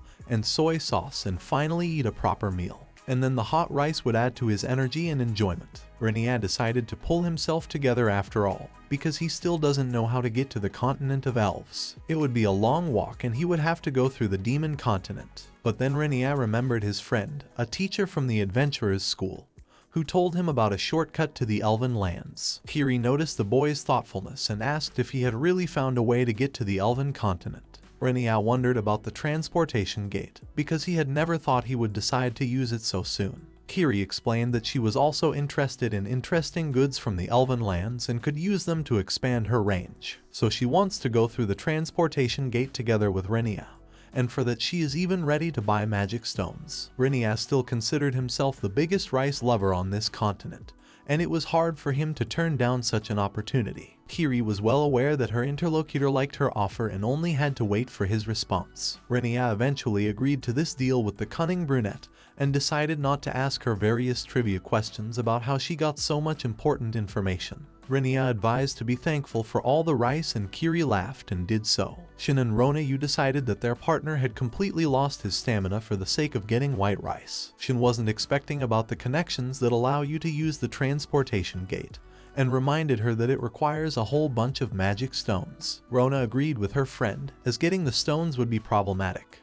But Renya proudly declared that it was not a problem and showed a huge amount of magic stones. There were so many stones that the girls found it difficult to count them. It was a valuable resource because for the transportation gate it was the equivalent of gold coins. And with such a large number of magic stones it would be enough for a trip around the world, and there would still be some left. As it turned out, Renya used his magic power to the last to create magic stones and almost lost consciousness. It was a stupid thing to do, but for the sake of his favorite rice, Renya was willing to do it. But the guy disagreed with his partner's words and then stated that a lot of people risk their lives to get a few grains of white rice. Kiri watched Renya get angry with interest and thought that at this moment, he looked a lot like a harmful old man. In the end, Kiri agreed that in this case it would be easy for them to get into the elves' territory, so the girls could join their mission and consider it a pleasant walk, because everyone knows that elves are a very kind race. Shin supported this idea, as she really wanted to have fun and especially to try the mysterious rice that Renya was crazy about.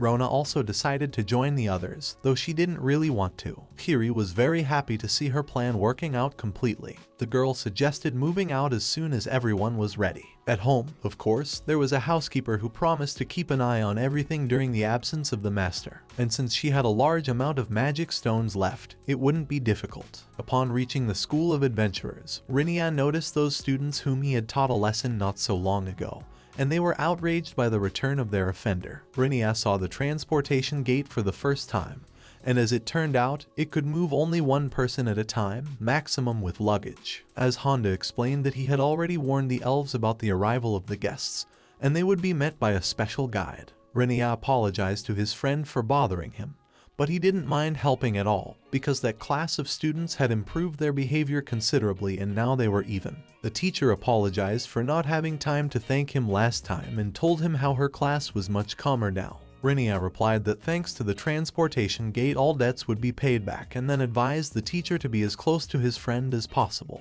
Az blushed at this point and was incredibly embarrassed. In the end, the guy decided to go first to where the gorgeous white rice was waiting for him, and then took a step into the glowing transportation gate. After his eyes got a little used to the bright light, the guy started to see silhouettes ahead, and then realized that there was a beautiful elf girl in front of him. The girl decided to clarify if he was really Renya along with the group she had been told about earlier, and the guy confirmed it. The elfess introduced herself as Kroll and explained that she was working with a school of adventurers and was now ready to act as a guide in the elven territories. Renya introduced himself in return and explained that thanks to Az, he and his friends had decided to travel the elven lands together. The boy then asked his companions to behave politely and introduce themselves. The girls were surprised by their partner's knowledge of the elven language and asked to introduce themselves because they could not speak elven. The guy didn't understand at all, for he didn't hear the differences in the languages. Kiri, meanwhile, explained that she was a traveling merchant and was happy to visit these distant lands. Kiri realized that Renya didn't even realize that he could speak Finnish, while the other girls needed a special translator. The boy decided that he had gotten such an ability from a goddess during his rebirth. Rona praised Kiri for her ability to communicate with elves, because it was really amazing. But the sly brunette called it just a trifle and a necessary skill for a merchant. All the more problematic not knowing the language spoken in the place she was headed.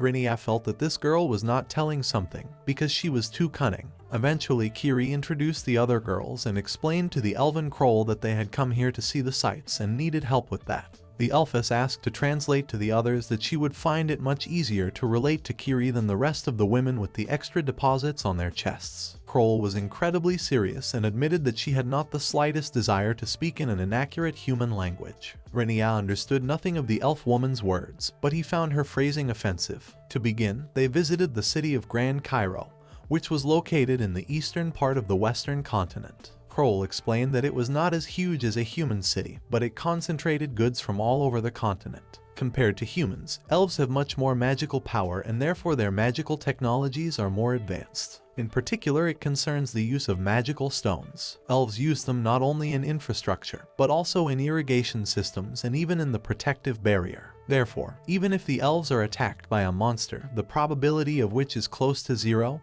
they can easily cope with it. Shin had often heard stories about elves, but she had never realized how beautiful they were. Renya realized why agriculture was so developed in these lands, and it was all thanks to magic. The boy decided to immediately clarify the information about rice and elven beans and whether it was possible to try it somewhere. Kroll suggested to visit the local market, where such goods are in abundance, but then she decided to show the best beans herself. Soon they found themselves near an elven woman selling various goods. Renya tasted the food and realized that it was absolutely identical to the real miso from Japan. The guy was delighted, because even in this fantasy world he was able to experience the native taste of food. Renya asked the elf if the person who taught him how to make this food was a foreigner. Kroll confirmed this assumption, for it was even told in school how some foreigners had invented miso and soy sauce. The boy was delighted, for even the past names remained unchanged. Unlike the hard carnivorous human race, the elves mostly ate food grown in the fields, and miso and soy sauce served as the perfect accompaniment. Along with these foods, rice was considered the main fillings for the diet. Renya was looking forward to tasting the local rice, for he expected to get that homemade native flavor. Suddenly, Shin excitedly reported that Rona was in trouble because some guys had started hitting on her. The two young elves were delighted with Rona's appearance and admired her proportions, calling the girl the reincarnation and beautiful goddess Venus. Such compliments instantly made Rona stop being angry and blush. The elves were most enamored of the girl's huge breasts, and dreamed of taking them in their hands. The elves even regretted that they were not human. Rona understood almost nothing, but she loved the attention of the young elves. The young elves started gently stroking the attractive blonde, and she felt a wonderful sense of desire. Especially both of the young elves were incredibly beautiful, and Rona felt truly desired by the girl. Renya decided that all elves were too pathetic, because they couldn't resist an ordinary girl. But Kroll asked not to compare all elves as the same, for each one is different. Kroll called some of the elves reformists, and Kiri suggested that there was some political unrest going on in this country. Kroll told of how the Archduchess from the Duchy of Trident had come to this city about 10 years ago as a representative of the humans to give a friendly speech. But the elves had no idea that this meeting between the local men and this woman would be the beginning of future problems. Up to this moment, elven men were attracted to slim girls, and no one had any discontent about the slim figure. Everyone loved each other as they were. But the Archduchess appeared, and local men for the first time saw breasts so large that they practically fell out of clothes. The elves were shocked by such forms, and their outlook changed. Everything changed in one day. The male elves decided that the previous criteria of female beauty were wrong, and now they loved only lush forms, without which they did not consider a woman complete. The Archduchess made a real sexual revolution in the elven lands, which broke the peace that had lasted for many hundreds of years. The high elves tried to calm down the ordinary men and reminded them of the importance of peace and beauty of local women.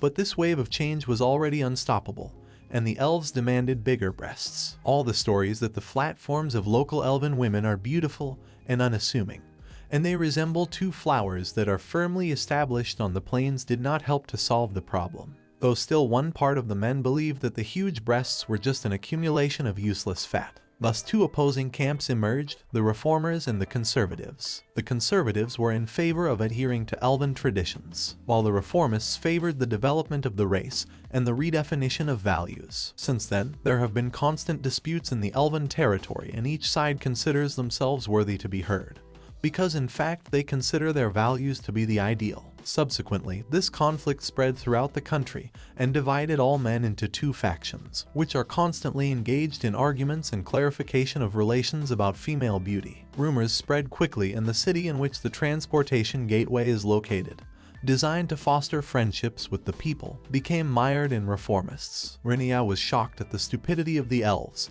and Kiri confessed that she gradually began to hate elven men, because her forms could not attract their attention.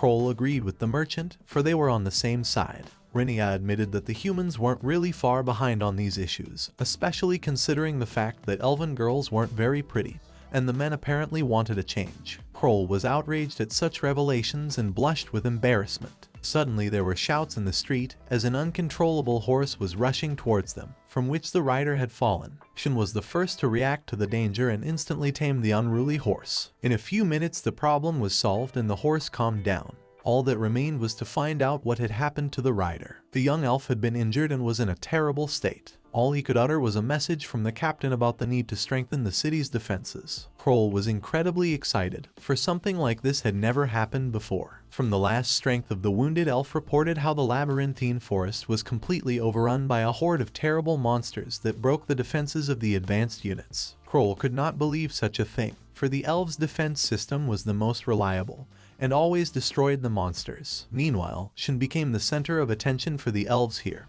who were admiring how the brunette bravely stopped her horse and looked very impressive on horseback. Shin didn't understand anything, but she enjoyed the chatter of the elves. Renya realized that any woman with beautiful breasts could completely paralyze elven life in this city, and now it was Shin's turn to be the object of adoration. In the end, the elfess asked the guests to settle down in a separate room, and in the meantime, she herself went to the meetings. It was obvious that this was a real emergency. Renya realized that they could not go unattended for a while, and would have to wait for the elves' decision about their stay in the territory. Though it was amusing to watch the elf guard as he didn't take his eyes off Rona's breasts. Renya inquired about the labyrinthine forest the injured elf had mentioned and where the mobs of monsters had appeared. Kiri explained that a labyrinthine forest exists on every continent, and in the depths of such a forest there is an entrance to a huge dungeon. Each continent has its own entrance, and all of these forests are connected to the forests of miasma where the creepy monsters live. For example, the labyrinth forest of the eastern continent is so large that it even intersects with the forest of Kunugi. But now was the first time Kiri had heard of a whole army of monsters appearing there. After all, there shouldn't be any dangerous monsters left there. Kiri thought about it, and it was obvious that the girl took the news of the monster invasion seriously. Renya also noticed Ron's terrible mood, and he asked why she was angry. But the girl did not talk about the details and only snorted resentfully. Then the blonde said that she was shocked by the behavior of the elves,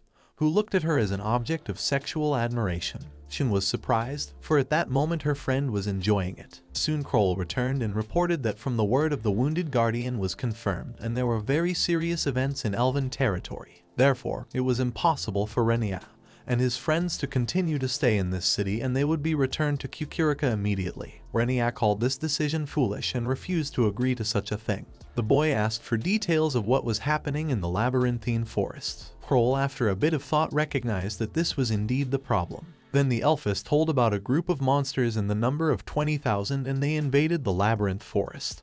And now they are advancing to the city, having collapsed the defenses of the defense units. There was a squad of elves in the labyrinth forest, and they all died. The defense fortress was completely destroyed, and its inhabitants were unable to evacuate in time. Considering the distance to the city, then in about 5 hours the monster army would be here. Kroll regretfully recognized that this city was doomed to extermination, as there were only 500 soldiers here and no more than 200 local men would be able to join them. And although messengers had already gone to the capital for help, it was unlikely that help would arrive in time. And all that can be done now is to buy time for the civilians to try to hide in a safe place. Therefore, Renya must leave the area for safety reasons. Kroll was desperate and asked to be sure to destroy the transportation gate on the human side, because the monsters cannot be allowed to break through to the other continent. Renya realized that things were catastrophic and asked how things were with the magical technology of the elves that Kroll had told about. The elfess admitted that no one had counted on so many opponents, and so magical barter would only briefly be able to hold back the advance of the monster army. Shin was shocked at such helplessness and asked what the elves' plans were, for did they really just decide to all die together in this place? Kroll asked not to worry about the elves, for they were not as weak as they seemed to humans and would fight to the last defender of the city anyway.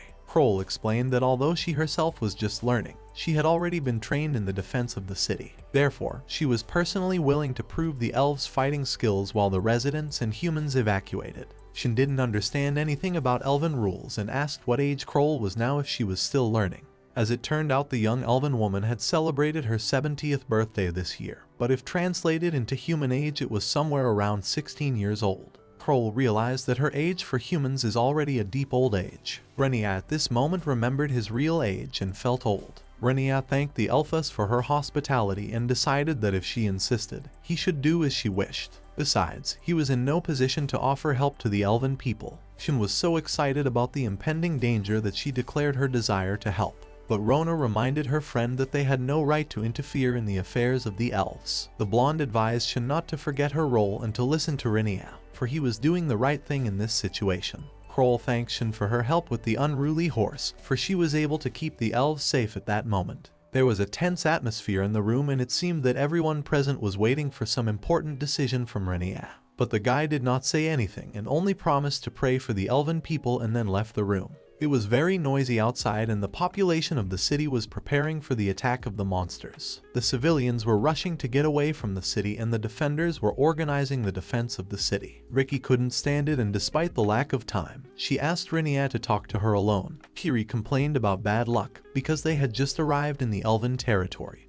and here the war was starting and now they would have to think of another business route. Then the girl suggested that the elves would be in a huge debt if they helped them deal with the monsters. Renya immediately realized what the girl wanted and decided that now he should help the elves. Kiri confirmed her wish, though she had other goals for this journey. Renya asked him not to waste his time and to tell the whole truth. Kiri immediately realized that such impatience shows doubt, and Renya himself wants to help the elves. Kiri suddenly asked what Renya would do if he had the strength of 20,000 men. The sly brunette explained that Renya actually had the potential to deal with the problem and save the elves. Renya was surprised at this ability of a common merchant to assess his fighting potential. But even so, the guy admitted that it didn't matter at all how many opponents he could defeat. He couldn't win this battle. Even if he killed a few thousand monsters, it wouldn't affect the big picture at all. But Kiri decided to take a closer look at her magnificent blade that has magic. Renya reminded that at the moment it could only create light spells and fire bullet, and it was unlikely to help destroy 20,000 monsters. Kiri agreed that it wasn't enough, but decided to offer something new. The girl promised to give magic and a way to deal with a huge army of monsters, and Renya would only have to save the elven people. Kiri reminded her who she was and for her trade business this city should be safe, especially only by saving the elves. Renya will be able to get his favorite rice. For that all he will have to do is to take free magic lessons. Besides, Renya himself doubts this decision and doesn't want to leave the defenseless elves in danger. Renya hated this manner of communication, when they don't say directly what they want. Usually after such a thing he starts to risk his life for the sake of unclear goals. But of course Kiri could be praised for her skills as a merchant. But in the end the guy rejected the offer, because he did not want to sacrifice his life as someone's pawn.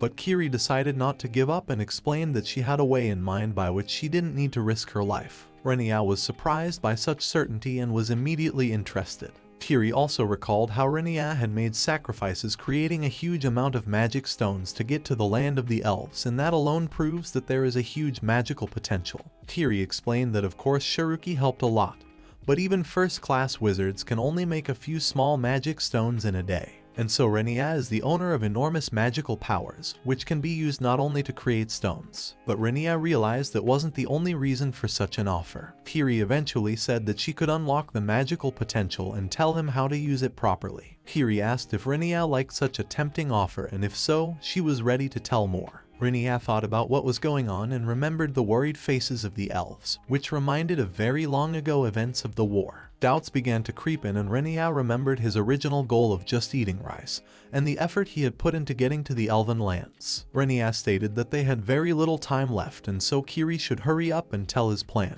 In the meantime, the girls were thinking about what Renya and Kiri were discussing, because they had been talking for a long time. Suddenly the two young elves came again and asked for an apology for their behavior, for they had been rude to Rona last time. But before going to war, the two young elves decided to express their sincere feelings. Rona was very touched by the words of the young elves, who will very soon find themselves in a battle where death awaits them. Against such an incredible number of enemies are unlikely to be able to withstand. There is a chance to win only if each elf can kill at least 10 monsters. But the young guys were unsure of their abilities and said goodbye forever. As it turned out, before finally saying goodbye to life, the young elves decided to meet the woman again to remember this marvelous image in their minds forever. The young elves were completely willing to sacrifice themselves for the well-being of the citizens of this city and beautiful girls like Rona. Therefore, if they could save even one life, it meant that their deaths would not be in vain. The guys asked the gorgeous blonde to pray for the elves who are being sat down in this horrible war, and that's all. They don't wish for goodbye. Rona was thrilled at such sincere words from the young guys and asked the elves to raise their heads. In fact, the blonde understood almost nothing of what the elves said, but she was delighted by their sincerity. Rona explained that even though she was serving a human god, as a true cleric she would pray for the salvation of the elven race, and it should definitely help. The young lads gave thanks for the bright magical light blessing and were now ready to give their lives without regret and gladly to save others. The young elves then asked permission to give something to the prettiest girl. The lads knew almost nothing in human speech and could only express their gratitude. Rona wished the lads to take care of themselves, for they were very young. At parting, the young elves once again appreciated the blonde's excellent breasts, and the girl was still disappointed in the elves, regretting her prayer. Soon Renya returned and decided to talk to his partners. The boy said that he wanted to stay and participate in the war on the side of the elves. This puzzled the girls, because it seemed unbelievable and reckless. Renya recalled how hard he had tried to get to the elven lands for the sake of eating white rice, and if now he would return without achieving his goal, he would hate himself, especially if he can't get his favorite food in the elven lands. It will be almost impossible on other continents. It's also a great chance to make the elves their debtors for a long time. Rona was surprised at such a silly motive, while Shin marveled at Renya's persistence. The boy explained that only he and Kiri would participate during the battle, and the girls would stay here and be ready to return to Isekai'd at any moment. Renya stated that if he did not return from the battlefield or the monsters reached the city, the girls would have to return to the human continent and destroy the transportation gate. Even if it meant completely destroying the elven race, the monsters could not be allowed to invade the human continent. But Shin was determined to fight along with the others, for she was not ready to turn her back on her friends at such a difficult moment. Renya explained that all the brunette's efforts would not help in this situation at all, and Shin should think about whether the elven people or the people of Kunugi were more important to her. So the girls should not forget about time and their position.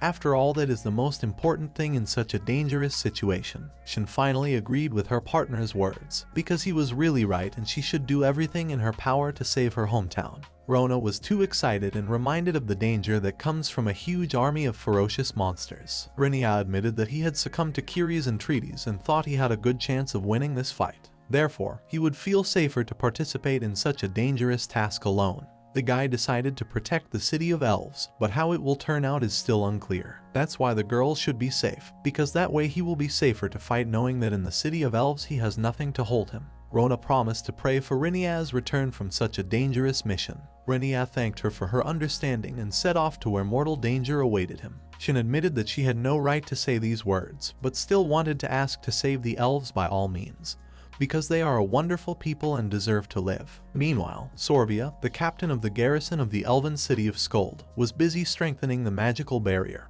and personally supervising the organization of the defense. The girl wanted to maximize the chances of repelling the attack. Sorvia was determined, but did not understand how to fight with such a difference in the number of warriors, because she did not have 1,000 experienced soldiers at her disposal. Sorvia tried her best to lead the forces she had, and then she resented the presence of people here and recognized only the merchant girl she had seen before in the city. Renya immediately sensed how heated the situation was and decided to find out who the commander was, because he needed to talk to him urgently. Kroll was shocked by Renya's presence, because she had previously ordered people to flee to her continent. Renya did not want to argue long and asked the excited elf to bring the commander to him immediately. Kroll didn't want to give up, but Renya showed all his persistence to achieve his goal. Scold Sorvia soon appeared and decided to find out what was going on here, as I had no free time to chat. Renya introduced himself as an adventurer from the human city and offered to take the elves' magic stones as payment for his participation in this battle.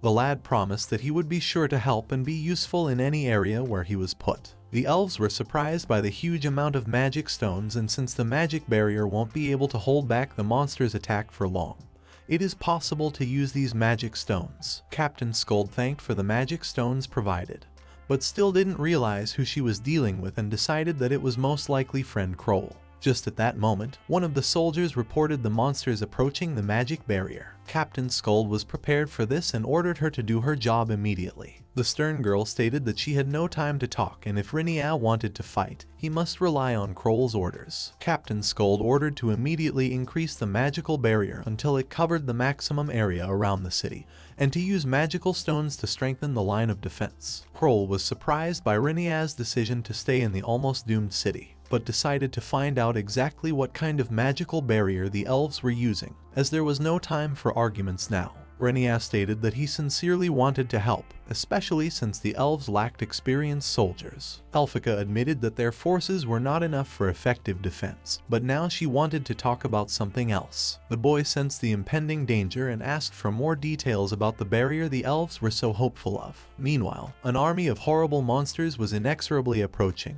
bringing death and destruction. As it turned out, this barrier covered the territory of the city and worked as a trap. The barrier was based on the holy protection of the elven deity, and had proven its effectiveness time and time again. Activated traps materialized in the form of forest plants that enveloped any enemy. Usually such was always enough to destroy weak monsters. Also, this barrier covered the entire forest, but this time the opponents were well-trained armed monsters. In addition, at this point, the goal of the elven defenders is to buy time, which should be enough for the civilians to evacuate to safety. So this time the elves use the barrier to strengthen the area that is near the defense line and thus increase the strength of all the traps. And while the barrier holds back the onslaught of enemies with traps, the rest of the defenders have to reduce the enemy numbers with bows and long-range magic. The whole point of defense is to slow down the enemy's advance. At first glance, this strategy looked effective difference in the number of opposing sides, but it would be very difficult to hold back the onslaught of monsters until reinforcements arrived from the capital. Meanwhile, the captain ordered to send reinforcements consisting of only untrained students. Renya suggested that while the enemies will be focused on the defense of the elves, then perhaps they really will become an excellent target thanks to the barrier, and it would be easier to act in surprise to everyone. Kiri promised to show Renya's true strength, because in this place you cannot hold back. Renya decided to comfort the doubting elf and explained that he was actually a veteran who had gone through countless battles. Therefore, he was willing to support and make it easier for them to contain the monsters. Kroll was fascinated by the strange man's determination and ended up asking if there were so many fools among humans. But Renya only thoughtfully replied that it also remained a mystery to him, since he hadn't been in this world that long. The army of monsters was getting closer by the minute, and soon they should have reached the barrier. The advanced sentries were reporting from only 200 meters away, and could already hear the roaring of the enemy. Meanwhile, the appetite of the monsters was growing as they approached, and the leader of the whole army promised his subordinates fresh meat and beautiful elven women. The monster army prepared for the main attack, while the elven defenders relied on their strength and the protective barrier. Soon the monsters began to attack with arrows intending to stun the defenders and sow panic among their ranks, but the elves held back the first blow and continued to stand still. Sharp arrows rained down on the elves' fortification from the brave defenders who received mortal wounds. Despite this situation, the captain of the elves ordered to keep calm and save arrows in case the enemy would come closer. After a long-range attack, one of the enemy units decided to try to break through the elves' defenses and was rapidly approaching the front line. The commander of the defenders ordered the immediate raising of the magical barrier, and specially trained men sought the help of the Mother Earth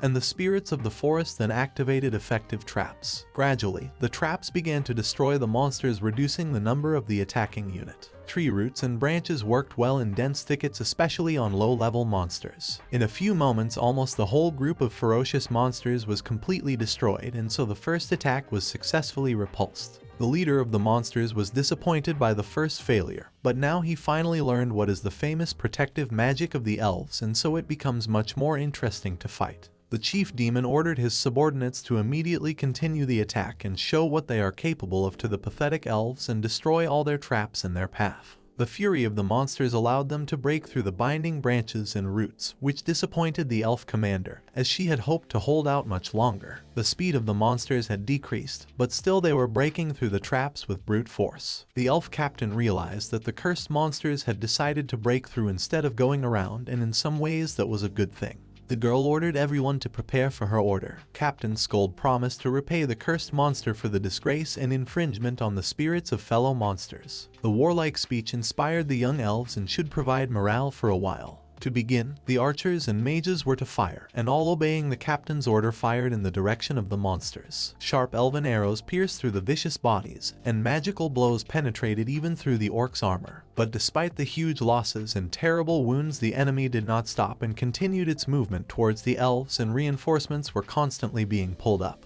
Scold watched in horror as the monsters did not even try to dodge the arrows, which meant that the whole army was commanded by someone cruel and experienced. This was bad news, but there was nothing left to do but stall for time. The captain ordered the monsters to be held back to the last, and then the elves fired another volley. Kiri, meanwhile, along with Renya, decided that it was time for them to join the fight. The elves were now fully focused on the enemy, and it was time to use their magical abilities. Kiri decided to teach Renya the Storm spell, which is an advanced air magic and can create a real tornado attacking the enemy. And that kind of magic could be great for Renya. Kiri told how she read about this beautiful spell in a study she discovered by chance, but she augmented the spell and was able to tweak it to activate Renya, at the same time, so the destructive power should increase many times over. But Renya doubted it, and Kiri suggested that he try everything himself and give a fair assessment afterwards. Renya asked to give him the power to create an atmosphere and began to imagine a raging wind gathering over the enemy. Huge air currents gradually gathered into one, and all this was happening over the heads of the unaware monsters. Renya was as concentrated as possible controlling the air. The guy's hands were shaking a lot,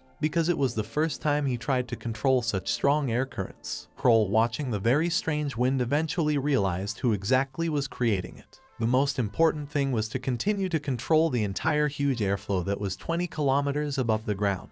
The air temperature in the created tornado was well below zero and continued to drop. Kiri was excited about her plan and waited for the climax. The elves did not understand what was happening and only watched the sky, where something incredible was happening.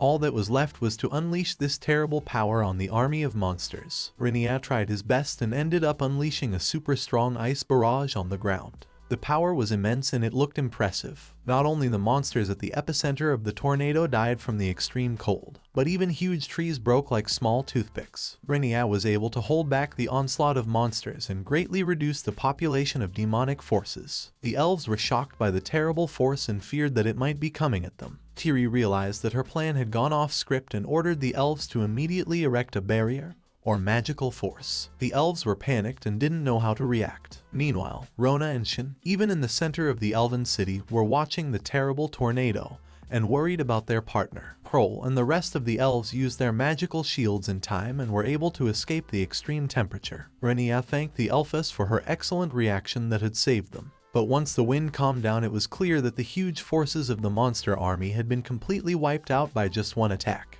Kroll tried to find out what exactly Renya had just done, because it was unbelievable. The guy himself didn't expect such an effect and hit Kiri for such a situation. The guy blamed the cunning brunette for such a dangerous situation, because they could have all very easily died. But Kiri decided not to give up and accused the guy that she herself had put too much magical energy into this spell, and it had gotten out of control. Kroll watched with interest as the two men argued and practically fought. But Renya eventually recalled that it was the first time he had tried to master such powerful magic and admitted that he had greatly overdone the use of the power as well. Soon, one of the girls reported that this terrible tornado had destroyed half of the enemy forces. Captain Scold was shocked, because she had not even counted on such success and now tried to figure out how to proceed. Meanwhile, the commander of the demonic army came to his senses and did not expect that such a strong trump card was hidden up the sleeve of the vile elves. After all, if not for his anti-magic armor, he would have shared the fate of many monsters from his army. The demon with a huge sword wandered through the ruined thickets and tried to figure out what damage had been done to his army. But even at first glance, it was clear that his troops had now lost their former power. But in reality, the monster leader was not at all worried about his subordinates and mercilessly finished off the wounded monsters who were still just foot soldiers. The leader then called out to the remaining monsters to gather and follow his orders. The chief demon promised all monsters who dare to escape from the battlefield to personally destroy them with the most horrible death. These words instilled fear in his subordinates, and even the most ferocious monsters trembled like children. Captain Scold was shocked by the persistence of the monsters, who despite the huge losses continued to advance. The elven woman was sure that the monsters would now retreat, but apparently her fears about the demon commander were justified. It also appeared that the magical defense barrier had weakened after the tornado hit. Scold ordered the troops to immediately regroup and organize their defenses before the enemy approached, and the mages should replenish their supply of magical stones. Renya asked that do those stupid monsters keep advancing just because of their cruel commander. Therefore, if he is killed, the problem will be solved quickly. Kiri reminded that while playing is not on their side and a decision has to be made. Renya apologized for weakening the magic barrier, but now he knows how to win and make the monsters leave the land. Kiri was interested and wanted to find out what Renya was up to. But the guy replied that he is not going to do anything new, but only to destroy everyone with his sword, because he is a swordsman and it is better than magic. Especially killing all the opponents at once isn't much fun. Kroll couldn't believe that Renya was going to attack the monsters alone and recalled the still huge number of monsters. But Renya was determined to get to the demon commander. After all, he was the main problem. The elf could not understand why a man would risk his life for them. But the guy explained that there were a lot of idiots among people and he was one of them, so he would act simply. Renya said that he only needed to destroy the enemy general, and then the elves would be saved and he would achieve his goal. Kroll was delighted by the heroism of the human lad and rewarded the brave lad with her best kiss. The kiss was as mutual as possible and Renya loved the warmth of the elf's lips. Kiri instantly blushed with embarrassment and Kroll called it elven defense. Thanks to this, one would not have to fear the traps of the magic barrier, and elven protection is best transmitted through a kiss. So Renya should understand the honor he was given. Kroll blushed heavily and admitted that it wasn't the first time she had kissed someone like that, though it might be the last if they couldn't get rid of the monsters. Renya saw how embarrassed the elfess was and promised to make the best of it. The boy gratefully accepted the elf's gift, then promised to repeat this kiss in a more appropriate mood and place. But Kroll must stay alive. The elfess blushed again, but was still not averse to repeating the kiss. Although Renya tried to appear as confident as possible in front of the elves, he still realized that it would be foolish to wander blindly through these places and waste time looking for the enemy general. Therefore, it would be more rational to organize a small battle to lure the most important enemy to himself, and after that to switch to the general. The first encountered monsters didn't even have time to realize who they were dealing with, because Renya's lightning-fast blade didn't leave them any chance for life. Powerful and precise blows were complemented by fire bullets and the monsters died before they could escape. The magic energy was gradually recovering and Renya was not worried about the fire in this forest, because it was very cold and wet. But suddenly Renya heard the voice of an elven girl who was communicating with him in some magical way. The girl explained that this ability had been passed on with a kiss, and now they could communicate. Renya recognized that kissing was a very convenient way to exchange abilities, and he was ready to learn more. Kroll blushed once again,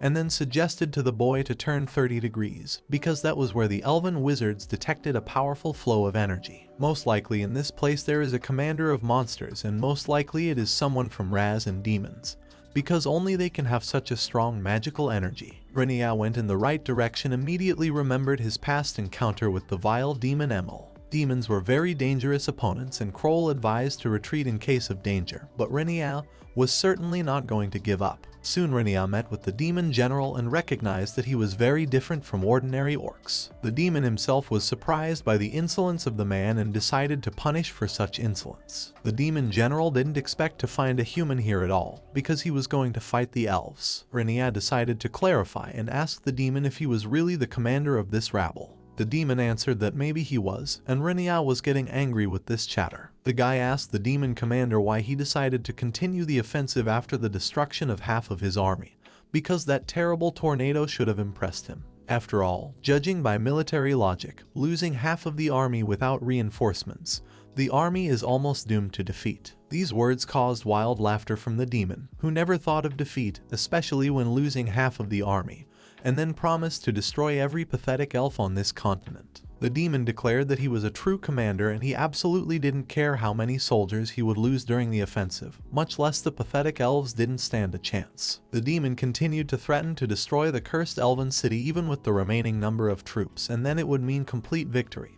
But apparently the stupid man cannot understand it. Renya admitted that he really expected the commander to care more about his subordinates, but it turned out that he was facing a real idiot, who seeks only to achieve the goal. The demon general promised to accept this daring challenge and prove to the pathetic man his strength and invincibility. Renya was pleased with the result. The stupid demon really fell for his simplest provocation. The only thing that remained was to figure out from what distance to deliver a fatal blow to this bastard. Meanwhile, the general decided to seize the initiative and rush to attack. The demon general's blow was so strong that the sturdy tree broke like a reed. The demon was surprised by the guy's reaction and promised Renya to teach him a lesson. The lad realized that the general's blow resembled Emil's air blade and most likely his huge blade has strong magic in it, and so he shouldn't face such a strong weapon. The demon stated that he had just greeted the man, and if Renya could dodge the next blow then perhaps he would deserve a congratulations, though it was unlikely that one could dodge a slashing storm. Renya had expected something like this, and thanks to his lightning-fast reaction he avoided a deadly encounter with the general's blade. With every second the demon's fury increased and his blows became faster and more desperate. But that was exactly what Renya wanted. Guy dodging the powerful blows of the general gradually approached and prepared for his main blow. But the general was not so simple and was able to repel Renya's lightning strike, although he was surprised by the insolence of the man.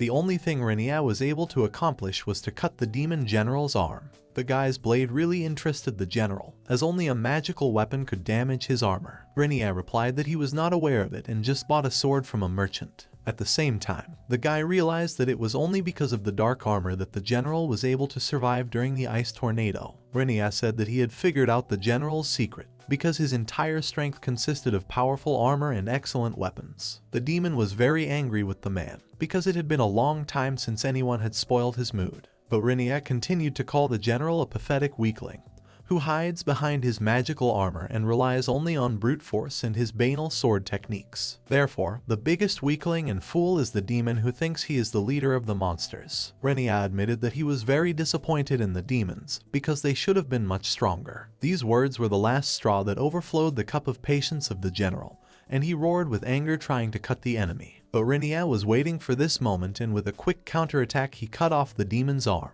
The guy was happy with the result and managed to tell the general that his weak point was in his huge, clumsy body. Then Renya told about a term called war crimes, although it was absolutely useless to tell someone about such things in this world, and it was better to deal with the general quickly. Renya decided that the demon should pay for the massacre he had caused in the elf fortress, but the general only responded with curses, unable to contain his anger. The demon promised to show what he could do, but a second later the cocky general lost his other arm. Renya promised the demon an elven trial where he would answer for all his crimes. The general was completely crushed. He had never felt such pressure and could not believe that a normal human was capable of such a thing. Soon, a squad of monsters appeared and the general demanded for immediate protection. But this only caused Renya to feel pity, and he called the general a real weakling who wasn't worthy of being a commander. The demon was desperate, and the sword stabbed into his leg added to the pain. Renya advised the general not to scream, as he would only embarrass himself, and the leg had been stabbed just to keep the demon from running away. Renya said that if the demon was a real commander, he would be able to endure such pain, because the elves from the fortress were much more painful before they died. The demon continued to desperately try to order his subordinates to save him, but none of the monsters dared to go to a deadly encounter with a dangerous man. Renya praised the general for his stamina, though it was foolish to continue acting like a commander in such a desperate situation. In the next second, the guy swung his sword again and the demon screamed in terror. Meanwhile, held back the onslaught of monsters, and the fearless captain ordered to destroy each one even at the cost of her life. The elves fought desperately, because they realized that they had their families and loved ones behind them. But the numerical superiority was still on the side of monsters, and at some point Kroll missed the strongest blow from a huge orc. The girl found herself in the clutches of a nasty monster, but the brave elf did not feel fear. She was only sad that she could not kill more monsters. The girl was not going to give up without a fight, and thanks to the air blade destroyed the vile orc from the last strength. As a result, after a while the monsters began to retreat, and the elves felt elated, because they were able to fulfill the task and protect their hometown. Unfortunately, there were many dead and wounded defenders, but still it was the price they paid for freedom. Soon Renya returned and was happy to see alive the very elf who had rewarded him with a kiss. Kroll was surprised, for she had not expected the human to be able to return after the battle with the general. But as it turned out, Renya had brought with him the main demon who was missing all his limbs. The guy explained that the general was too buff and heavy, and so they had to reduce his weight a bit. The elves were shocked by the sight of the retrieved general, and Renya realized that destroying the monster commander was not the main reason for their retreat, and the elves had proven their ability to fight. In the end, the lad suggested that the elves decide the demon's fate on their own, for he deserved the harshest punishment possible. Kroll was agitated and too tired, but still reported that now there was nothing threatening from the city. Renya paid attention to the strange look of the elf, because only very close people look like that. All goals were accomplished. The elves defeated the monsters, and Kroll was able to lay out in this terrible battle. Praised the elfess, for she had kept her promise. But the elfess could not contain her emotions and cried from fatigue and the horror she had experienced. Once home, Renya finally waited until the moment he cautiously tasted the local white rice and miso, though the girls weren't that thrilled with that kind of food. Also, Shin and Rona were not thrilled with Kroll, who was preparing food for Renya. The girls considered the elven woman their rival, though Kroll herself didn't understand what the problem was. Renya was also puzzled and initially thought the whole problem was the food. Shin resented the elf's new outfit, but Kroll didn't understand the problem, because Renya had advised her to dress like that. The boy explained that this was the way the women in his homeland dressed when cooking.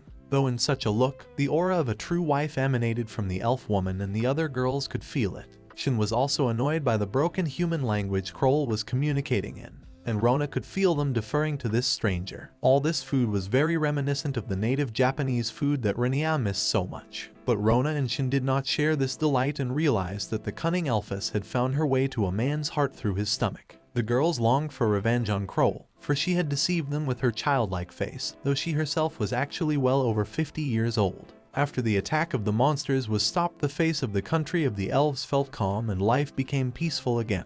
The elves thanked Renya and his friends for helping to protect the elven people despite the mortal danger. Eventually they found themselves at the reception of the 12th elven king, His Highness Royce Tifelt. And as it turned out, Kroll was the heiress and princess of the elven people. Renya had not even expected that the young elfess would come from a noble family, though he had suspicions because of her too neat appearance. The fertility of the local king, who had 35 children, was also striking. But as it turned out, elves are famous not only for their longevity, but also for their huge families. Such number of children is not a record. Shin even whispered to the boy that she would never be able to bear so many children, because it is very difficult and long. Rona also doubted her abilities. These words of the girls only made the local king laugh, who always thought people were very funny. King Roach apologized for continuing to surprise the guests, but in case they were wondering, the 35th daughter of Kroll was not yet the youngest child in the family. Excluding those who had not inherited the rights to the throne, the number of heirs exceeded 200, and that was an astounding achievement for one man.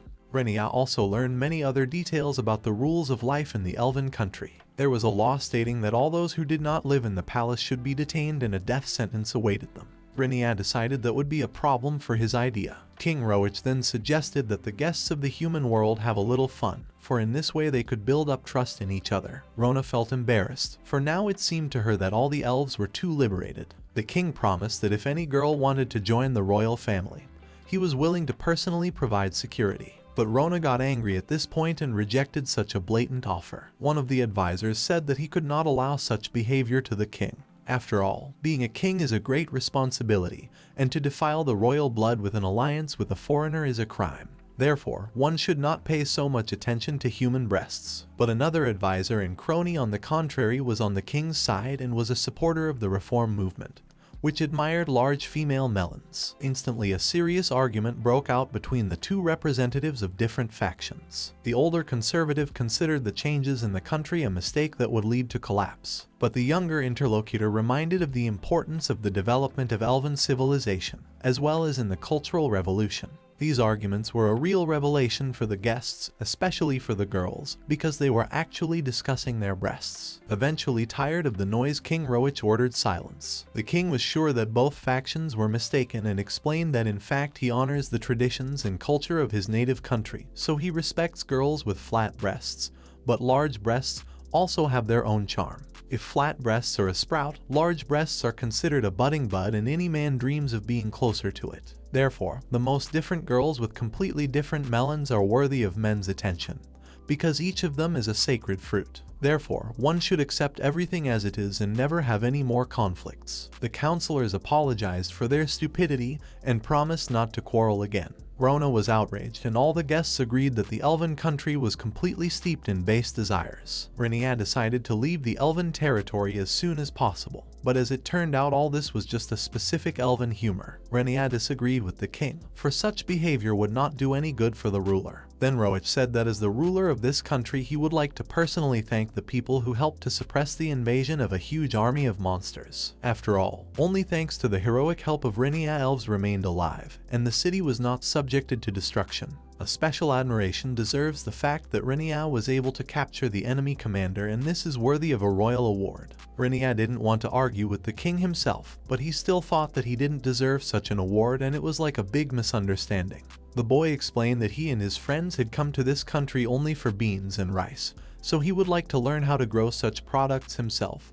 He could learn about other products that are grown in the elven lands. King Roach compared the modesty of humans to the breasts of elven women and admitted that he had plans to build a military strategic bridgehead for defense against monsters. But given Renya's merits, he was willing to hand over the territory on the condition that one day it would revert to the elves. Renya didn't understand why he should use the territory, because his continent was going through hard times at the moment, and without proper nature of use the problems will be much more. Roach was surprised to give up his own piece of territory in favor of agricultural knowledge and eventually promised to organize whatever was needed. The king then decided to discuss another important topic with Renya, or rather a small request. His Majesty offered Renya to take care of his daughter Kroll, and this caused a strong reaction from the elven woman. At the same time, the agreement about rice and soybeans remained in force. Renya was horrified by such an offer and responded by refusing the king. But unexpectedly, this refusal offended Kroll, because she again decided that her small breasts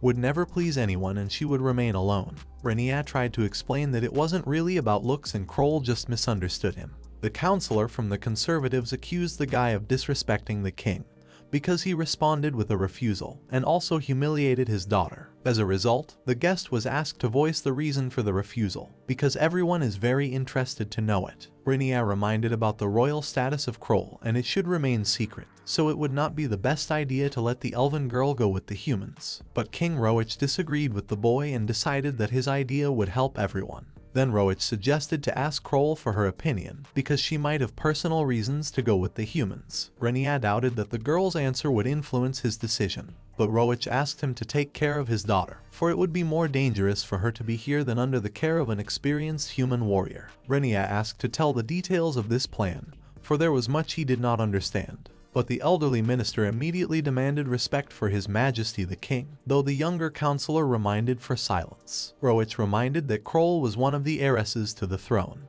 but her chances of taking the king's place were extremely slim, and the chances of someone from the royal lineage going traveling at all equate to zero. Therefore, it would be a good idea to present Kroll with a great opportunity to go on an exciting journey into human territory. The elfess was shocked by her father's decision and blushed with excitement. Renya was once again convinced of the strange relationships in this elven family, although perhaps the king was not as stupid as it seemed at first glance. But it wasn't clear why the elfess herself was so resistant to this decision. Roach also recalled the heavy damage to the forest during the terrible battle, and one of the most important sacred parts had been practically destroyed. It would take a lot of money and manpower to repair such destruction, so even rice and soybean production will have to be suspended for a while. But if Renya agreed to take Kroll with her, then perhaps things would be different. The guy realized that this is banal blackmail and agreed to the king's terms, because he simply had no other choice. The king promised that if the problem was solved, he would make every effort, and would not stop the production of rice and soybeans. Renya agreed to take the young elven girl with him and reminded her that she would have to live on the human continent and learn the human language. Kroll unexpectedly agreed and even responded in human language. Roach once again asked him to take care of his daughter, as every child was very important to him. But then Roach also asked to help and send as many big-breasted beauties as possible to the elven country. Renya did not even know how to respond to such a request, although the king was completely serious. All the elves from the reformer faction present were grateful to the king for such a request. Meanwhile, Kiri decided to socialize with Kroll. Soon the journey home led to the transportation gate, and then already to the ancestral home, where the master was met by an able housekeeper. Meanwhile, Roach was still contemplating whether he had made the right decision in sending his daughter along with the humans. The king admitted that his thoughts were divided, and one half thought it was the right decision, while the other half was waiting for something more. Therefore, all the difficulties that will be encountered on the way of his children should make them better. Especially Kroll is full of doubts, and this journey should push her in the right direction. The minister was not in complete agreement with His Majesty but did not challenge the king's decision. Meanwhile, Kiri Akagiriel decided to try to contact the goddess. The goddess mispronounced her ward's name as usual and learned that the brunette wanted to report on the current situation regarding Renya. There were no problems with the distribution of natural resources, and thanks to the resources that Renya had brought with him, Eredora was slowly beginning to come to life. During the report, the goddess enjoyed eating delicious cookies and learned that there was interesting information from the captured demon. As it turned out, on the continent of demons appeared a real king, and most likely it happened because of the recent influx of resources. Therefore, there was a high probability that there was a new hero among the humans who would decide to challenge the demon king, and I wanted to know what the goddess thought about it. But the goddess was annoyed at such news. The goddess resented the constant problems that constantly arise in this idiotic world, and she should be the one to keep an eye on everything when she just wants to rest. The goddess then asked to talk about Renya and how he was dealing with his powers. Kiri explained that the guy can use his powers unknowingly and completely and doesn't know how to control them. though he has the greatest power surpassing the boundary itself. And if Renya learns to use his powers, he will eventually become invincible. And if you take into account the fact that Renya does not like to hold back, then his power can go beyond comprehension and it will cause incredible destruction. After all, he was already able to destroy a huge forest along with 10,000 demons. But fortunately Renya does not like to use magical powers, and so the risk remains minimal.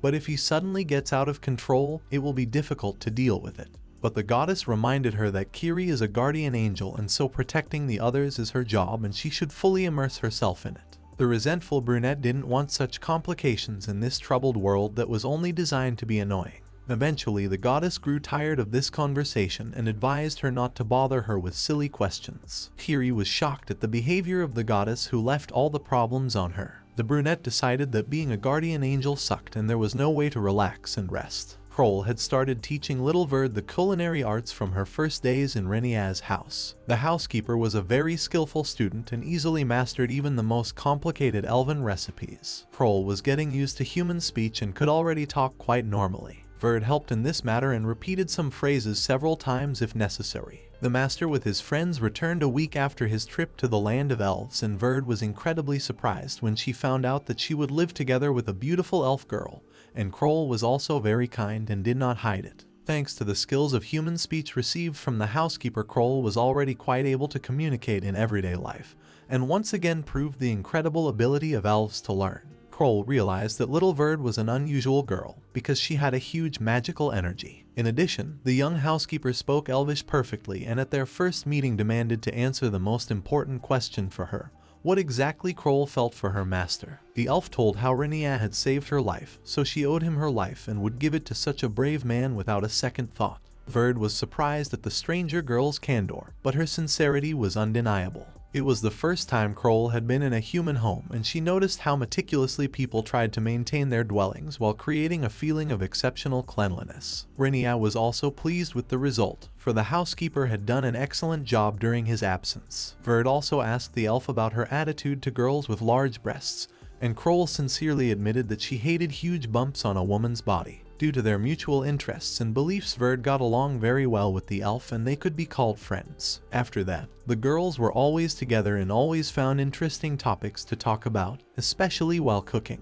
Verd learned from her new friend that elves are very good at medicine, and Kroll herself knows how to prepare rare elven medicines for digestion, cold prevention, and nutrition. All of this is through the use of magic, though it is unknown how effective elven medicines can be for humans. Verd became interested in all the intricacies of elven life and asked her to teach her everything. Kroll agreed to help, as she herself was interested in interacting with the little housekeeper. Renya, meanwhile, usually took the time to train Shin under Ron's close supervision. Each time, the girl made small strides in her swordsmanship and showed promise as a capable student. The brunette's blows were strong and confident, but Shin still lacked skill and concentration, so Renya decided to continue training. The guy said that there was nothing he could do about the sword breaking, but Shin still continued to make too many unnecessary movements. And the strength of the sword can be improved by attacking at the right angle and trajectory. Shin was unhappy with her defeat. After all, she was always looking to improve her skills. Renya noticed Shin's progress perfectly, though of course she was still far from perfect, and he himself never even got tired during the girls' training. Verd offered to take a break from sword fighting and have lunch, as she and the elfess had prepared some excellent meals together. Renya was actually hungry and didn't mind enjoying some fresh food. This time, the girls had prepared a great onigiri, and Renya once again tasted the taste of homemade Japanese food. The girls had prepared a huge amount, knowing their master's strong appetite. Shin and Rona also really liked the strange food with elven spices and appreciated Renya's homemade food. In fact, in their hometown of Kukurik, there were few good dishes and cooking was not well developed, and it affected people's tastes a lot. Renya thanked his elven ancestors for their culinary talents, for he didn't even expect to taste real Japanese dishes in this world. Kroll called onigiri a very popular food among the elves, and it was often eaten by schoolchildren between classes. Renya decided to teach the girl some more recipes from her native Japan, and Kroll accepted the offer with interest. Rona and Shin became convinced that their lack of culinary talents was a huge disadvantage, and now they yielded to the elfess in their influence. For Verd, keeping her master healthy was the main goal, always taking care of a clean and hot bath. Renya loved to lounge in the warm water enjoying the relaxation.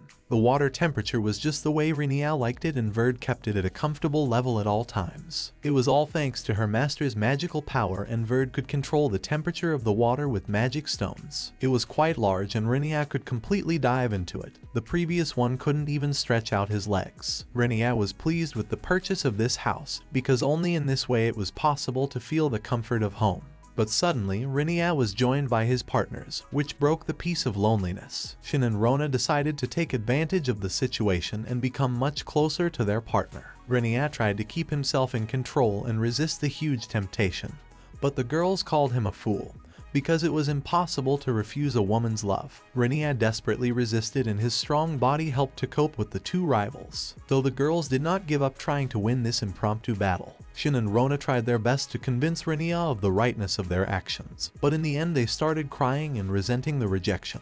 Renya didn't understand the girls' motivation at all, as they had never allowed themselves to do such things before. It all seemed like a planned action to seduce him. In the end, Shin blamed it all on the little housekeeper, who immediately began to refuse. But in the end, Renya realized that Verd had added something interesting to the onigiri, namely some elven aphrodisiac, and it affected the girl's behavior, which crossed the line. Renya was incredibly angry at the housekeeper and ordered her to tell the whole truth immediately, but Verd only asked her to calm down and promised that the effect would pass quickly. At this point though, Shin and Rona were already in a strange state and had no control over their bodies. Verd eventually admitted that she only wanted to give her master pleasure, so she asked the elf to teach her a couple of elven food additives and then spice the girls' food to increase their sex drive. Verd admitted that she hadn't expected such a strong effect, and she didn't really have any bad intentions for her master. Verd reminded him of her love and care and hoped to strengthen Renya's health in this way. The guy realized that this time he ended up as a guinea pig along with Shin and Rona.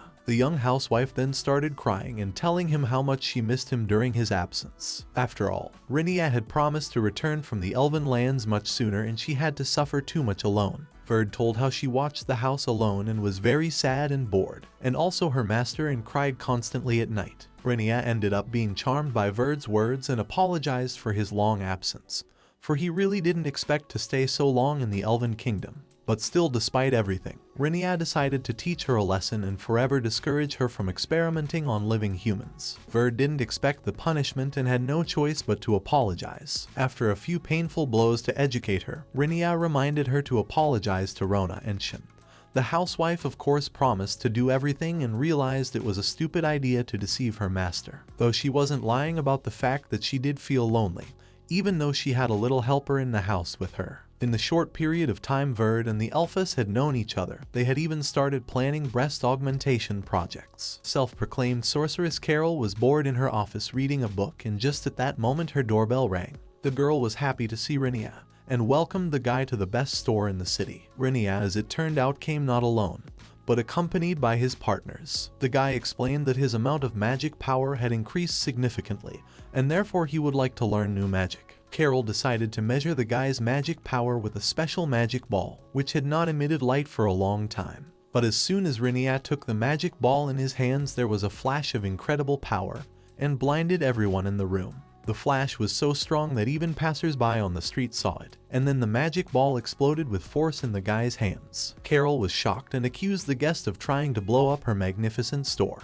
But the guy recalled how he had warned of his increased magical power. He had only managed to manifest a fraction of the available energy. Carol couldn't believe that it was possible to increase the amount of magical energy so much in just a few months, because such a huge amount of energy couldn't be gathered even by the most brilliant wizard, and such an achievement would require at least 10 years of grueling training. Carol asked that if Renya had contracted with the devil to gain such tremendous power, but the guy explained that he just trained a lot and gained a lot of experience during that time. But Carol didn't know how to feel about such achievements of the guy, and Shin only reminded how unrestrained Renya could be in displaying his powers. In the end, Carol explained that this time air magic was useless for Renya, and since he now had great magical power, he could use any other magic. Renya told about how he was able to use a super strong air squall, and it was not so long ago, so he would like to learn another spell not more expensive than 10 gold coins. Carol didn't understand why one couldn't learn magic gradually, because it was much more interesting and relaxing.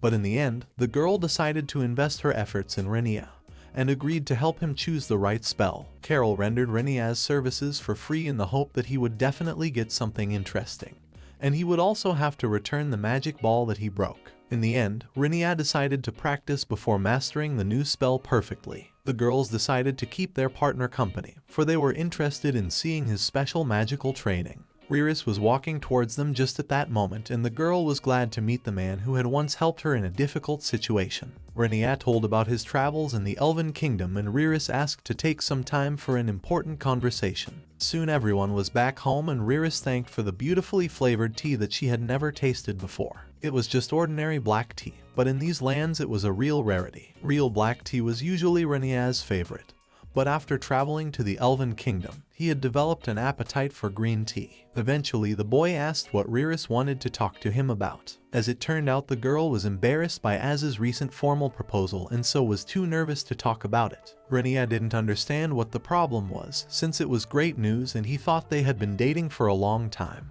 Riris admitted that she was really happy about it, but there were still some unpleasant nuances. The girl asked if Renya knew the real name of her friend Az, but the guy actually did not remember such details, although he may have heard about it. Eventually, it turned out that Az Honda was a member of the Trident family, and apparently that meant something in these parts.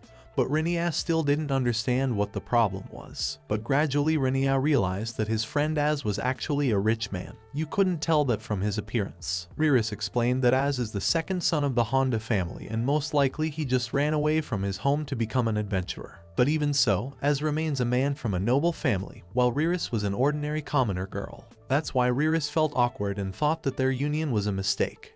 Riris had also recently witnessed Az arguing with a certain messenger and decided that the Honda family was against them being together, even though Az advised not to worry about it. But still, his noble family will not give up trying to prevent them from being together. Renya admitted that he didn't even know how to help in such a situation, because it was all really complicated. Riris explained that she really wants to be together with Az, but all the accompanying problems are throwing her off balance. The girl stated her desire to be recognized as a worthy adventurer, and maybe then Az's relatives would change their attitude towards her. Riris really didn't want to be indebted to Az for his kindness and longed to be worthy of such a man. Renya finally realized what exactly his help to the girl in love should consist of. Renya promised to tear apart Az's entire aristocratic family, but Riris asked him not to. Shin calmed Riris down, saying that it was just a joke on Renya's part. The boy himself was surprised, because he didn't expect that the achievements of adventurers were very valued among the noble families. Moreover, the local system of relationships did not impress him.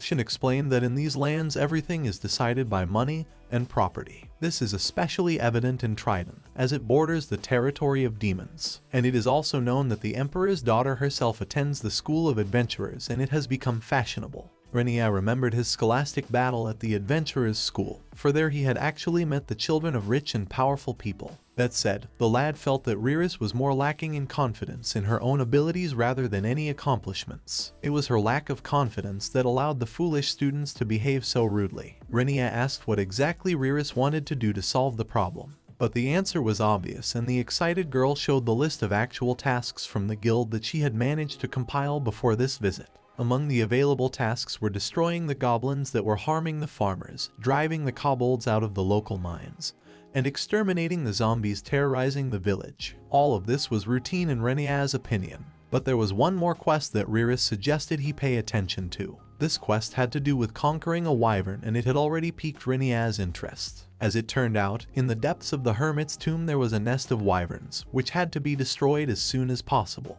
The reward was a horse and 5 silver coins, and depending on the monsters destroyed, additional rewards were promised. Shin explained that even high-ranked adventurers from Kukuriki were unlikely to take on such a dangerous task, and the extra reward for wyverns could be tempting. A wyvern was something like a small dragon with a snake's head, and these monsters were considered to be a type of flying dragon. They couldn't breathe fire, but they could fly perfectly and had incredibly strong scales. And at the end of the monster's tail was a poisonous spike. Renya decided that this creature must be very strong given this detailed description, and even if it wasn't a dragon, it would be difficult to fight. Renya assumed that such an assignment would require at least a group of adventurers of rank B. The guidelines for the mission did specify an experienced B rank team, but Riris admitted that it would take her a long time to get to that level. Renya remembered his E rank, though it didn't prevent him from taking up difficult jobs in any way. Shin also possessed only E rank due to the fact that she very rarely engaged in tasks at all. Riris remembered that incident at the adventurous school when Renya had easily dealt with a crowd of strong students and hoped for his help.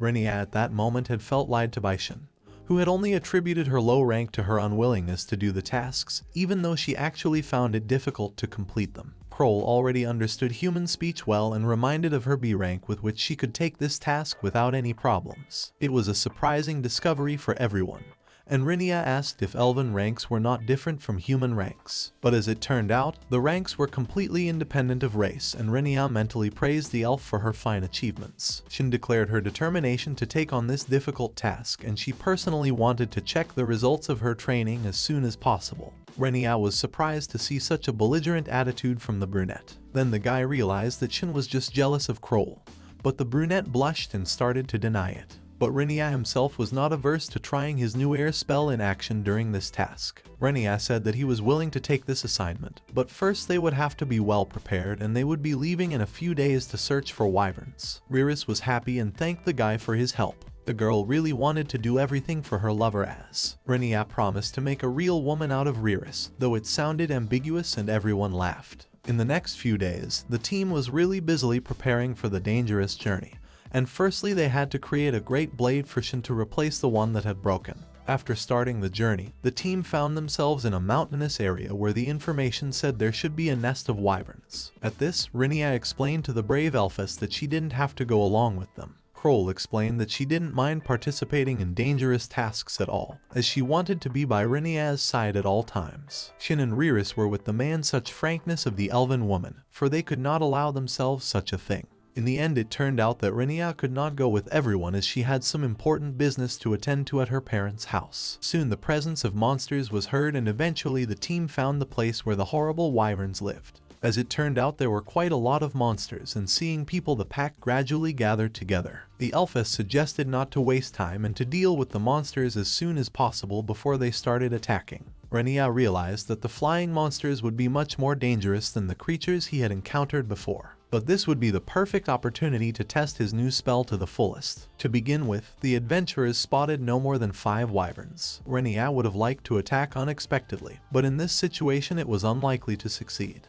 At first glance, the flying monsters looked clumsy and assessed the team's capabilities. The guy then inquired if Riris really wanted to give him his entire bounty. But Riris reminded him that she couldn't even take this task without that kind of help, so the reward was irrelevant to her. Renya eventually decided to take only half of the reward to himself and left the rest up to his assistants. The elven woman didn't understand such wastefulness and asked for an explanation of why to do so. Renya reminded the brunette of her desire to show off the results of her training, for she didn't really want to actually let Kroll look that much stronger. Shin was inspired by her goal and promised to try her best to help Renya. The guy advised me to forget about the features of his sword, but Shin was fully determined to fight the monsters. Riris also felt confident in her abilities and promised to deal with the monsters in a team with such strong adventurers. Renya decided to prepare from concentrating the magical power on his feet to push off from the ground and unleash colossal magical energy towards the monsters. The power of the jump was enormous and Renya rushed towards the flying monsters after a few seconds. Still, it was difficult for the guy to control the huge magical power and lacked practice, so he rushed past most of the monsters, who looked at the strange man in bewilderment. The wyverns gathered in a pack tried to attack Renya, though some of the monsters were mortally wounded by the blade. The boy decided to create a protective barrier at his feet and then form an air storm.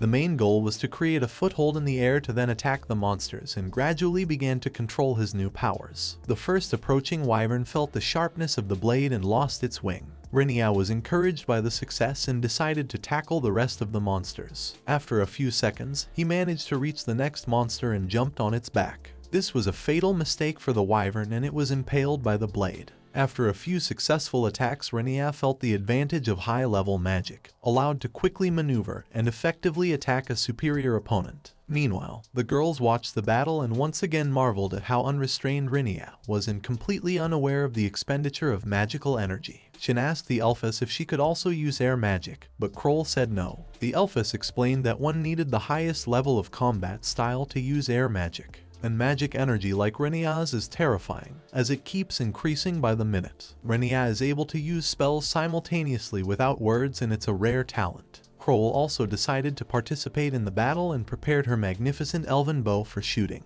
The elven people have always been famous for their skill with the bow, and now the daughter of the Elf King demonstrated one of the best shots. The arrow pierced the scaly body of the wyvern and the monster began to fall downwards like a stone. The elf explained that thanks to her magical power she could amplify the shot and anticipate the enemy's movements. Shin felt a twinge of envy and decided to take part in the battle with the monsters as well, finding her first victim nearby. The wyvern desperately defended its habitat and grabbed the young brunette. But Shin was moving at top speed so the clumsy monster couldn't keep up with her lightning-fast movements. Soon the girl was already behind her and aimed her blade at the monster's head. The powerful blows of the new blade were much more effective than before and Shin felt herself a real warrior, and also realized that the numerous trainings were not in vain.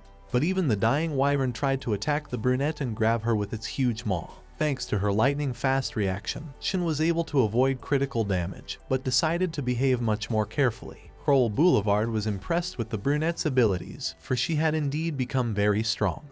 Although the blade was not the best weapon against a flying opponent, Shin was also pleased with the result, but still thought that she needed to try harder to be perfect. Just at this moment, the elf remembered the moment when Shin had been brave enough to stop a horse that had gone berserk. But the elfess was most worried about the inexperienced adventurer Riris, who also wanted to prove herself in a dangerous battle with monsters. Riris had excellent combat skills, but her experience was practically equal to zero. The girl, thanks to her lightning-fast reflexes, was able to avoid being hit by a poison spike.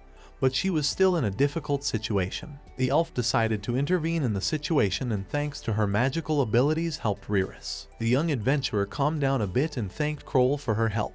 The elf then asked Reni why he had rushed into battle alone and left the inexperienced Riris unattended. The lad explained that they all came here to destroy monsters and so they must pull together and show their strength. Renia said that Riris was just as adventurous as the rest of them, so she had to pull herself together and kill monsters like the others, because that was the only way she could gain confidence and prove her ability to fight. Riris listened attentively to the guy's words and felt angry at herself first. The girl promised to cope with any dangers and also to help the rest of the team. Shin explained to the elven girl that Renia was actually a very demanding person and if someone didn't try their best, they would simply be left behind. The girls felt the competitive spirit and decided to prove themselves to the best of their abilities to prove who was the strongest in the team. Before the journey began, Renia suggested that the girls use the new swords that were forged from mithril. After all, mithril can be obtained only in the elven lands and it is a legendary metal. Fight with such a blade will be much easier and more effective, as well as this rare metal has special properties. Magnificent mithril absorbs the magical power of the swordsman, and also this blade can be controlled by thought and thus the blade can be changed at will of the swordsman. Riris was fully prepared to fight the wyvern, because if she didn't, it would be meaningless. But the most important motive was of course the beloved Ashand. Meanwhile, Renia had already almost completely learned to use his new magical powers and was happily destroying flying monsters. The guy didn't even realize that at the moment he was being watched and admired for his magnificent fighting style. All that remained was to meet the stranger who was enjoying the sight of the battle with the monsters. Riris reminded herself that she was an adventurer and she had come here to fight dangerous monsters, so she should not doubt her abilities. The girl was determined to prove that even an inexperienced adventurer like her could easily handle a huge wyvern. Riris realized that she couldn't shoot wyverns like the elven Kroll and wasn't as strong as Shin. And even more so, she didn't understand how one could get at these horrible monsters. But if the other girls were able to fight the monsters effectively, then she could do it too. Flying monsters also use direct attacks, but it would be much more dangerous to fight here, because huge rocks would fly at her again in the gorge. Riris decided to change her position and step out into the open so she wouldn't be threatened anymore. The girl decided to try to provoke the monster to attack, and after dodging it, to counterattack and destroy the wyvern. Riris wanted to aim for the head and dodge the deadly attack with her tail. The most important thing was to move quickly and keep a close eye on the enemy's movement. The flying monster instantly attacked the girl, but the sharp blade collided with the scaly body of the wyvern and Riris felt even more confident. The adventuress realized that all she had to do was continue to deliver dangerous blows and soon the flying monster would lose its strength. Riris wanted Renia to be proud of her abilities as an adventurer, but the elfess watched closely as Riris fought and realized that the girl had left her back uncovered and if the wyvern smashed the rocks, it could be a fatal mistake. Everyone on the team was as focused as possible as there were still only 2 more wyverns in the sky. Shin and Kroll were prepared to face the monsters, but still tried to keep an eye on the inexperienced adventurer. Shin offered to help Riris, and although her offer was unexpected for the elf, everyone realized that they were a team and had to work together. The elfess agreed that in this situation, supporting the adventurous Riris would be the right decision, as she had the most important motives in this battle. The three girls simultaneously decided to attack the huge flying wyvern. Kroll managed to release several arrows, while Shin rushed to the aid of Riris, who bravely met the approaching monster. Renya was also completely absorbed in the battle, and now all that was left was to give the adventuress a chance to finish off at least one monster. In the end, Riris found herself one-on-one with the wyvern and decided that this was her biggest chance to prove herself in this battle, and she must at all costs destroy the monster. At that moment the girl remembered how Az asked her to date, but then she reminded about her ordinary origin, though she was madly pleased to hear about the feelings of a handsome guy. Az asked the girl not to worry about her position, because for him it was all just a formality that meant nothing, and also his native aristocrats had never really appreciated him. An unexpected rage made Riris mithril blade from her magical energy, and she was ready to face the monster and take revenge for all her wrongs in life. But suddenly the girls and the monster were rudely interrupted by a force that surpassed everyone present by many times. The girls were shocked by Renya's behavior, who intervened at the most inopportune moment. In fact, the guy just lost control of the air magic and collapsed right on top of the monster, killing it in the process. Renya realized what a mistake he had made, because there were only a few seconds left and Riris would have been able to destroy the monster with her own strength. But unfortunately this wyvern was the last one. Riris wept in despair, for she had never succeeded in this dangerous task. Renya sincerely regretted his mistake, but he couldn't fix anything anymore. In the end, the guy stated that their combined efforts as a team of adventurers had been successful, and all that remained was to take the prizes and trophies with them, and then receive the well-deserved reward in the guild. Renya then advised Riris to calm down immediately, for she could now officially be with her beloved Az. The adventuress realized that this task was done anyway, and now she had a well-deserved accomplishment on her list that she could be proud of. The excited adventuress thanked everyone for their help in completing the task, for she would never have done it alone and would never have accomplished her goal. The elf and Shin of course realized that Renya had played a major role in this battle,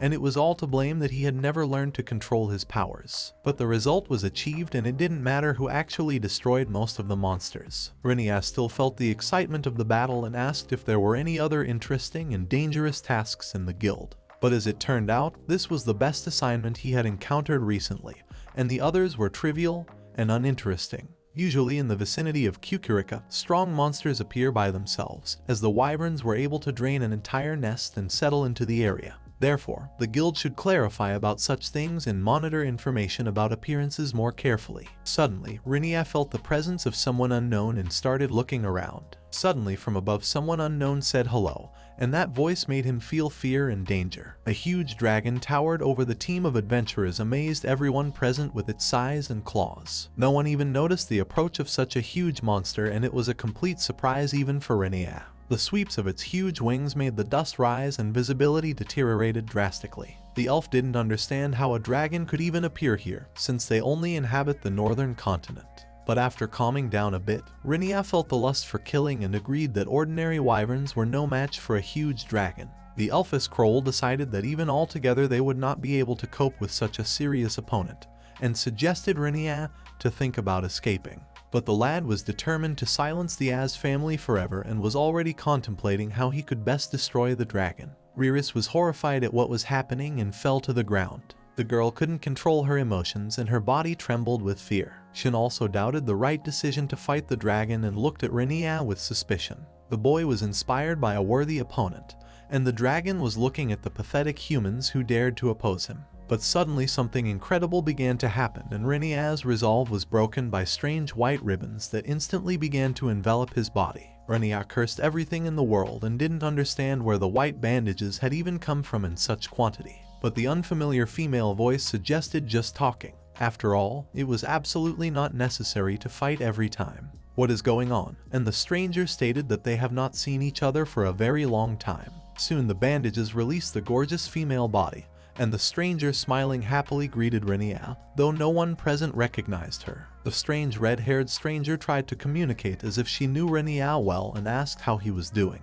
But the guy at that moment tried to remember where he had heard such a strange accent before. but the girl smilingly explained that they were not meeting for the first time. In the end, the charming stranger introduced herself as Emile Roger, and Renya had to remember this name.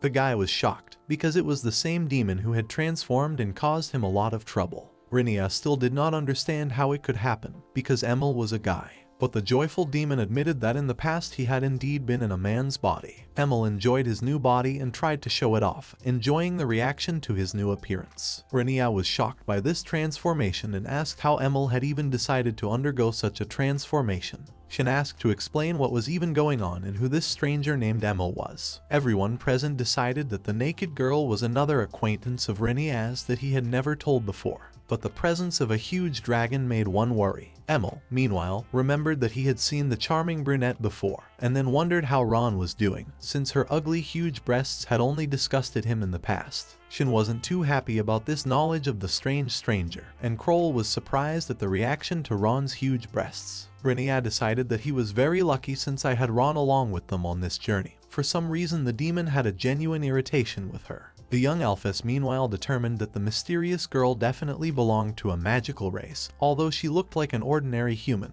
But such enormous magical power could indicate supernatural abilities. Kroll, looking at the stranger, realized that this strange creature was stronger than the flames that conquered other territories, and it was the first time she had seen such a strong magical aura. Renya eventually replied that he was willing to assume that the demon Emil was indeed the one in front of him.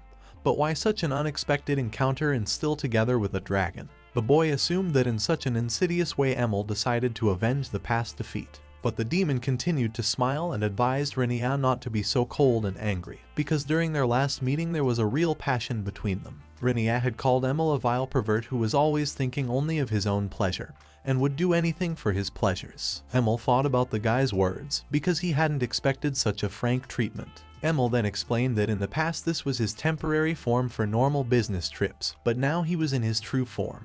Although it looked like the body of a normal person. Suddenly, with just one quick movement of his hand, Emil brought back to life the numerous white bandages that had greatly annoyed Renya. Everything happened so quickly that Renya didn't have time to react to such a strange attack, and his body was completely covered in kilometers of white bandages. Inside the cocoon that was formed was also the very Miles, who began to passionately embrace his victim. Emil's seductive body pressed down hard, and he explained that he just didn't want those girls outside to interfere with their intimacy. Emil was persistent and offered to touch his new magnificent body, for it was far superior to any woman. Renya felt genuinely disgusted and demanded to let him go, for it was disgusting to be so close to a demon. Renya desperately resisted, but the demon kept reminding him that he was actually a girl, and was ready to prove it any way he could. The boy's hands were restrained, and he, despite his disgust from having to touch Emil. While Emil was enjoying the intimacy with Renya, the outraged brunette tried to cut the white bandages and free her partner. Kroll asked to proceed with caution though, for she could hurt Renya with her sword. The girls heard Emil talking, who was generous with compliments and moaned like a real girl. The demon was playing his part perfectly, and it made the girls feel jealous. The indignant elven girl got ready to fire her bow, and demanded to let Renya go immediately. But Emil only laughed in response and advised not to do anything stupid, because Renya was in his full power at the moment. The agitated demon promised not to hurt anyone, but promised that if anyone disturbed him, he would destroy the girls with an ease they couldn't even imagine. Emil advised him to relax, as he wasn't going to do anything bad to Renya. The guy meanwhile tried to use the air blade, and he managed to free himself from some of the bandages. Renya was furious at his situation as well as the behavior of the cursed Emil, and started swinging the blade, though Emil kept his cool in this situation and only observed the guy's actions. Renya stated that Emil still liked to play with people as toys, but still continued to underestimate him. Renya explained that he didn't care whether it was a girl or a man, because he would easily destroy Emil's demon just like he did last time. But Emil was not even going to retreat from his goal and still played the role of a seductive girl. Also, the demon confessed that he loves that furious look of the guy, because it is full of passion and power. Then Demon's Emil promised to answer any question of Renya, and tell him why he came here, and why his favorite dragon came along with him. The demon stated that he was ready to communicate with his favorite person, But first Renya must immediately remove from him the cursed sword from which he had bad memories. Soon Emil did calm down and get his emotions under control, and then he dressed in normal clothes, and Renya really made sure that the demon was now a girl. Emil kept making jokes at the guy and asked him that didn't he himself verify his female body when he touched him so gently. Renya was furious because he was being forced to do it against his will. Emil reminded him once again that he had only borrowed a man's past body, and that there was no need for any complicated manipulations. It was enough to bind the soul to the body. Emil explained that after all he had brought his soul back to the central continent, but it took some time to get used to the other body again. That's why he was in bandages for a while. That was why transformation was a very convenient tool that was easy to use when needed. Then the guy asked what Emil's plans were and if he really wanted to kill him with his hand dragon. But Emil replied that the dragon was actually a gift and he was willing to give the mighty monster to Renya. Such a statement caused Renya's genuine surprise and incomprehension. But in the end, the female version of Emil declared her desire to live with Renya. The guy was outraged by such a stupid proposal, and the girl asked permission to move into his house. Renya felt confused, because it was difficult to understand the true motives of this strange demon. But then Emil, who now asked to call him Emilia, told about his very serious troubles because of which he could not return to his home continent. Also Emilia asked not to worry about her, because she is going to follow human laws and be very obedient. And she has a special souvenir. The red-haired demoness explained that she assumed how much Renya would enjoy destroying flying wyverns. That's why she brought her favorite dragon, which was the only one of its kind in her collection. Renya didn't like that explanation, for he still didn't trust the cunning demon. But Emilia promised not to cause trouble and gain his trust by her actions. Renya asked to explain why the demon appeared to him. Really is on the run. Then in the world is a lot of different hidden places. The red-haired beauty declared her love for Renya, and confessed that it would be a true happiness for her to date him. Therefore, she was willing to continue what they had started in the cocoon, and Renya would receive unforgettable pleasure in return. At this point, Kroll and Shin couldn't stand it anymore and demanded the demon to behave more restrained, because what he did in the dungeon no one had forgotten, and it was terrible. The girls reminded Emilia of how cruel she had been to humans, even if they were not the best adventurers and worthy representatives of the guild. Emilia of course did not regret what she had done and only looked at the girls' outrage with interest. But the demon tried to explain that if he had not destroyed those adventurers, they would hardly have had a picnic in the dungeon, so he had the right to do so in that situation. Shin of course was not in agreement with this and continued to resent it. But Emilia insisted on her own and called the killing of the adventurers just trivial self-defense. The elf and Shin sensed the danger from the red-haired girl and still kept their weapons at the ready. But then Emilia explained that she didn't really want to force anyone to do anything and wasn't going to put people in danger. But if Renya won't let her be with him, she won't be responsible for her dragon's behavior and he will fly wherever he wants to go.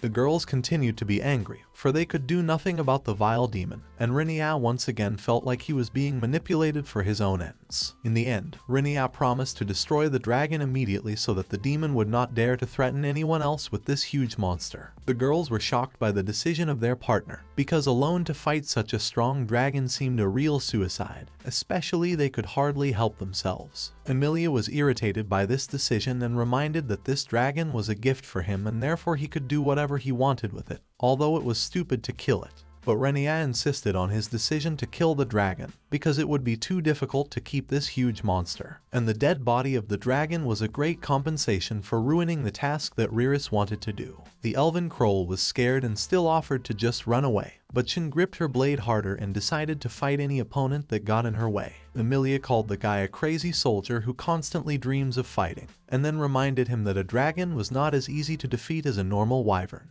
This time the demon was absolutely right and the dragon was much more dangerous than any monster. But Renya already felt the excitement of the future battle and promised the huge dragon a very exciting game, in which he would definitely lose. The guy instantly rushed to the attack swinging his blade, and the girls watched in horror at the recklessness that engulfed their partner. Incredible magical power allowed Renya to jump on the dragon, and suddenly the mighty monster apologized and asked not to kill him. All this surprised the humans and Renya lowered his blade. The named dragon lay still on the ground and the red-haired Emilia sighed heavily in disappointment. Renya couldn't believe that a huge dragon would talk, much less cry like a real human. The dragon admitted defeat and offered to take the man's life if he wasn't allowed to move on. Renya decided that this was the basis of some clever ploy by the demon and raised his sword above his head again.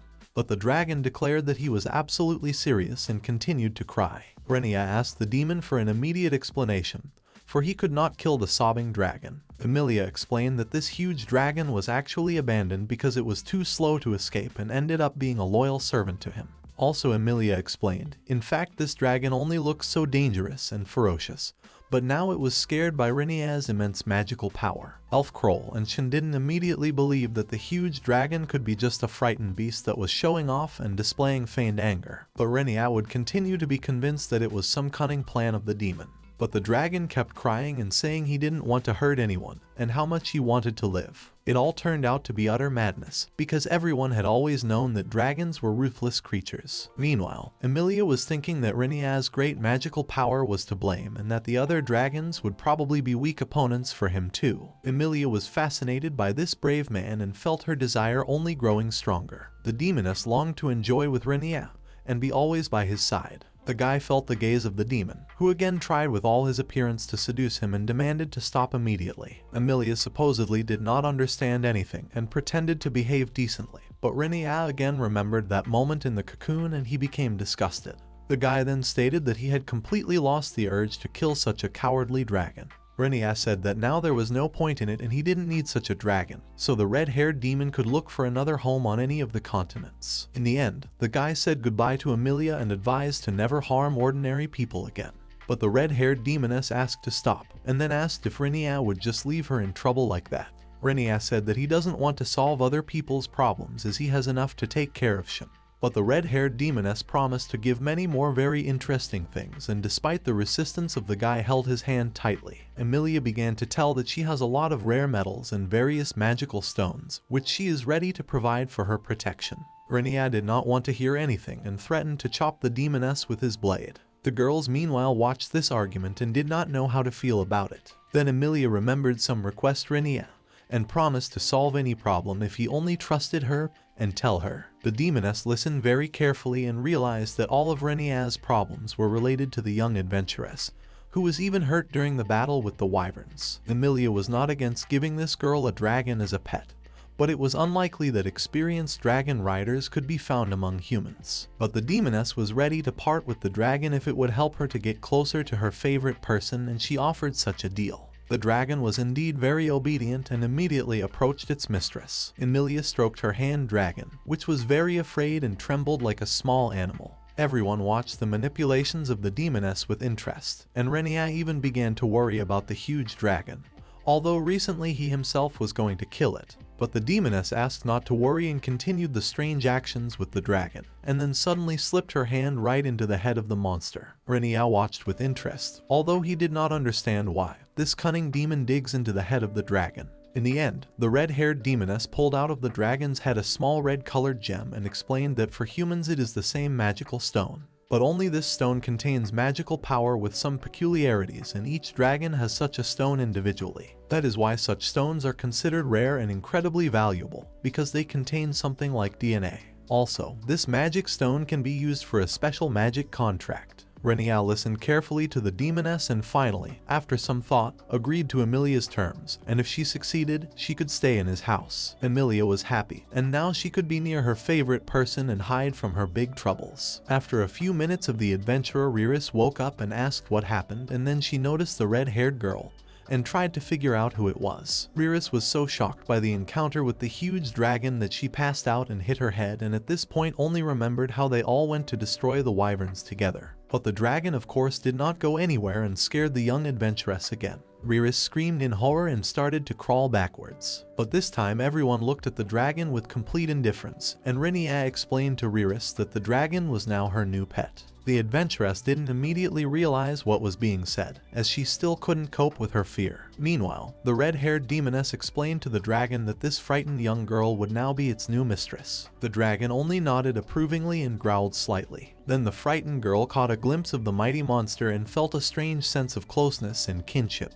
as if magical energy penetrated her body and brought her closer to this terrible creature. Suddenly, the huge dragon called the girl beautiful and then began to lick her. Everyone was surprised by such friendly behavior of the huge monster and realized that Riris had now found a real loving friend. But the only thing Renya was worried about now was sharing a house with the demon they had fought before. Elf Kroll decided that living with the demon would not be very cozy, even though she herself had recently moved into a new house. Shin, despite her discontent, decided to listen to Renya's decision. Then the boy asked Riris to order his new flying friend to take them all together to Kukuriku. It would be much faster than walking. But the girl at this point kept shaking with fear, and was completely unaware of what she should do with this huge dragon. Renya explained to the girl that this would be the perfect opportunity for her to show the local naked young aristocrats what kind of beast she could control now, and everyone would be envious at the sight of a tame dragon. Riris felt inspired and realized that she was now a true dragon queen.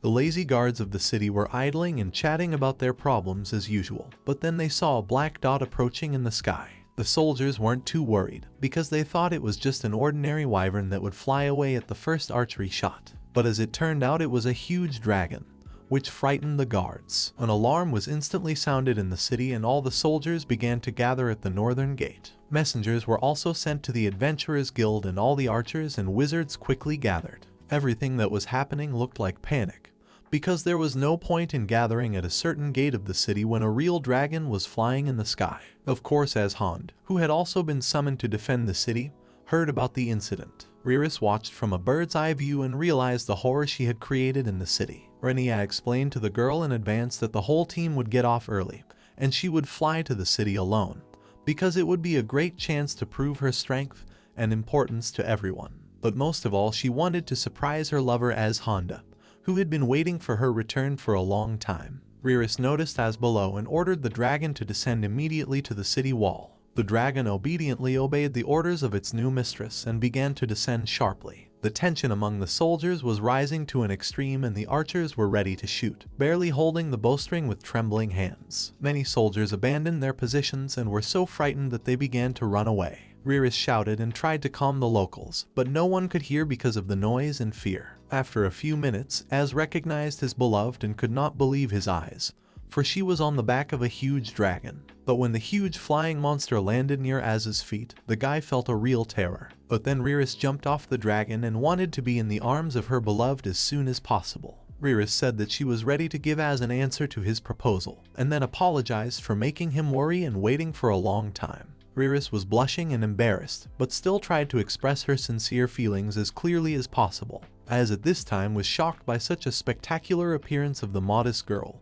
and tried to calm down at the sight of the dragon. Riris was still able to concentrate, and standing next to the huge monster asked embarrassed if Az would date her now. Az continued to be in a stupor, and it seemed that the young man had turned gray from the horror he had experienced and needed time to come to his senses. But eventually the people who loved each other embraced and were now ready to be together. As a result, information about the incredible girl, Dragon Rider Riris, spread all over the country, and thanks to this adventurous girl even received the title of Countess. But unfortunately Riris and Az's relationship never made any tangible progress, although the problem with his family was completely solved. Upon returning home, Rona was agitated and asked Renya to make time for a serious conversation. A young boy, Yuuki Yatsufusa, after his death was but in the power of supernatural forces and now did not understand where he is and what is happening to him. But now he was in the garden of the administrator together, which rebelled against the end of the world. Yuuki watched the girl carefully and tried to realize how he could have died. But gradually memories from his past life started to come back, and Yuuki remembered how he met his ex-girlfriend, and during an argument she stabbed him. Then the guy asked what would happen to him now, because this conversation should lead to something.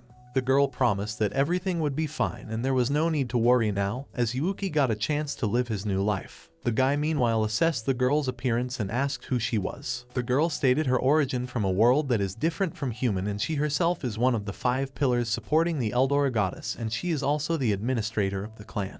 The guy was impressed by the girl and had already forgotten about her death. Then the girl promised Yuuki that he will definitely become a hero, and thanks to his efforts will be able to free Eldora from the evil demon king. But at the same time, the administrator noticed this guy's lack of suitability with such a responsible task. Yuuki decided that it all looked like some kind of game.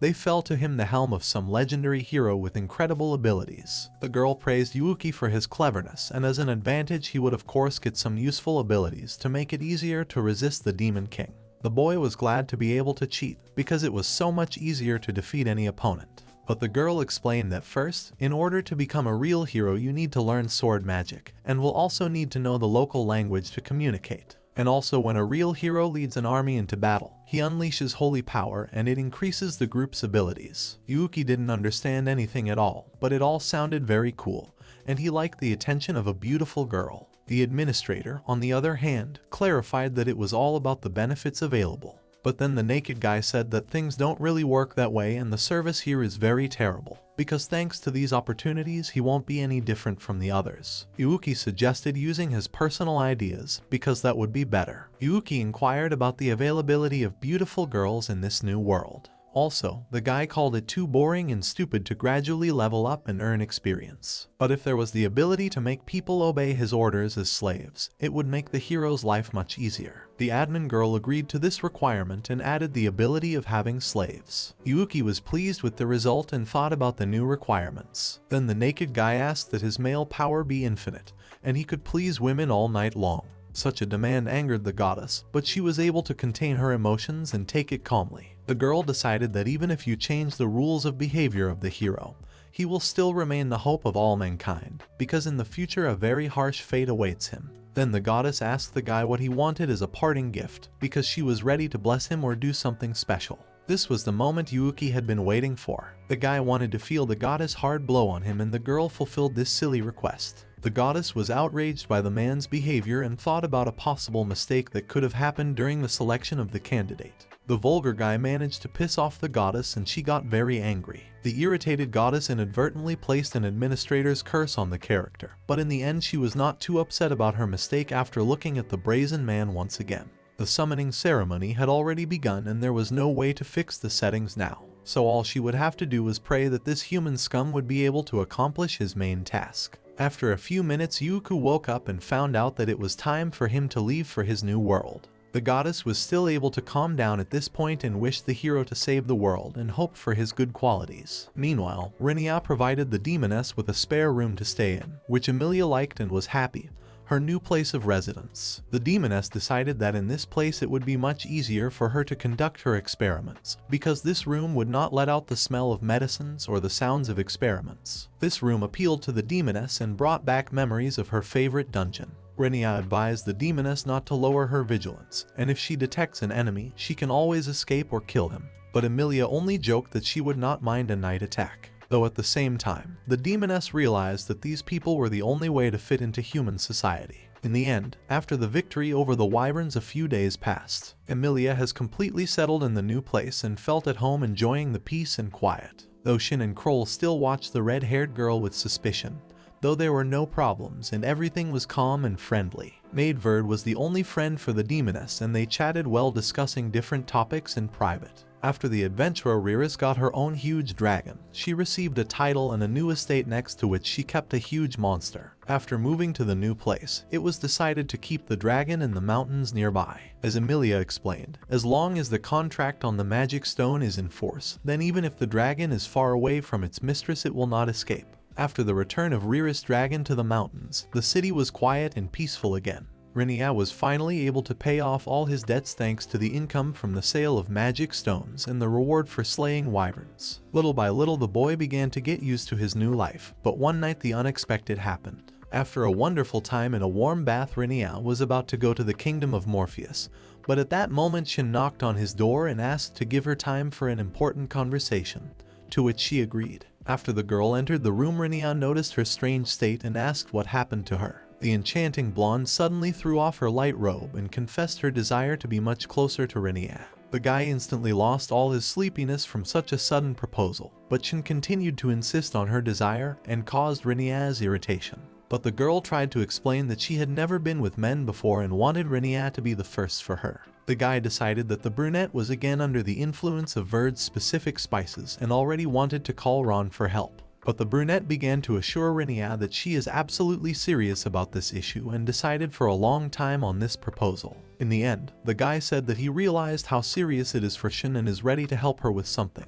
The girl instantly and hurriedly cut the distance. But a few seconds later, the naked brunette was caught in a clever trap, which was apparently set by the maid. It was for the master's safety and the trap only reacted to intruders in his room. Shin resented it and tried to get out of the tight trap, for now her arousal and desire had turned to shame and annoyance. The girl asked not to look at her like this, and Verd informed about the unexpected intrusion. But Renya asked not to worry, for it was Shin who just made a mistake at the door. Renya waited until the brunette calmed down a bit and still asked her to reflect on her decision to come to his room. The guy left the brunette in exactly the same position and explained that he would be interested in watching an interesting picture before going to sleep, and Shin could think about her behavior in the meantime. But Shin was desperate and eventually promised to tell her true motives for this visit.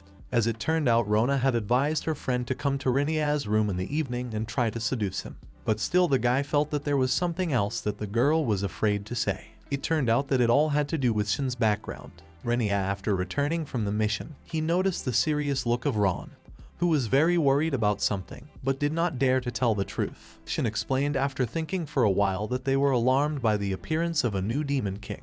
After this event, the Holy Kingdom summoned a true hero to destroy the Demon King. Renya was completely confused by the recent events and asked for details. The boy could not understand how the appearance of the Demon King was related to the attempt to seduce him and why it was even hidden after his return.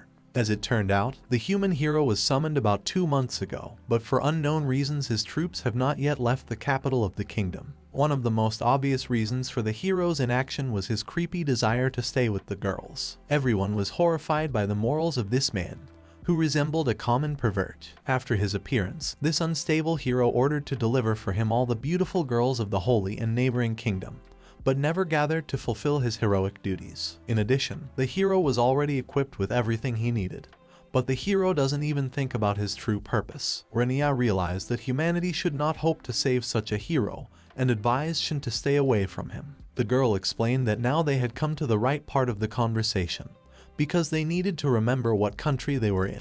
Renya remembered that this country was the defense line between the continents of humans and demons. It was so, on the eastern continent, the state of Trident was the second most powerful country after the Holy Kingdom, and because of that, it was able to successfully repel numerous demon attacks. But the problem was the ruler of this country, for he was not the same as a normal king. And Trident is ruled by an Duchess named Lydia Fen Fatal, and she is the mother to Shin. The girl noticed that Renya wasn't too surprised by this news, but the boy explained that he had suspected the brunette's noble origins before, though he had not expected her to be the daughter of the ruler of this country. Renya asked to tell all the reasons that could connect him with this difficult case. It was also unclear why the royal daughter had decided to devote herself to a career as an adventurer. Shin explained that she is not the only child and has 3 sisters. Unlike her, all the sisters are very intelligent, and even despite their young age they help their mother with state affairs. And the soldiers and servants trust, love, and respect their decisions. Shin was different, and from childhood she preferred to work with her body rather than her head and dreamed of becoming an adventurer who fights terrible enemies. Shin explained that she herself was not fit to be a princess, but her younger sister was born for the role,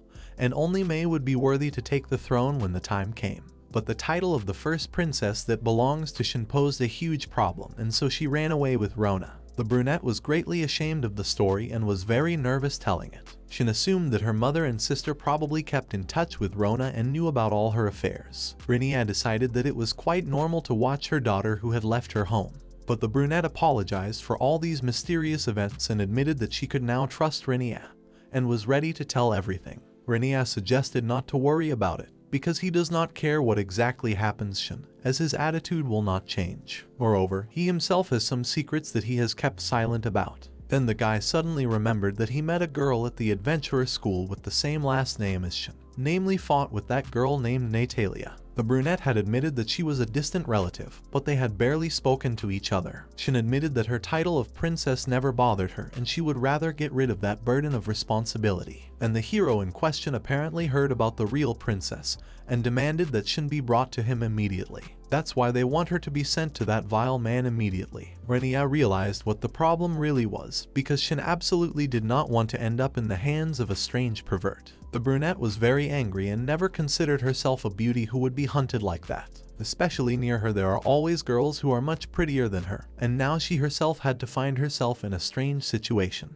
Renya apologized for the excessive comments and for interrupting the girl, but Shin continued to be indignant and wanted help with the problem. Shin explained that the cursed heroes are in such a position that even the king is forced to obey him. If she is not handed over to the hero, he will never lead the troops and fight the Demon King. The brunette stated that now she had no choice but to fulfill the hero's wish for the sake of her country. Shin recalled that she had given up her title as princess and fled far away from her family, but still remained the main problem of the family and the entire nation. The girl didn't want to feel such responsibility and deal with difficult tasks, and so she wants to solve the problem in some other way. Especially if she had to be with someone she didn't like, it was better to be in the arms of a man she at least liked to begin with. Renya was shocked at such a foolish plan to sneak into his room and fulfill his need. And did this country really have a tradition of intimacy without companionship? But the brunette asked to be taken seriously, for she had already tried to find another way out of this situation before coming to this room.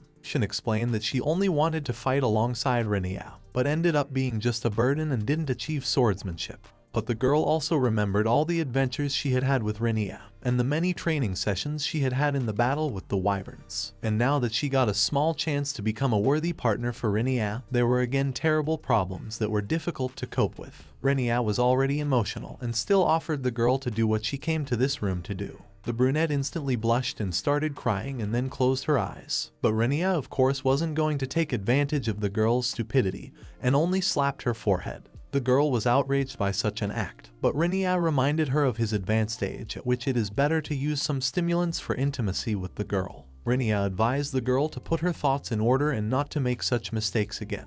Although her age had long allowed her to be intimate with men, but still there was no need to be in a hurry to choose a partner. Shin felt her embarrassment and realized that her behavior resembled that of a foolish child rather than a confident warrior. Renya recognized that the girl did have strengths and needed to be more confident. Shin asked for more details, but Renya stated that the girl would learn about her own strengths as soon as she stopped being a small child. And as for that silly hero, you can use the help of some acquaintances. Renya asked to give him a few days to create a good plan and then they will solve this problem. In the meantime, Shin should go back to her room and forget about everything that happened tonight. The brunette agreed with the guy's decision and apologized for her stupid behavior. Shin then left the adventurer's room and realized that she would have to wait for Renya's decision and then met Ron in the hallway. But unfortunately, a few days later, without warning, Shin left the common house, leaving behind only an envelope on the table. The letter was addressed to Renya, and to begin with, Shire apologized for her another unpredictable act. The brunette wrote about how happy she was after talking and offering Renya's help. But unfortunately, this is a problem that only affects her in this whole country, so she can't force someone else to solve her problems. And if Renya decided to deal with this problem, she could make a lot of problems for herself, so she decided to go back to her home and deal with the problems herself. Shin apologized for her stupid prank during her bedroom visit, and asked Renya to forget about it forever. The girl also wished all of her friends, because at the very least Rona really wants this. The brunette didn't forget in her letter to thank for the wonderful travels together with Renya, and called it the best time of her life. Shin said goodbye with her letters and thanked for all the kindness she felt. Shin promised to keep the memories of Renya's courage and accomplishments in her heart until her last breath. Renya was both delighted and annoyed by the young brunette's words. The guy called Shin a real fool who is bound to find herself in serious trouble. Kroll learned about what was happening from Verd and offered her help, even despite the bad relationship with Shin, because you cannot leave the girl alone with huge problems. Verd also opined that it wasn't right since Shin and Rona had just left like that. The little maid was indeed very sad and worried and was used to all the members of this big family with whom she felt truly needed.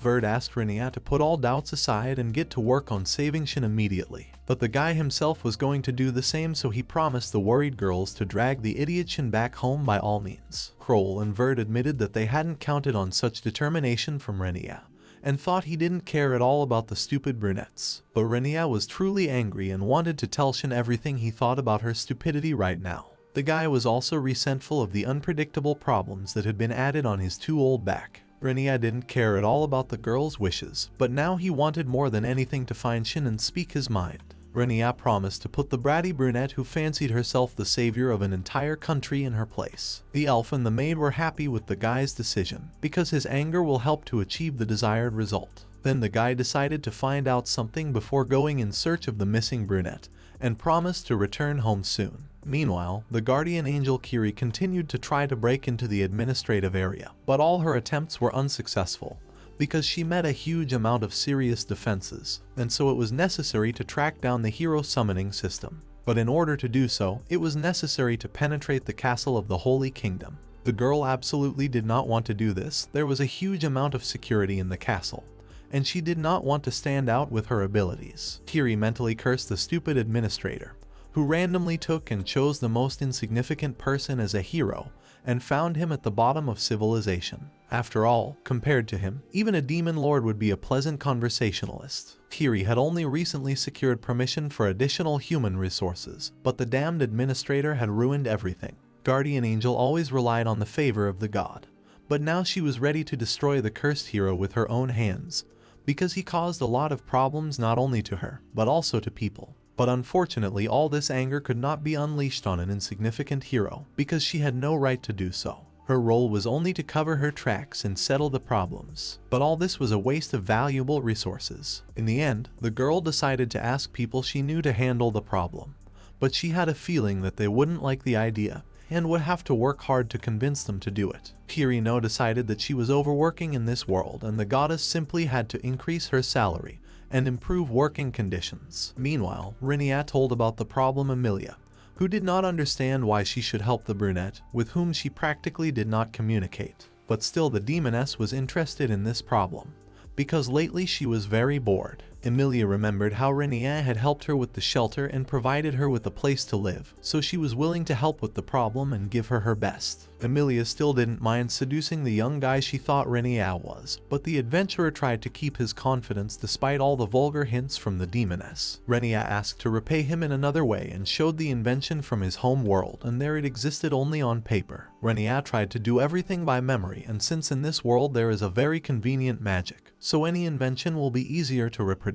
As a true lover of inventions, Emilia looked at the blueprints with interest and immediately began to imagine how it would be better to create it all. For the demoness, this became a real professional challenge that she decided to overcome. Renya watched the delighted girl and asked what are the chances of creating his project, and if it is possible, how much time it will take. The demoness was actually delighted with the new project, because she had never seen anything like it before. Emilia was as excited as a small child who had received a new toy, and was ready to take on the task right now. The demoness was incredibly excited, because more than anything else in the world she loved new research and challenges. And in this case, she was willing to enlist magical powers to create a strange mechanism. Renya didn't share such enthusiasm for her blueprint and merely wanted the finished result. But Emilia was not going to work on the invention alone and demanded that Renya was next to her, and also promised the guy a huge amount of energy drinks that would help to stay awake. The guy realized that this time he would not be able to get rid of the attention of the demoness. At the same time, Emilia perfectly remembered the last incident with the dragon,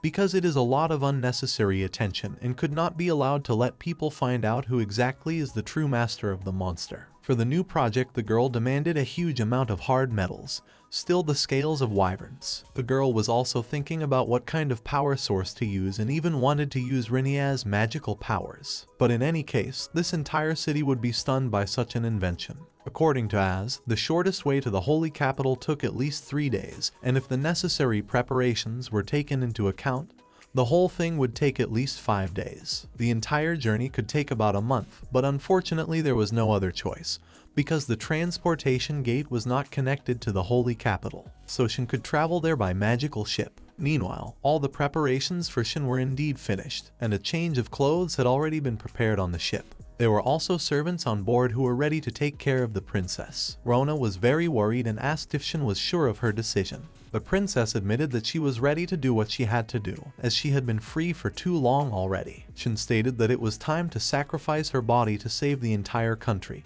and she was willing to do just that. Meanwhile, the naked guy called Hero continued to enjoy the permissiveness and ignored his duties. No one doubted that this hero was a real scum who was only taking advantage of his heroic position. Meanwhile, Renya together with Emilia were rushing at a great speed on the car. The guy was happy to travel by car, but this car was in a terrible condition and it was shaking a lot. But the demoness reminded him that they were driving through the wasteland, where there were no normal roads or even people, so a slight shaking is normal. Emilia tried and put a great shockproof device on the car, but it also had its limit. Demoness advised her partner not to complain and add more magical power, but then the red-haired girl noticed a strange noise in the engine and decided that there was some kind of problem with the cylinder. With every second, the horrible knocking and grinding got worse, and Renya suggested to stop. But Emilia was sure that the problem wasn't that bad and they could still make it through. Increasing the number of cylinders to increase power was a great idea, but running magical energy through the valves and gas pedal was proving to be a challenge. Also, this car's cooling system was only held together by a temporary magical formula, and Emilia recognized that this system had now completely fallen apart. Renya realized that the lovely breezy ride was over and now they would have to walk under the blazing sun. But the cocky demoness quickly put on her leather gloves and promised that everything would be fine. Emilia said that together they will definitely fix the car, and even improve it with the help of Renya's magical powers. The guy was already tired of the demoness experiments and insistence. Emilia began to investigate the engine and soon found out all the problems. Renya really wanted to save time with the help of magic power, but he still did not like this idea. Then the boy thought about the distance they had traveled. As it turned out, they drove for about 40 minutes at a speed of 80 kilometers per hour. Renya used a lot of magical powers, but despite that the distance was very difficult to determine because of the roughness of the road. Although the fuel, cooling system and all other units of the car were powered by magic power. Even the kind window was a magic screen that wasn't working right now. Emilia was taking the problem seriously and decided, here's what an even distribution of magical power could possibly solve the repair problem. The demoness was going to stabilize the engine to minimize damage while driving, but of the available fuel was only Renya's magical power, and it remained only to find the right formula. The guy understood it himself, because in this world there was not even an analog of gasoline. To begin with, Emilia decided to deal with external damage, and in order to equalize the magical flow it was better to use parallel rather than serial circuits, although she was not sure of the final result of this experiment. Renya once again noticed how much Emilia was thoroughly enjoying the process. The demoness really appreciated the scientific achievements of Renya's homeworld, but her demonic achievements in magical science were also at a high level. Combining the two and exploring new possibilities was most exciting. Plus, seeing the results of their labors and not needing fuel was every researcher's dream. Emilia stated that inside the car there were all the parts to construct the most essential parts of the machine.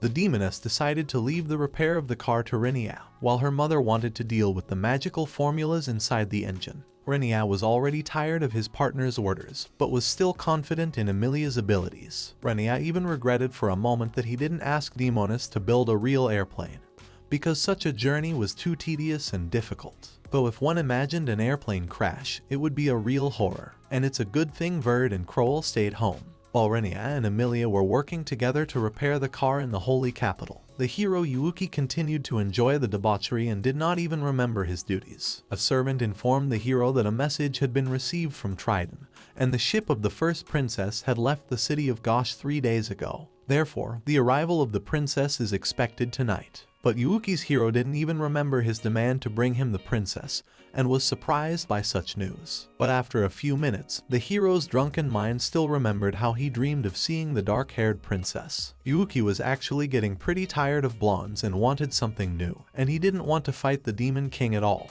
Yuuki immediately wanted to see a beautiful brunette who reminded him of oriental beauties. The servant did not expect anything else from such a lustful and vile man. But the servant advised the hero not to immediately make the princess his slave, but to give her to breathe aphrodisiac and test the effect of this magnificent remedy. Yuuki agreed to this option and asked to bring the princess to his bedroom as soon as she arrives in the city, and if the servant does not do so, he will learn the power of a real hero. The impudent hero was already frankly bored from such a huge amount of entertainment, and was eagerly waiting for a new toy in his hands. Meanwhile, on the magical ship, Shin learned of the imminent arrival in the holy capital and realized that now she was about to see the terrible hero she had heard so often about. Shin asked Ron not to worry about her future, because maybe all these terrible rumors about the hero were just rumors, and in fact this guy will turn out to be a courageous and strong man. The brunette tried not to lose heart, but all realized that this meeting will not bring anything good. The gorgeous princess also wistfully recalled the adventures in which she participated together with Renya. They had been through a lot together in all that time, and Shin felt how it had all made her much stronger and more determined. Rona agreed with her friend, for her determination was very strong. The princess also thanked Rona for always being there for her during these adventures. The blonde sympathized with the anxiety in her friend's voice and understood how hard it was for her right now. Rona admitted that the time spent with Shin and Renya had been the best time of her life, and she felt truly free. Soon the magic ship reached its destination and the most difficult moment had come. The news of the return of the first princess Shin instantly spread through the holy capital, and it came as a surprise to many. Rona was very worried about her best friend and wished her good luck during her encounter with the abominable hero. Just at this moment, Renya and the resourceful demoness were also already very close to the city. Emilia looked at the largest city on the human continent with interest, and was determined to rescue the foolish Princess Shin. Renya and Emilia learned from a traveling merchant about how the princess magic ship arrived in the capital in the morning.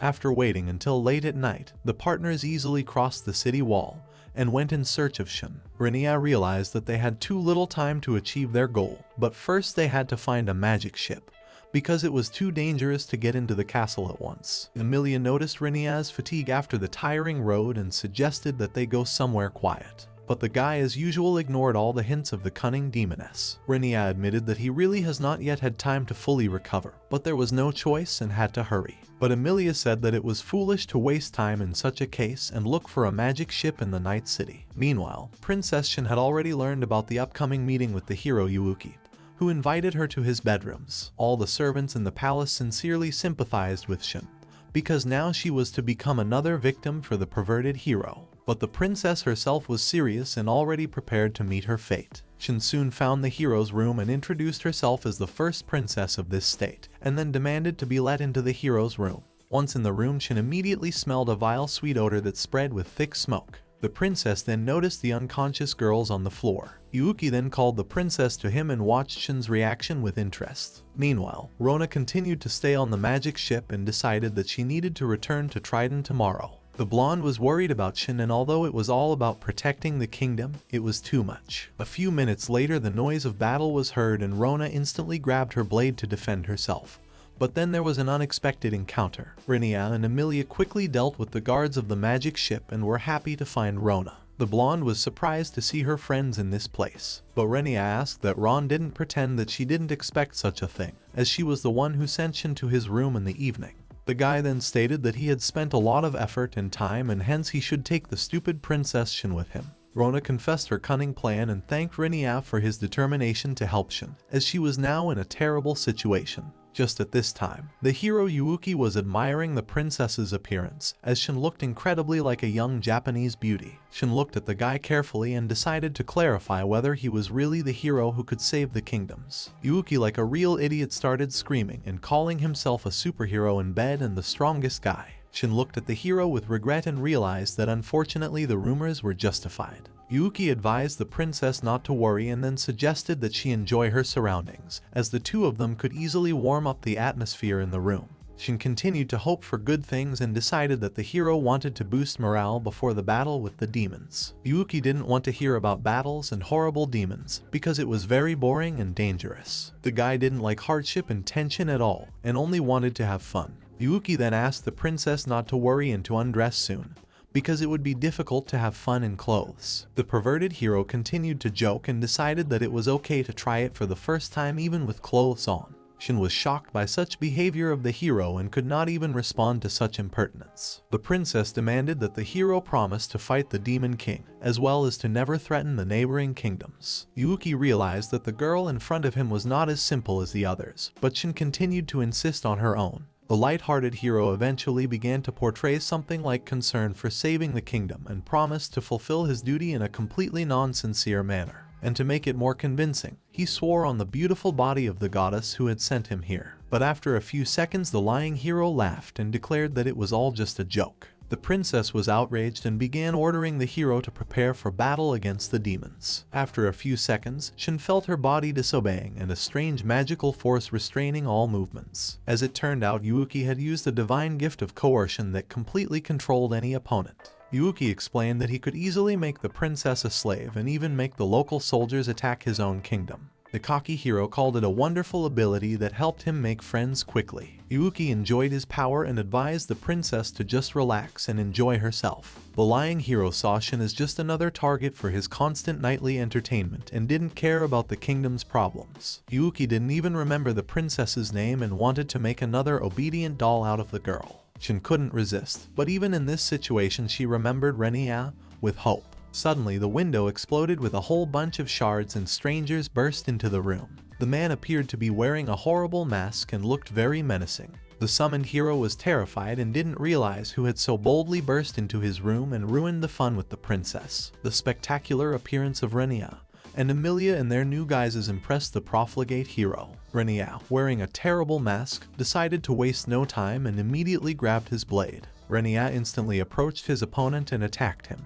But even despite his lack of skill, Yuuki was able to fend off the deadly blow. The swaggering hero had not expected such a swift attack at all, and the stranger with the blade really scared him. After a few seconds, Yuuki was able to pull himself together and began to fend off Renya's attacks. The divine skills were making themselves known, and the hero did know how to fight after all. Yuuki appreciated his opponent's ability to fight and even managed to call out the guards who, under the influence of divine compulsion, were willing to give their lives for the untalented hero. Shin suddenly realized that she had seen a similar stance like that of the masked stranger before. The guards immediately raised the alarm and started calling for reinforcements. Several guards immediately tried to take away and protect the princess. Yuuki felt more confident with the guards and asked the strangers who they were and why they had invaded his domain. The hero was angered by the intrusion as well as the broken window and the attack. Yuuki watched the stranger's behavior with interest though. Shin slowly began to guess that it was Renya who was in front of her. The hero meanwhile continued to be indignant and demanded answers from the strangers. Emilia couldn't stand it and demanded that the hero shut up immediately. Emilia said that in front of the hero is the future master of all 5 continents, a demon who will rule all races and a real demon king.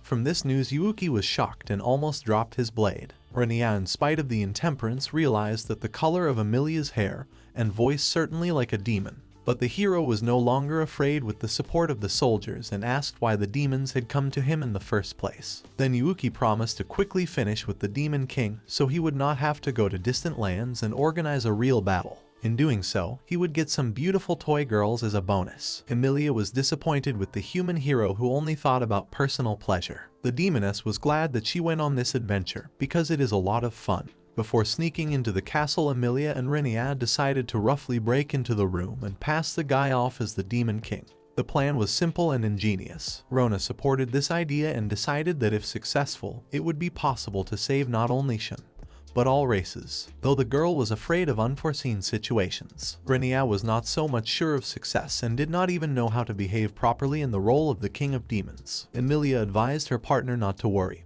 because he would not have to pretend too much. The demoness stated that she could be relied on, as she was a real demon and knew how to do it. Emilia asked that if Renya still thought of her as a boyfriend. The guy replied that this thought has not left him and it is difficult for him to come to terms with the female image. Rona was hoping for Renya's help, because his demeanor gave her hope and confidence. It was interesting to see if Renya could defeat the man from Japan. Rona explained to Renya that the human goddess had awarded the foolish hero with strong skills and he would definitely use them. Also, the blonde as a servant of her race couldn't pray and help Renya with the blessing. The blonde asked Renya to be very careful and try to save Princess Shin, because she was destined to rule an entire kingdom in the future. Renya was confident in his abilities and promised to be sure to save a valuable member of his team.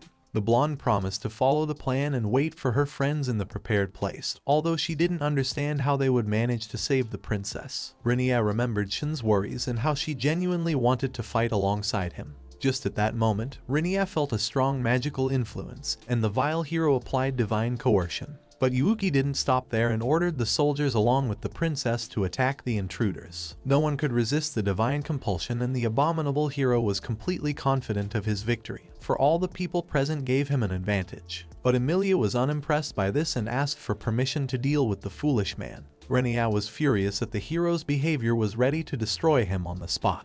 But the strong magical influence of divine suggestion greatly affected the ability to move. One of the soldiers, obeying Yuuki's order, decided to be the first to attack the uninvited guests. Along with the soldier, Princess Shin, who was not in control of her body, rushed to attack. But Renya instantly reacted to the danger and repelled the attack. Renya reminded the flustered brunette of the past lessons, during which he advised not to swing the blade too much. At that moment, the girl's last doubts vanished and Shin realized who was actually standing in front of her. For greater effect, Renya was in front of everyone and was an unpredictable act. The lying hero was outraged and surprised, for his toy was in the wrong hands. Emilia, as usual, felt a fit of jealousy amplified by the demonic character. Yuuki was shocked, trembling with rage and anger. But at this point, Renya had already achieved his goal, and was able to dispel the sorcery cast on Princess Shin. The brunette suddenly lost consciousness, and the lying heroes decided to intervene in the situation and attack the enemy. But this move was predictable, so Emilia threw explosive balls at the enemy. Soldiers and servants immediately rushed to the aid of the false hero, but this only made the cocky demoness laugh. Emilia declared that now the princess was in their hands, and if they wanted to get her back, they should come to the castle of the Demon King and try to defeat him.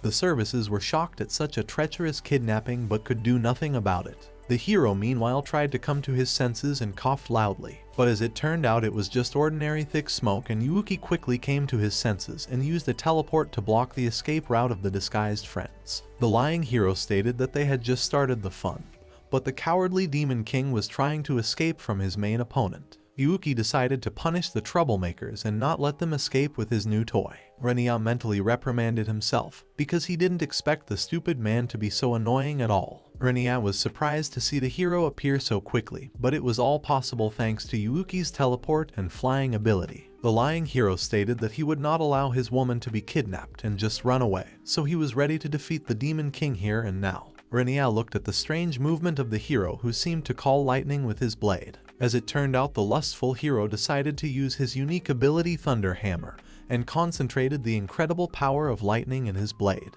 After a few seconds, all this colossal energy rushed towards Renya, and the guy realized that now he would have a hard time if he didn't manage to avoid the collision. A bright flash of light blinded everyone around him, and the lying hero was already fully confident of his victory, enjoying the lightning effect. Yuki was expecting to see a real kebab from the Demon King after the lightning strike, but as it turned out, nothing like that happened, and the strangers along with the princess simply disappeared into the fog. After the fog cleared, it turned out that Renya was able to hold back a blow of colossal force with the help of a magic shield. Emilia did her best to help her partner, but reminded him that this was an unusual sword fight, which meant that Renya had to find another way to win. The lying hero was surprised by his opponent's survivability and contemplated his next move. Emilia realized at this moment that for this hero the fate of the princess was completely indifferent, because he just wanted to kill them along with her. Using the teleport as well as the mighty Thunder Hammer was a sign of high-rank magic even for ordinary people. The demoness recognized that it would be difficult even for her to use such powerful forces, and this hero was indeed very strong. From the looks of it, the hero's magic power was on par with Renya's, and teleport is a very useful ability. Especially Renya couldn't fight effectively with the princess in his arms right now. Meanwhile, the soldiers were gathering in one place and the archers were ready to shoot at the enemies. Emilia realized that the situation was getting worse by the second, so it was necessary to run away as much as possible. Emilia herself wanted to deal with the vile hero, and Renya let her do it. The demoness stated that the Demon King couldn't fight because of some girl, and so she would destroy the hero herself. Emilia was confident of success because magical battles was her main specialty. Especially the demoness very much wanted to teach the insolent man good manners. The deceitful hero thought about it, because he did not even expect to fight with the girl. Although the opportunity to get a new toy in his lustful hands liked Yuki, Emilia felt the thirst for destruction and ordered the lying hero to shut up immediately, because he had only a short time to live. The demoness stated that since the hero didn't realize what he was facing, she would show the real demonic magic. But the deceitful hero decided that his divine abilities will allow him to defeat any opponent, and in case of danger can simply teleport. But the demoness was already furious and prepared to activate a parallel summon. A few seconds later, a bright flash blinded the lying hero. Yuki hadn't seen anything like this before and didn't expect such a powerful flash. The bright light was so strong that it blinded even the soldiers who were in the city. But then huge tentacles rushed towards the false hero and it looked spectacular. Yuki didn't have time to react to the attack and was immediately restrained by the powerful tentacles. But thanks to the teleport he managed to get out and move to a safe distance. Such a powerful attack came as a surprise to his hero, and even more frightening was the attack of the huge hornets. Yuki was busy fighting the magical creatures, and this allowed Renya and Emilia to escape. There was a real panic in the city and the frightened soldiers tried to organize an effective defense. The monsters were very strong and it was very difficult to deal with them so easily. Emilia enjoyed her act and declared that these tentacles were from her personal collection. Renya didn't really understand anything and didn't see how everything happened because of the bright lights. The guy appreciated the performance that Emilia created, because it helped to escape and make the hero stay behind. Renya, despite his irritation, still thanked the demoness for her success. Emilia enjoyed the moment and asked the guy to repeat such nice words, but Renya did not fulfill the wish of the demoness and asked not to mock him. As a result, the friends continued on their way and continued to argue. The demoness insisted that Renya should express more praise to her, but the guy tried to stop this uncomfortable conversation. Renya asked how strong the monsters were and if they could destroy the city. Emilia said it was possible, but she didn't care about stupid people who had no pride. In fact, let their pathetic hero do the saving. The most important thing was that the monsters were able to divert the soldiers' attention, which meant the pets would help buy time to escape. Emilia also reminded her partner that he was now the Demon King and should continue to play his part. Renya decided that being the Demon King meant a lot to Emilia, which meant he was very powerful. There was a real commotion and panic in the city. Everyone was sure that the Demon King and his horrible monsters were attacking. The inhabitants hid and ran away, while the soldiers tried to contain Emilia's pets. Taking advantage of the horrible situation in the city, the guardian angel Kiri had no trouble infiltrating the capital, and was gradually advancing towards the castle. All the soldiers were focused on defense and did not notice how the girl easily moved through the streets. Soon Kiri sneaked into the castle and found the very place of the hero's summoning. The girl wanted to correct all of the administrator's mistakes and also save herself the trouble. Kiri was serious about having fun, as well as showing the Divine Watchers all her anger. Meanwhile, the lying hero was still able to destroy the main monster thanks to the Thunder Hammer and realized that the named guests had run away with the princess and deprived him of his new toy. Yuuki was furious and promised to definitely take revenge for such insolence. The escape from the holy capital for the friends took place by car, and it helped to increase the distance considerably. Shin and Rona were shocked by the traveling by car, and it seemed to them that the car would fall apart very soon. The frightened girls demanded to stop immediately and let them rest, but of course were refused, and Emilia stated that they needed to get away from this cursed city as soon as possible. Shin and Rona felt nauseous and promised to get the whole car dirty. But Emilia enjoyed the ride on her invention and kept asking Renya to add magic power for speed. The escape was successful, and after a while the friends decided to stop for a night's rest by the fire. Rona and Shin were the most tired, of course, and felt how much every part of their body ached. Emilia praised Renya's great magical power, because thanks to it the efficiency of the car had increased significantly, and after a few more stops they would be home.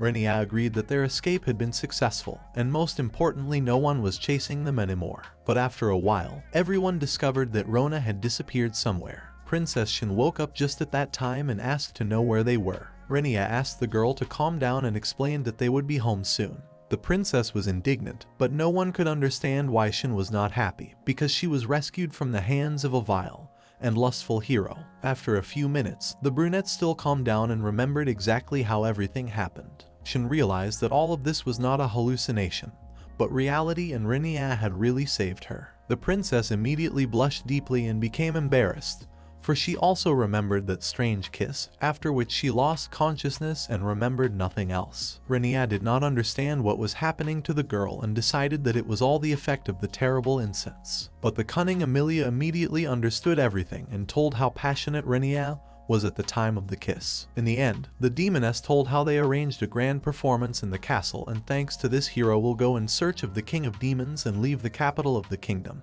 After all, the entire population of the capital will demand the rescue of the princess from the hands of the demon king. Shin gradually realized the genius of this plan, but still did not understand why it was necessary to risk so much for her. Renya noticed the brunette's displeasure, and Emilia decided that Shin should just accept what had happened.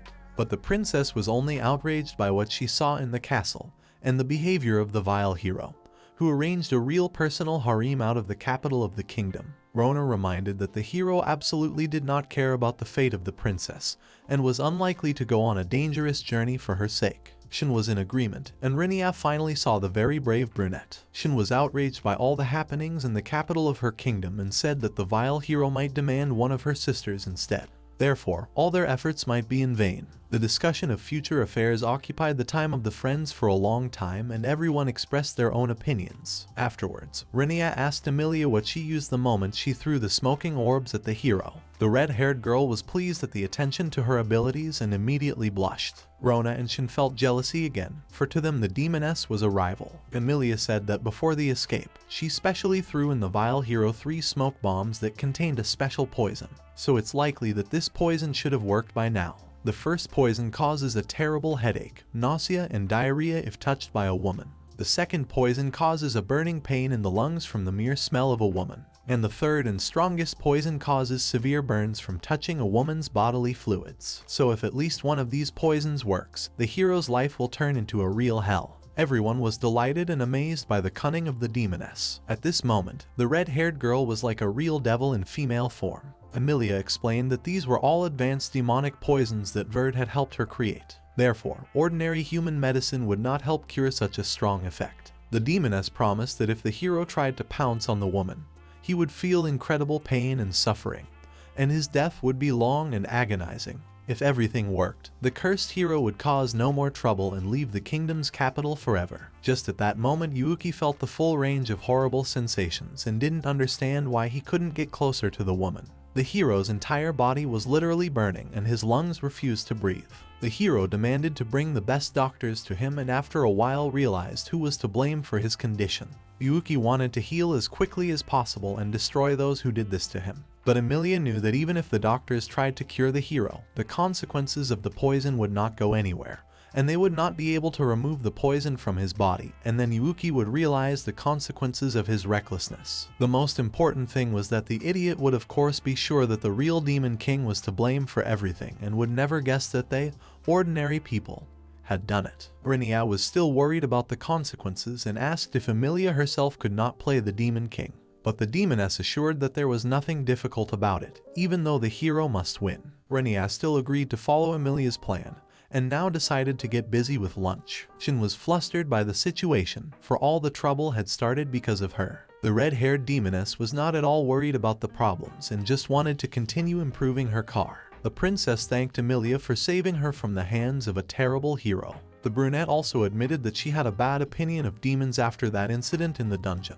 The demoness asked not to consider her her enemy, as they were now on the same side. Emilia explained that she would never become human, even if she wanted to, and she helps people only because of the fact that at the moment her interests coincide with Renya, so saving the princess for her was not something important and meaningful. And if the princess wants to thank an ordinary demoness, she should realize that the price could be very high. Emilia suggested that the brunette give up her plans for Renya and thank her for saving her that way. But Rona intervened in the conversation and promised the demoness a real competition. After all, they are already one step ahead and once sneaked into Renya's room. But Emilia recalled the failed attempt to seduce the guy, which meant she still had a chance to achieve her goal. Shana remembered that horrible incident and instantly blushed with embarrassment. Eventually, the three girls started arguing and talking about their advantages. Renya was shocked by the girls' behavior and only wanted silence. After a forced rest stop, the friends continued their road trip and reached home after a while, though the girls' arguments never subsided throughout the journey. A few days after their return, Verd reported about an uninvited guest, and it surprised Renya,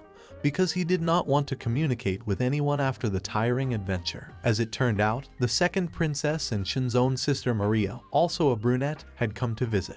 The appearance of the younger sister caused surprise among all the inhabitants of the house. 3 days after the return of the entire Verd team together, Kroll decided to go shopping. The girls were popular shoppers among the merchants and always caused excitement during their appearance. The male merchants always expressed their admiration for the beauty of the elven girl and offered to chat. Kroll had already gotten used to living in a human city. The people seemed very kind and Kroll enjoyed the attention of the men.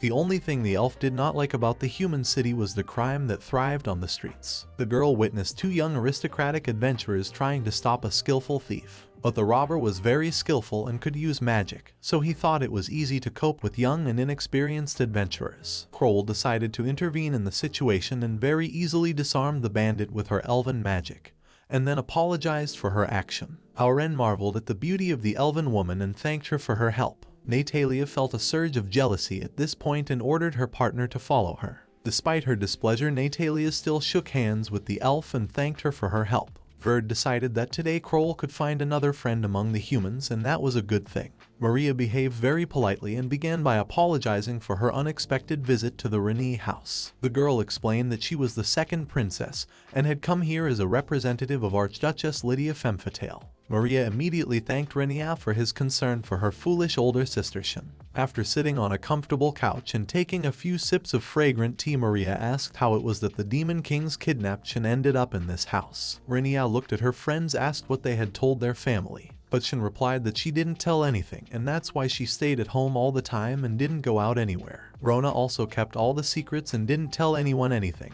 though she had to report Shin's situation when they returned to the capital. Shin revealed that her mother was also against going to the holy capital, even though the threat of a real war loomed over the strange one. Bet said, the cowardly dukes only think of themselves, so they voted to give the princess to the terrible hero. Shin said that all the quarrels within the kingdom will not lead to anything good and it is necessary to fix it somehow.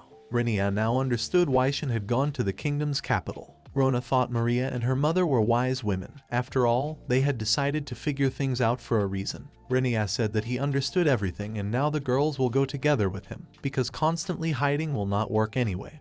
They will find them sooner or later. But Maria reminded that according to the official report from the magic ship, the older sister was kidnapped by the King of Demons and so far it is the main version. Renya explained that he was that demon king and he had to pretend to be one to save Shin. Maria looked at her older sister with disbelief, but Shin stated that she was unconscious at that moment. But it was absolutely certain that Renya was human and not a demon, even though she came from other lands. Maria finally believed that it was this guy who had made all that noise in the capital. It was all hard to comprehend and Maria pondered what she should do next. Maria then explained that they didn't really plan to punish Renya for his act, because the ignorant character's presence and his actions were disgusting. Maria said that she was able to trace the magical signal from the hairpin she gave to her sister and thus determined its almost exact location. Also thanks to this method she was able to understand what exactly happened to this capital. But still it can be pretended that Renya is not involved in the incidents of the Holy Capital, as all this happened in the land of the Holy Kingdom,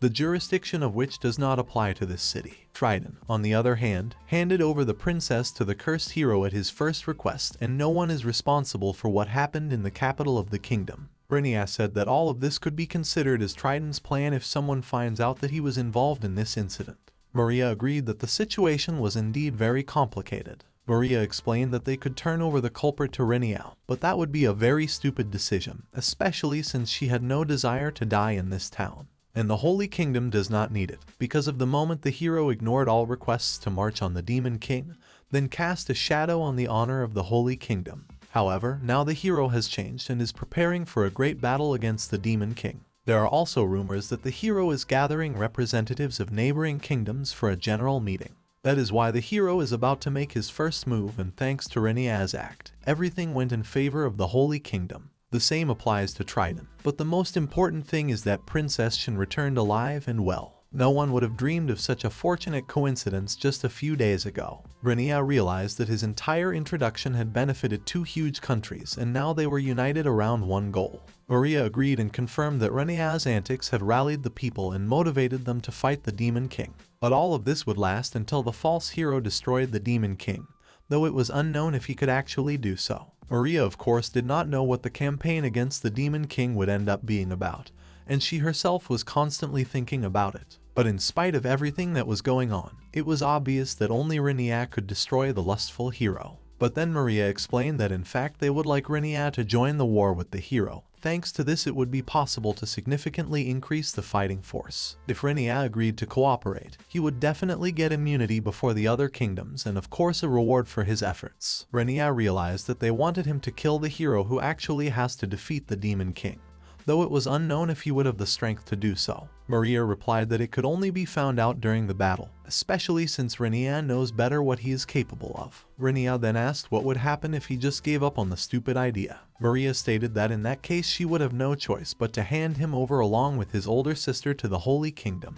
And if that were to happen, that the hero would be unlikely to leave those alive. Maria explained that she is of course grateful for saving her beloved sister, but this problem was created by Renya, and so he must solve it himself. Therefore, it is only fair to ask Renya for help against the hero. Renya got angry at that moment and everyone felt a powerful release of magical energy. All this scared the girls, but after a few minutes Renya was able to pull himself together and calm down. The guy just laughed, pretending as if nothing had happened, although of course he felt how much his magical energy had increased. Renya remembered at that moment how the red-haired Emilia had advised him to just go with the flow, and so in this case it was the right thing to do. Renya, while continuing to laugh, stated that Princess Shin's virginity was costing him too much. In the end, the guy agreed to such a deal and apologized for scaring everyone present with his magic power. Although it wasn't his policy to trust everyone, even if Maria is Shin's sister. Maria also apologized for her defiant behavior, but she is truly grateful for what Renya made her family.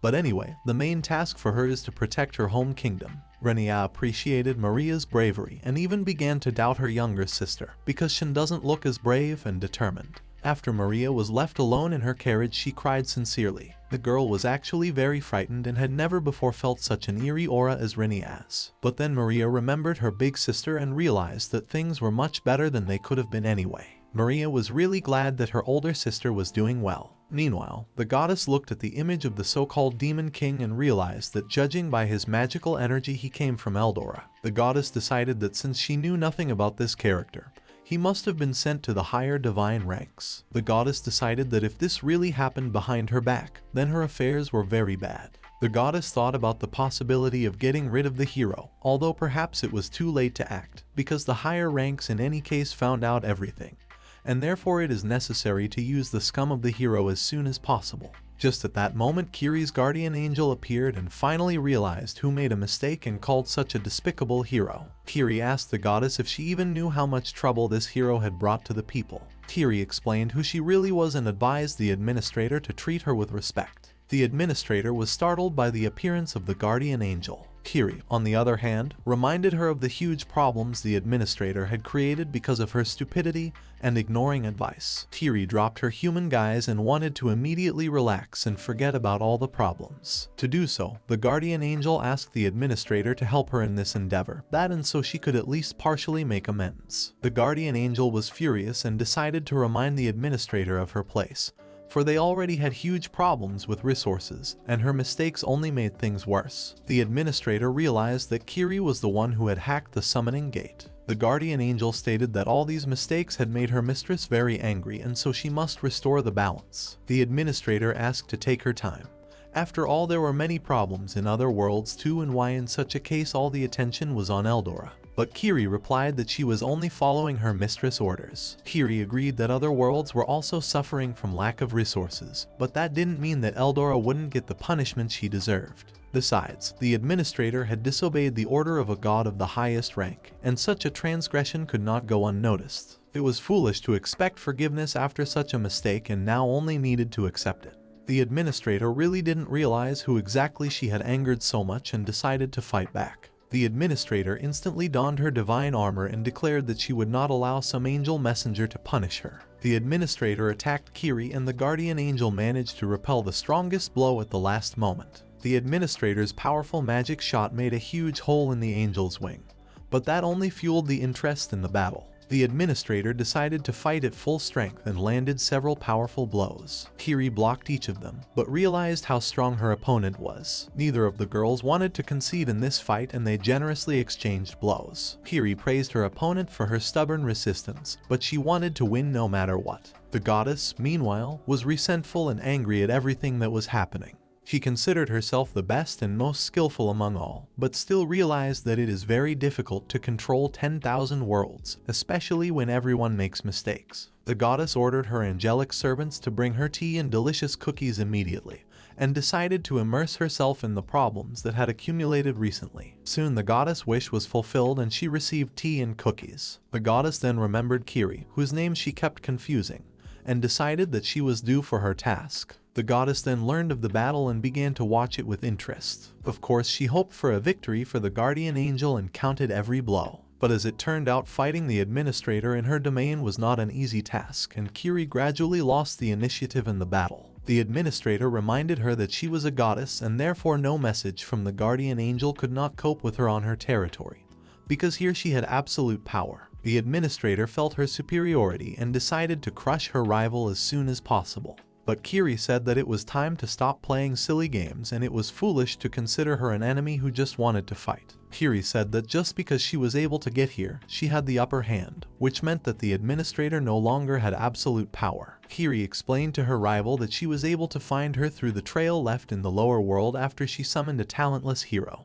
but it was problematic to infiltrate here, so she was only able to take only 10% of her power with her. And under such conditions, fighting the administrator is very difficult. But as it turned out, Kiri had been opening additional gaps in the defense all this time, and soon all her power would return and she would be able to defeat the administrator and take this place for herself. But because the stupid administrator thinks she's invincible, she let her guard down and missed the break in her space. The administrator was furious and didn't believe the guardian angel, because she couldn't have done all this during the battle. Another magic shot Kiri repelled very easily, and it came as a surprise to the goddess administrator. The angel's wings had fully recovered and now she felt all her power. The administrator could not accept her powerlessness and tried to attack again, but it was already useless. The goddess administrator was determined to defend her territory and was not going to lose to the guardian angel. Kiri in turn felt the strength and realized that she would not lose to the goddess in this situation. Kiri's blows were so strong that the administrator was losing concentration and confidence in her abilities and ended up on the floor. Kiri said that she had just warmed up and so the administrator should not give up so easily, because they still have to continue the fun. The guardian angel decided to maximize her investment in the next blow and show her superiority. The goddess had already completely lost hope of victory and was trembling with fear before her opponent's blow. Kiri promised that he would now truly enjoy and take revenge on the receptionist for all the mistakes and trouble she had caused. Kiri advised goddess to prepare her ass for 10,000 angelic spanks. The goddess realized she had no way out and began chaotically clicking on the available system menu. Kiri couldn't let her rival do any more stupid things and took full possession of the space. Angel advised her not to resist, because it would be much worse that way. But the administrator had promised not to give up even under pain of death, so Kiri was too deluded in her complete superiority. A few hard spanks sobered the goddess and she cried out loudly in sharp pain. Kiri felt pleasure at that moment and reminded of good behavior. The guardian angel perfectly accomplished her mission and felt pleasure with every stroke on the goddess' firm ass. The administrator actually screamed like a child and asked for the spankings to stop. Meanwhile, in the holy capital, everyone was discussing the hero's preparation for the battle against the Demon King. Everyone had already started waiting for it to happen, and were now happy for the change. Just at this time, reported strange writings that appeared on the walls of the cathedral, and everything pointed to the fact that it could be a prophecy. It was decided to report it to His Majesty the King.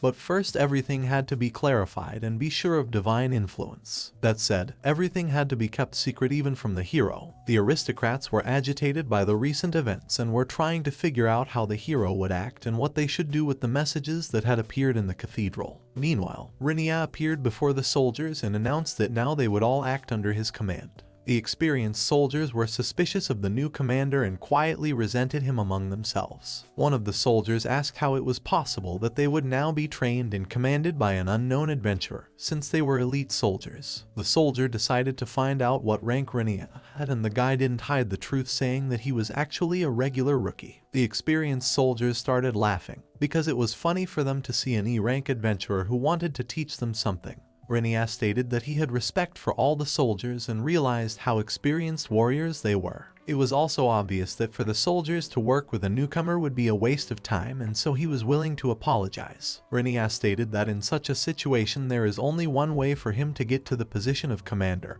and that is to win over all the soldiers. And if everyone is ready, it's time to start this exam.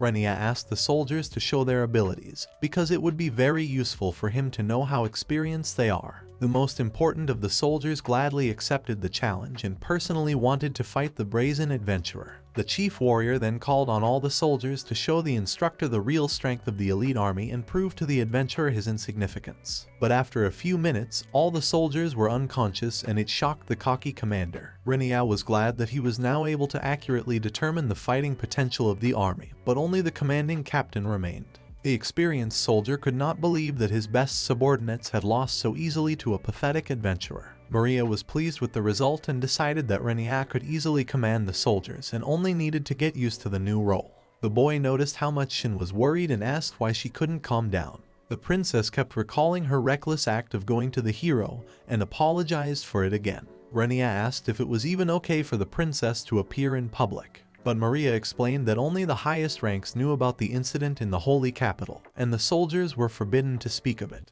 This was good news, for Renya did not want unnecessary attention. The guy then asked the startled captain to fight Princess Shin so he could determine their level of fighting potential.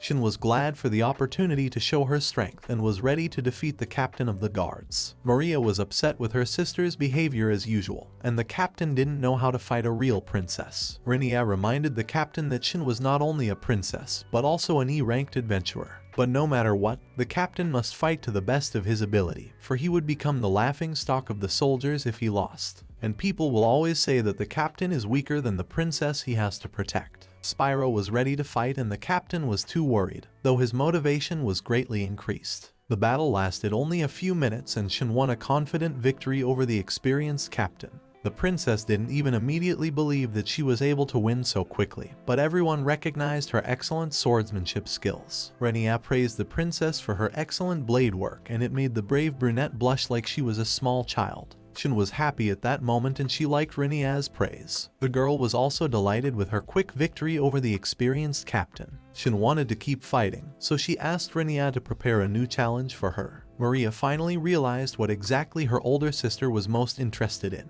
Rona only laughed and reminded her of Shin's incredible energy. Maria then got ready to head back home and promised to return in a month. In the meantime, Renya would have to control the situation and lead the soldiers. Rona and Kroll were asked to find them a useful occupation, because they did not want to stay away. Renya promised the girls an interesting job and advised them not to worry, because they would all do an important job together. Renya called the captain an elite warrior who can't fight even an adventurous newcomer, and it's a shame for him. So he will personally make a real monster with a sword out of each soldier, but only under his command. Renya suggested to start by fighting Princess Shin, and that would be the initial test on the road to perfection. The soldiers were not too eager to fight again after such a crushing defeat, but Shin radiated energy and eagerness for the first fights. Renya explained that he would personally record every soldier who lost to Shin and would add 1 lap per loss. The fast training run was a real challenge for the soldiers and the captain, because as it turned out they weren't very tough guys and couldn't catch up with the princess. It looked as if these training sessions were entertaining Renya even though he was putting in a lot of effort to improve the soldiers. In fact, these trainings made Renya remember a past life when he was a young soldier in the service of the Imperial Army. The guy strived to make his subordinates into true warriors to be proud of. But in order to do that, he first needed to completely break the soldiers and make them feel like nobodies. This would be the first step to create new strong personalities. The girls only laughed watching Renya,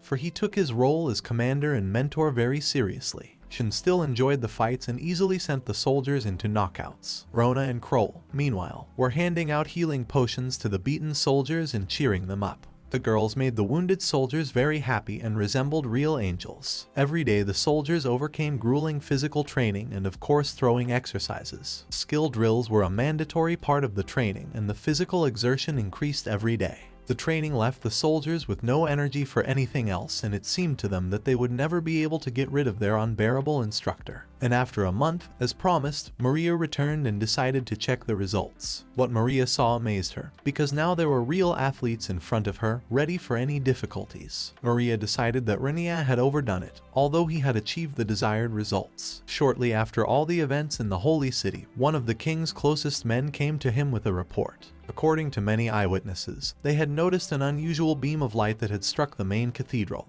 and this beam had engraved an inscription on the wall. The counselor sensed something divine from this engraving after he came to investigate the case, and apparently it was a real oracle. The Holy King was surprised out of excitement at such news, asked for more details about the oracle's message. The message was about the enemy that is in Trident, and that was the end of the short message. The Holy King regretted that the message was so short and he had never thought of such a development. Just at that moment, a hero entered the room, who figured that the king already knew everything in advance. The Holy King didn't expect to see the hero and asked why he was here. Yuuki felt the presence of the goddess earlier and immediately realized that something strange was happening.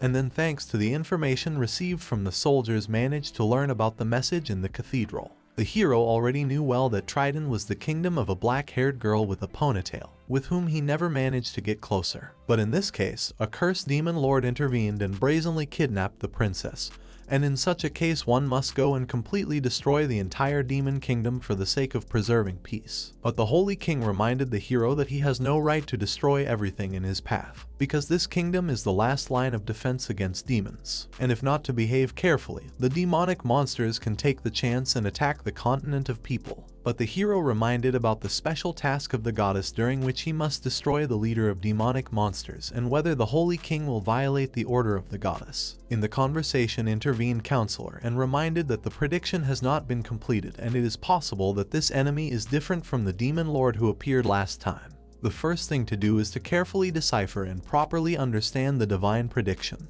The hero ordered the counselor to shut up immediately, because you cannot go against his will, who was sent by the goddess herself to help people. Yuki applied the divine suggestion so that the Holy King ordered to gather soldiers and inform the rest of the kingdoms. The Holy King ordered to immediately punish the Trident and prepare for a large-scale war, for they must fulfill the will of the goddess. The hero was pleased with the result of his compulsion and wanted to punish the demon lord as soon as possible for the horror he had done to his body. Yuki wanted to reward the Demon King with a horrible death and wanted to do it as soon as possible. All that was left was to gather a large army. The guardian angel watched what was happening and realized that she would have a hard time supporting Renya now. Kiri usually caused her own problems, but now things were getting much more complicated. That being said, the girl had always been wary of Renya when he showed his magical power. But at the same time, the Alvin Guardian kept punishing the administrator who had created the most important problem, and now it would have to be solved. Kiri enjoyed her superiority and promised the administrator to never stop the punishment. But the delinquent goddess was losing consciousness and could no longer tolerate the blows. The most annoying factor for Kiri was the program regulating the resources of the human territory on the surface, for this program had been hacked. In the current state, human loyalty turns into strength for the hero. This defense is limited and has many flaws, but this power is too great for the hero to handle on his own. This unknown person was trying to rewrite the regular supervisory body's program for his own purpose, which was yet to be discovered. But it was most likely done by one of the divine superiors. Kiri decided that she needed to deal with the problem gradually without putting herself in danger. All this really annoyed the guardian angel, all the more the goddess had left all the most important problems to her. Meanwhile, in the vicinity of Kukuriki, a squad of soldiers was preparing for an offensive under the guidance of an experienced commander. Shin was on the front line and leading the soldiers, who now outnumbered any opponents. The commander of the opposing army was shocked by the behavior of the soldiers. His army was vastly outnumbering the enemy, but it was not helping at all. In just 1 month, the weak and inexperienced soldiers had turned into real monsters on the battlefield, and now no one could deal with them. Renya watched the battle with interest and enjoyed the result of his training, because the soldiers crushed the opponents despite the difference in numbers. The enemy was completely overwhelmed and demoralized, and Maria apologized for the trouble the battle had caused. Maria explained that there was bad relations between them and the Holy Kingdom, but there are many people who were against this war and Lord Verton was one of them. But in order to earn the approval of the rulers, he was forced to fight this miserable battle. Renya understood the difficult path they were on, but he was still confident in the right outcome. In order to see if these soldiers could actually fight in a real battle, they must experience a situation where they were fighting a common enemy. But now it was clear that after training, the soldiers had become excellent warriors. The enemy army was completely annihilated and the surviving soldiers were surrendering. Shin was thrilled with her leadership of the army, and the soldiers admired the princess. Shin proved to be a true leader during the battle, and despite her oddity, the girl came from a family that had built a country through military strength. Maria was pleased with her older sister's accomplishment, for through recent events she was able to discover her talent as a warlord. But still Maria came with bad news and could not remain silent any longer. The girl explained that the Holy Kingdom had officially declared war on this duchy, and now the arrival of a huge army was to be expected. Hiroyuki would be present as the general, and the entire army would amount to at least 100,000. Presently, the combined forces of several kingdoms are advancing towards Trident and will be here soon. Maria asked Renya to travel with her to the capital to meet with her mother Duchess Lydia to discuss future strategy. Lydia had been looking forward to this meeting for a long time and was eager to find out exactly who the man was that had caught her daughter's attention and was able to train the troops. Renya was a little nervous before meeting with Duchess Lydia, because not even Kroll and Emilia were around him,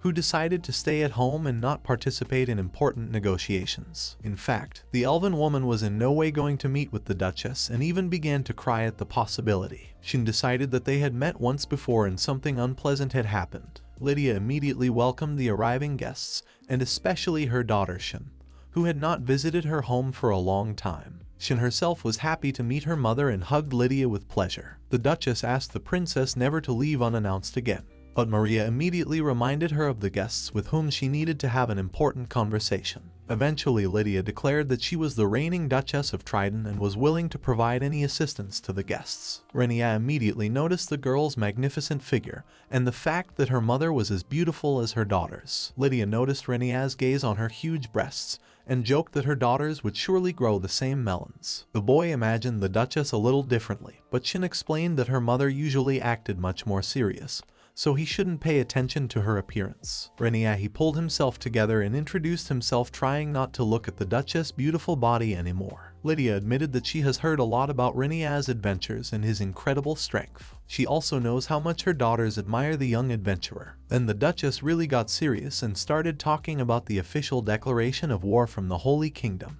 Lydia confirmed the information about the huge army that was moving towards this city. Maria explained that they had stationed their men in the border, and from the looks of it the enemy army was not in too much of a hurry on the march. If the pace changed, it would reach this city in 2 weeks. Shin has promised to mobilize only 30,000 soldiers in that time, but that will be too few and will have to rely on defensive installations. There are also reports that magic no longer works in Trident. This was due to the hero using a divine blessing, although magic is a divine power. Lord Verton from the previous battle and the lords of the neighboring duchies have already received notice that they will be temporarily under the command of Trident, but it's unlikely to expect much military potential from them. Renya listened carefully to the news and asked why he was here. Duchess Lydia explained that at the moment their chances of victory are 0, and so something has to be done. The only chance to avoid war completely is to extradite Renya to the Holy Kingdom and thus fulfill their demands. Lydia asked not to worry and promised not to do that. Especially Maria signed the contract on behalf of the duchy, and no one would break the contract. Lydia was also positive about the soldiers that Renya had prepared well. Then Lydia said that she would like to see Renya in action, because he had even fought a hero and kissed the princess when he rescued her from the holy capital. The Duchess wondered if Renya could defeat the hero. The boy recognized that the hero was indeed a very strong opponent, and was excellent with a blade. At the same time, the hero's magical abilities are very strong, and his teleport and lightning powers caused a lot of trouble, and it was better not to fight the hero. The Duchess was upset and realized why Renya ran away last time, because he was not sure of his victory. But Renya replied that there was nothing he could do about it, and since there was no other plan, he would have to fight anyway. Lydia appreciated the difficulties they would now have to face. The Duchess laughed and asked Renya to stay in the capital in case they had to surrender and minimize their losses. Maria disagreed with her mother, for no one wanted to give Renya away to a hero. But the Duchess reminded that except for defense they could do nothing, especially if Renya does not want to fight the hero, and defeat was inevitable under those conditions. Maria reminded that if that happens, that the Holy Kingdom will again demand that Princess Shin be extradited, and then they won't be able to refuse. Lydia agreed, but also stated that she couldn't put her people in danger because of this silly war. Maria was worried about her older sister, but Lydia promised to be there for her and not abandon Shin. The Duchess, meanwhile, decided to let Maria run the affairs of state and help with important matters. Lydia asked Shin if she was ready to deal with her new problems. The brunette was frightened and replied that she now realized what she had to face. Renya asked to stop talking nonsense, because it is clear that all this is a manipulation of the Duchess, and he must fight the hero. Lydia praised Renya for being smart and immediately laughed. Shin only now realized that her mother had shown cunning and was thus trying to get the boy to fight the hero. Renya replied that he was going to take care of the problem anyway and personally deal with the cursed hero. The guy then made one condition and explained that if he defeated the hero and the Holy Kingdom, then Shin should then be allowed to control her own destiny. Lydia appreciated the strange demand and asked the opinion of her eldest daughter, who was shocked by her mother's behavior. The princess pondered over the answer and remembered all the adventures she had had with Renya. In the end, Shin stated that she wanted most of all to continue fighting together with Renya, and no matter how strong the enemies turned out to be. The Duchess was convinced of the trust and wondered why Renya even wanted to help them in this battle. The guy admitted that he didn't really have much reason to get involved in these matters, but as long as the hero was alive he wouldn't be able to live peacefully, and that needed to be fixed. Renya reminded that going after the princess to the Holy Kingdom was also his personal decision, and it shows that he always does what he wants to do. The guy explained that the least he could do was for his teammate, and with whom they had overcome many challenges. Lydia stated that she now understood what the secret to Renya's popularity was, because all the girls around him enjoyed his company. The Duchess also offered Renya her love, for her experience with men far surpasses any ability of her daughters. Everyone was shocked by the Duchess' frankness, but Lydia only laughed and explained that it was all a joke. Kiri soon appeared and greeted Renya cheerfully, but the boy ignored the noisy merchant. Renya always expected trouble from Kiri, and so he asked to quickly tell her the purpose of his visit. Because he was very busy, Kiri stated that Renya was literally attracting trouble and was always trying to solve it. But the guy reminded that Kiri was the one who caused a lot of trouble. But the cunning merchant stated that she had already heard the news about the war with the Holy Kingdom, and if help was needed, she was ready to join Renya's team.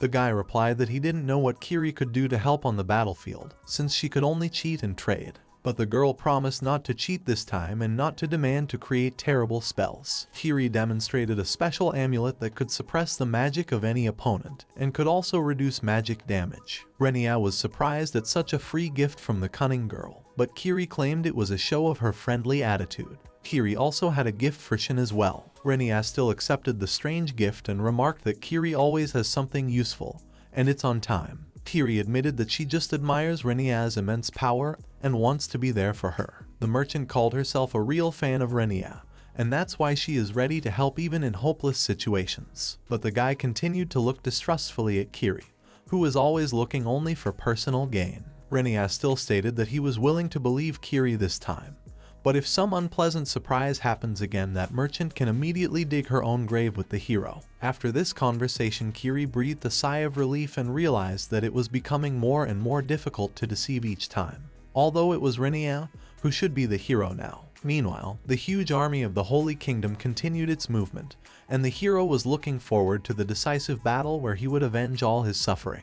Soon it was time for the decisive battle, and the hero's huge army reached its destination. It was the most important battle for the sake of the tranquility of the human race and justice throughout the continent. Renya watched the enemy army from the city wall and realized that it would be very difficult to defeat such a huge army led by a strong hero. As Han was agitated and decided that only Renya could make an entire continent his enemy, and now they were all in a difficult situation.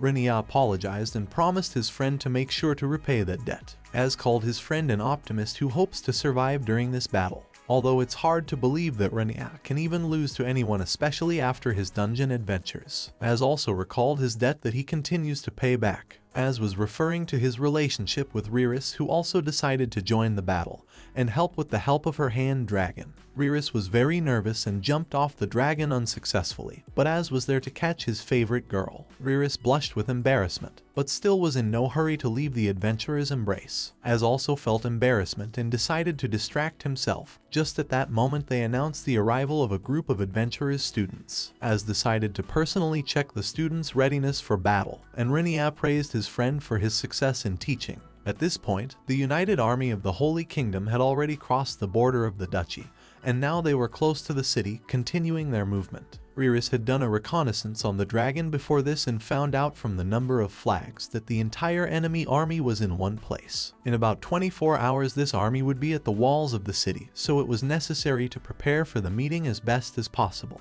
In the city itself were gathered all available troops, and closed all the gates except the eastern, through which still brought the necessary supplies for the defense. The defense force numbered about 25,000 soldiers, and it was a little less than the planned number. Due to the fact that the enemy was the Holy Kingdom, some lords preferred to observe the situation first and then decide which side to take. Renya decided that this number of troops would be enough, because in any case, the main problem is the hero chosen by the goddess. Although the enemy's superiority in numbers reached a fourfold advantage, Renya also realized that his troops had low morale because they were against the god's will and the Holy Kingdom. Renya decided to somehow cheer up his soldiers and decided to use his most trained subordinates. The guys from Renya's squad looked like real monsters and promised to show the soldiers their invulnerability that would make them believe in victory. The captain and a few of the most pumped up guys started showing off their muscles, trying to impress everyone around them. But it looked too silly and ridiculous, so Renya quickly became disillusioned with the idea. In the end, Renya promised his personal soldiers to find them a place on the battlefield where they could prove themselves in the best way.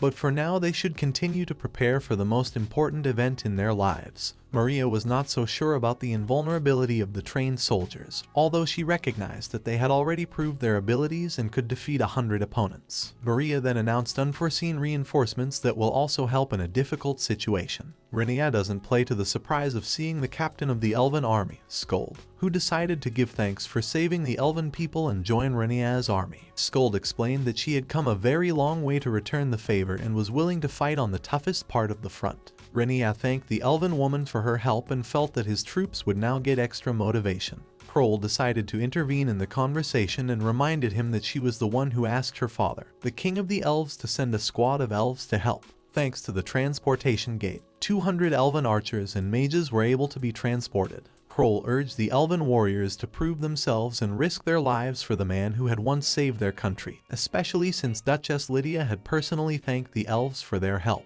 Kroll then asked Renya to be very careful during the battle and be sure to defeat the vile hero. The Elfess promised to always be there to help Renya. Most of all, the soldiers of the Elven army were happy to see the beautiful blonde Rona whose bust they dreamed of. Kroll once again felt jealousy and hatred for the large breasts. Captain Skuld asked to give the elves a chance to show off their long-range skills, because they were best with a bow and would be able to reduce the enemy army. Kroll was so annoyed by the behavior of the elves that she was ready to send them to the attack even without weapons, so that they no longer gawked at Ron's huge chest. Renya solved the issue with the elves turned to Emilia for help, because her participation in the battle could greatly facilitate the task. The demoness immediately asked for permission to use her personal monsters, which she had managed to improve during her research. But Renya did not agree with this, because monsters would be superfluous in his army. Emilia eventually agreed to just watch the battle and reminded him that she was under no obligation to help the human race in the war. Renya disagreed and charged that Emilia was to blame for the war because of her poisons. Demoness in the end, she promised to surprise with something unusual, because she doesn't want Renya to lose in this battle. Just at that moment, the voice of Duchess Lydia sounded on the city street,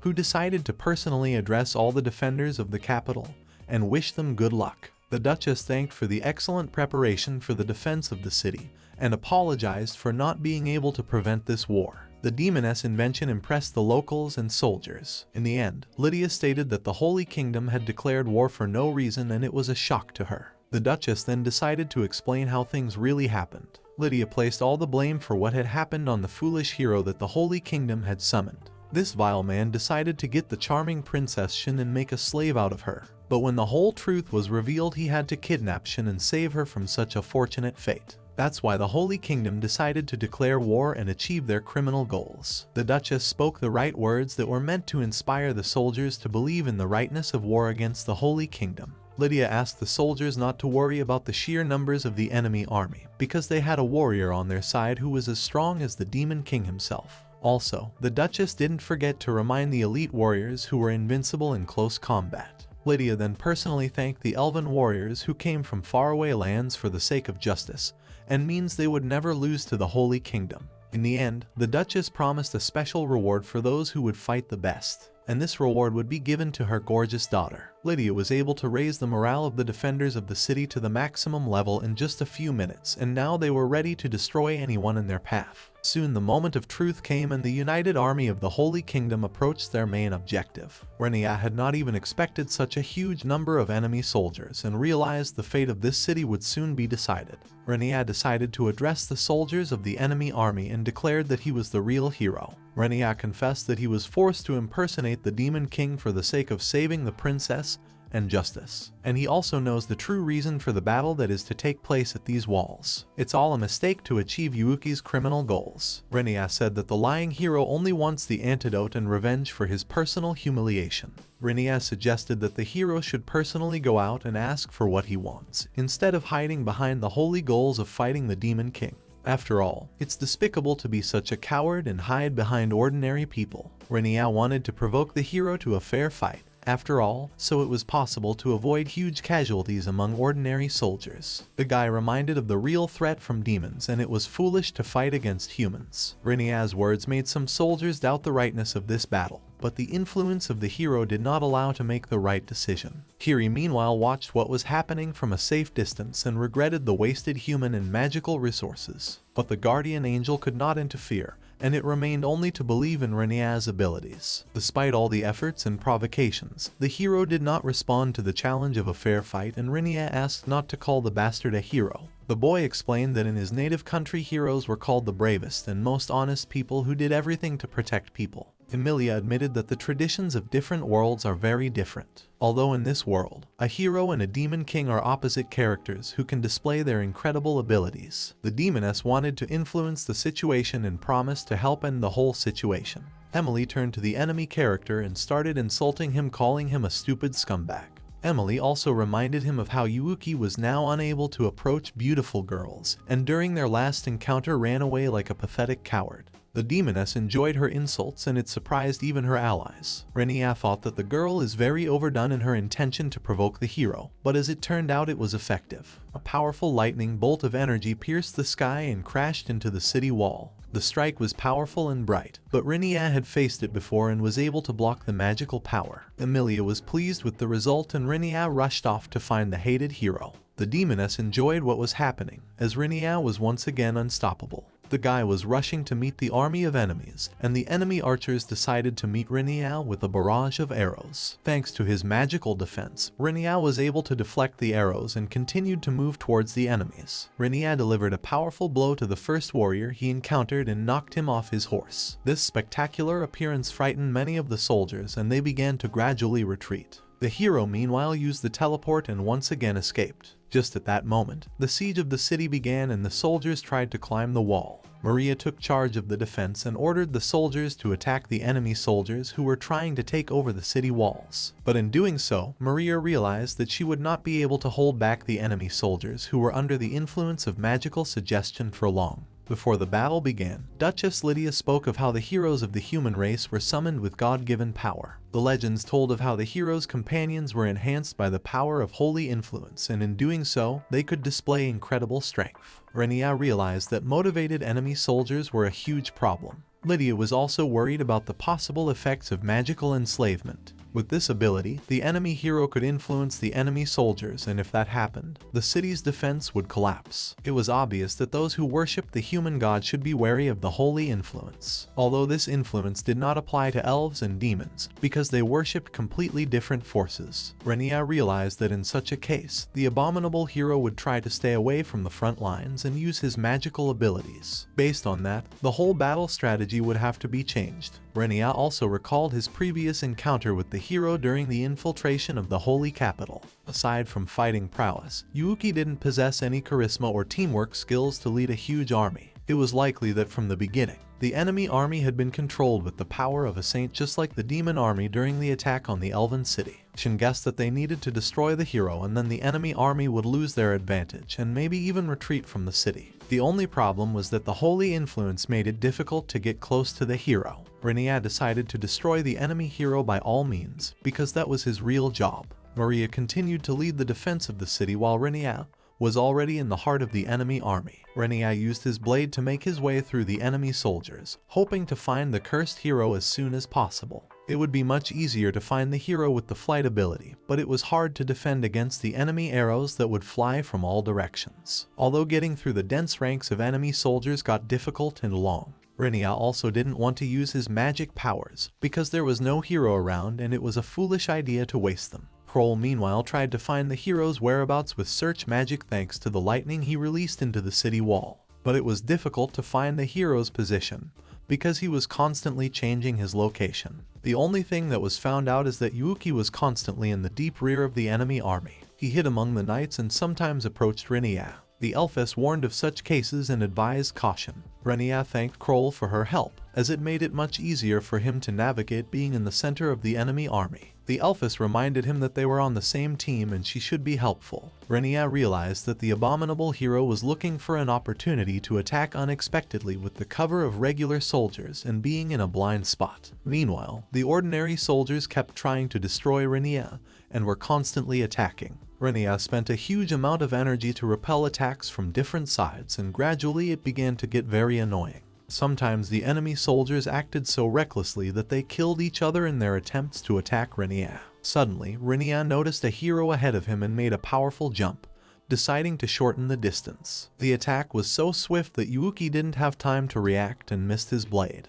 Renya was sure of his victory, as the body of the vile man lay on the ground. But it all turned out to be a magical disguise, and Renya destroyed another soldier. The hero used ordinary people as ordinary material for his own defense. But that was the way it was from the beginning, and the hero wasn't even going to fight anyone, enjoying himself in the company of submissive slave girls. Renya felt a surge of rage and decided that as a swordsman he should destroy the hero, even though originally he was only going to wound and capture him. At that moment, the rage broke free and unstoppable magical energy surged out and terrified the enemy soldiers. The soldiers screamed in fear and now held their weapons, hoping to escape Renya. The guy then used the energy strike and was able to throw back several rows of enemy soldiers. The impact was so strong that the heavily armored soldiers fell like wooden toys and felt a lot of pain. Just at that moment, Renya noticed something bright approaching and tried to avoid the collision. The hero decided to attack from afar, but this was the moment Renya had been waiting for the most, because he was already tired of looking for Yuuki. Renya felt rage and wanted to destroy the hero in one blow. What was most annoying was how Yuuki was constantly hiding and running away. Renya decided to finish off the hero and prevent him from using the teleporter again this time. The first blade strikes had determined that the hero had a very slow reaction time, and now Renya felt the excitement of a predator. Meanwhile, the siege of the city continued and the attacking troops were making progress. Lord Verton felt insecure and doubted his own abilities. The soldiers were gradually falling into panic, and Lord Verton was losing his composure under the onslaught of the superior enemy. Constant waves of the enemy army were pounding the city walls, and the defenders simply did not have time to repel the attack. Everyone began to realize that they would not be able to hold the city, and the Holy Kingdom would win the battle. Being in panic and feeling afraid, the soldiers began to curse and blame Lydia and her daughters, as well as the foreigner, who imagined himself an invincible warrior. Just at that moment, Princess Shin came to the rescue and decided to personally support Lord Verton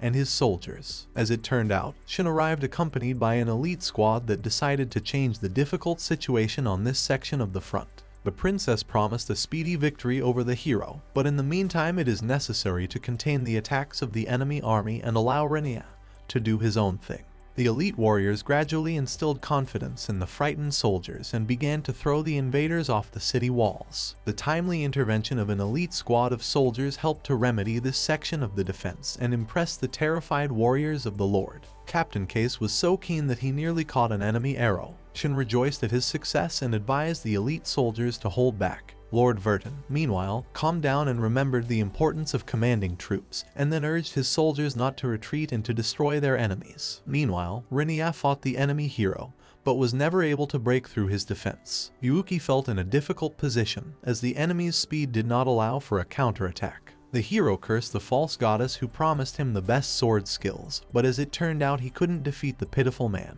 Renya felt his superiority and with each blow deprived his opponent of strength. The heroes decided to use the teleporter and escape, because he couldn't win and he didn't want to die. But Renya expected such an act from the hero and prevented him from using the magic portal by blocking his path. Renya noticed one strange peculiarity in the use of magic portal during his journey to the holy capital. The teleportation radius of the hero was only no more than 20 meters. At the same time, the hero could not teleport to a place where he had already been before, and this was the weak point of this ability. Renya praised his opponent for his cunning and agility, and then promised to give him a quick death. Another blow with a sharp blade hit its target and left a bloody mark on the hero's body. But as it turned out, it was not enough, and the hero tried to counterattack. Renya cursed and realized that this blow was too weak and he had to finish what he had started. The hero was much stronger than expected, and only one wound did not affect his resistance. Renya prepared for another round, and Yuuki was no longer trying to escape. The hero still cursed the human king who gave him 2 weak armor, and also shouted that he was a hero who deserved only the best in this world.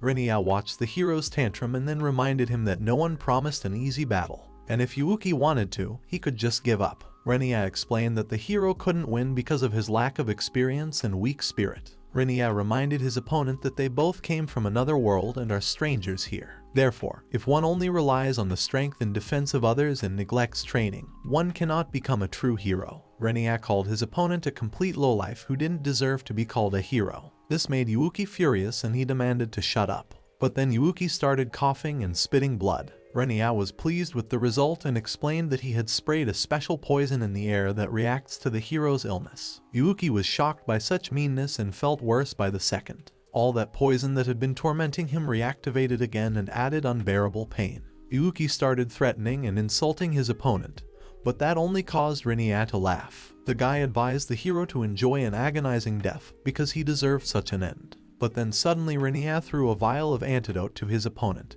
and advised him to use it if he still wanted to fight. This remedy could slow down the effects of the poison for a few minutes. Yuuki asked why he would give him this antidote, but it was obvious that Renya was clearly not being kind and caring. Renya was really just scoffing and explained that the hero wouldn't last long without the cure, even though his symptoms wouldn't go anywhere. Renya offered a fair duel, and if Yuuki could win, he would get the medicine that could cure him completely from the poison. The hero, of course, decided to take advantage of this opportunity and promised to destroy Renya in the most brutal way possible. The arrogant hero realized that in a one-on-one battle, he didn't have a single chance of victory and it would be better to escape. Yuuki immediately ordered all the soldiers to attack Renya and buy him time and possibly victory. Renya wasn't at all surprised that the hero had once again decided to use other people's lives as a shield. Yuuki hoped that he would be able to take the antidote and eventually escape the battlefield, and the regular soldiers would do the rest. Yuuki also wanted to try attacking from the back of his opponent, the only way he could hope for his victory. But Renya knew all the tricks of the hero and expected such a meanness. But as it turned out, Yuuki still had enough magical power to unleash a thunderbolt on his opponent. But even this act was too predictable for the experienced adventurer, and Renya ended up delivering a piercing blow to his opponent. Renya called the hero a true fool if he hoped to repeat his trick a second time, for he even moved like he did last time. Yuuki couldn't use magic a second time and was afraid of dying, even though he realized that such a blade strike would leave him no chance of life. Yuuki wanted to take Renya with him and tried to activate the magic ability, but nothing worked. Activating the magic amulet caused Yuuki incredible suffering, and Renya only now remembered the gift Kiri the merchant had given him. After a few seconds, the hero's body was completely enveloped in magical threads and he could no longer resist this power. The hero kept screaming that he did not want to die, but gradually he began to be drawn into the magic amulet, and after a couple of minutes he completely disappeared. Renya did not expect such an effect from the protective amulet, and once again realized that the merchant had deceived him about the effect. The guardian angel was happy with how perfectly her plan had worked, but now she had to get as far away from the city as possible before Renya found her. The guy decided to put the strange amulet away and give it to Emilia to study. But as it turned out, after the destruction of the hero, the soldiers of the Holy Army began to come to their senses and no longer showed aggression. Thus it was possible to declare the end of the battle. But some units of the Holy Army were still trying to break through the defenses and enter the city. The defenders of the city held back the gates and hoped that Renya would quickly defeat the hero and end all this horror. Auran and Natalia were determined to mop up their hometown, even though they saw a whole cloud of enemy arrows. Just at that moment, a huge dragon was approaching the city. Riris decided to repel the last attack and defend the city gates from the encroaching enemy. The adventurers were happy to see the huge dragon, for now was the most difficult moment in the defense of the city. Rona hoped for a speedy end to the battle, for she was already running out of time to treat the wounded soldiers. The squad of elves continued to take an active part in the defense of the city. But even in this dangerous situation, the elves continued to think about the opposite field and dreamed of girls. The elves noticed that Rona was in a dangerous situation and rushed to help. The elves wanted to be near the blonde girl even if there were no enemies near her. The attention of a beautiful girl was above all else for the elves. The elves instantly organized a real competition during which everyone wanted to be the best defender for Rona. The archers had an advantage in this situation because they could shoot from afar. But as it turned out, Rona was a skillful warrior and was able to defend herself on her own. Then the girl noticed the elves, who were watching her movements carefully. Rona asked the surprised elves why they were here and left their posts. The whole seduction plan had failed and the elves didn't know what to say. The elves were enraptured by the blonde, and Kroll meanwhile tried to contact Renya. The adventurer immediately reported his victory, and that the enemy soldiers were beginning to recover. Elphica understood why the enemy soldiers had gone on the defensive, and were no longer attacking the city walls. Just at that moment, the Duchess turned to the soldiers of the Holy Army and offered them to listen to a great offer. Lydia, she said about the defeat of the hero and that further battle has no sense, so it is enough to lay down arms and make a peace agreement. The Duchess reminded that this war was instigated by the heroes, but he no longer exists, and if the ordinary soldiers surrendered, they would be guaranteed life and liberty. Lydia advised the enemy troops to return to their homes and not engage in any more criminal acts. But if the commanders still decided to continue this senseless war, the consequences would be disastrous. The Duchess spoke of her elite troops who would destroy anyone unwilling to lay down their arms and make peace. Lydia then gave her time to think and ordered them to prepare for the attack. The elite troops began to approach the enemy army, showing their bravery. The soldiers of the Holy Army didn't want to fight such huge guys and started to gradually retreat.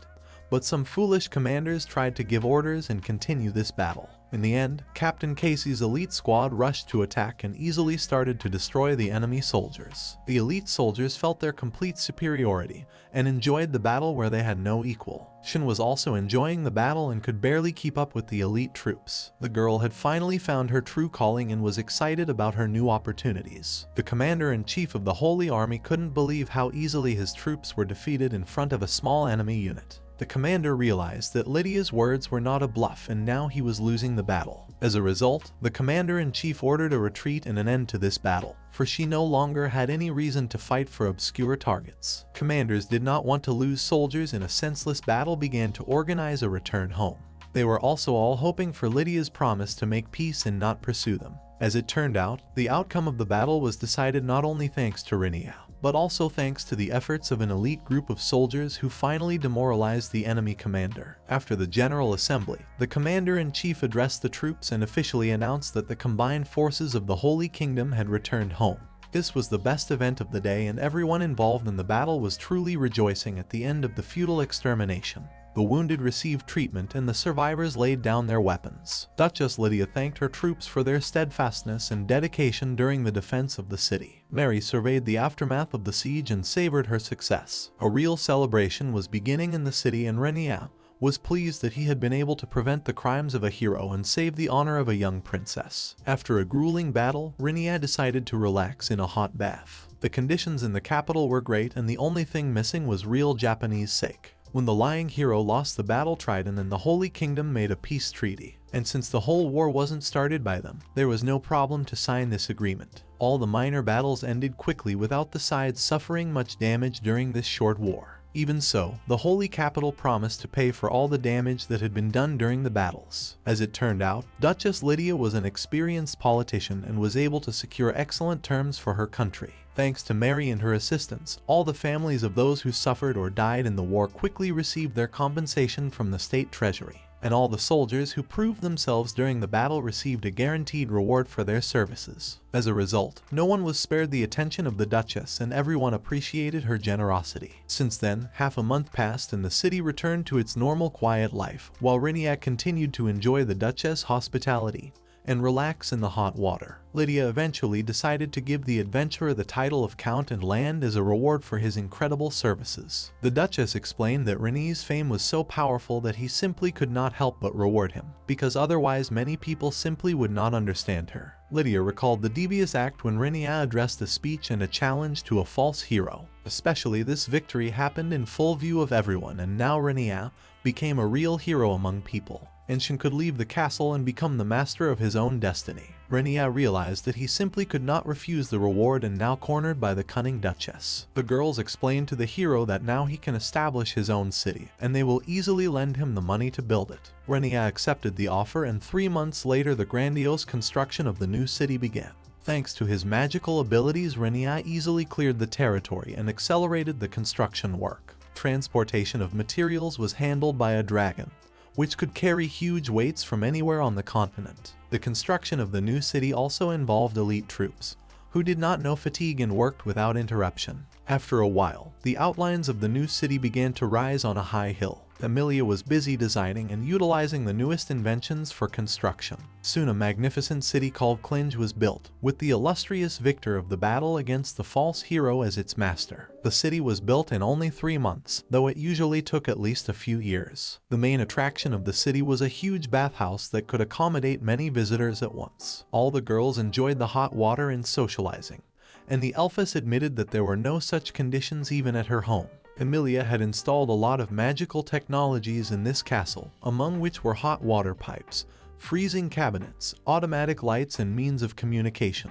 Also installed were security mechanisms that were easily controlled by magic. These technologies were far beyond their time and they were unique. Everyone was delighted with these conditions, for nowhere else in the world could one have such excellent rest and comfort. Of course, Duchess Lydia also did not deny herself the pleasure of using the excellent bathing facilities in the new city, though her mother's visit was a bit disconcerting to her daughters. Elphys Kroll was generally shocked by the Duchess' huge breasts and felt jealousy and anger, but Captain Skull did her best to calm Kroll down.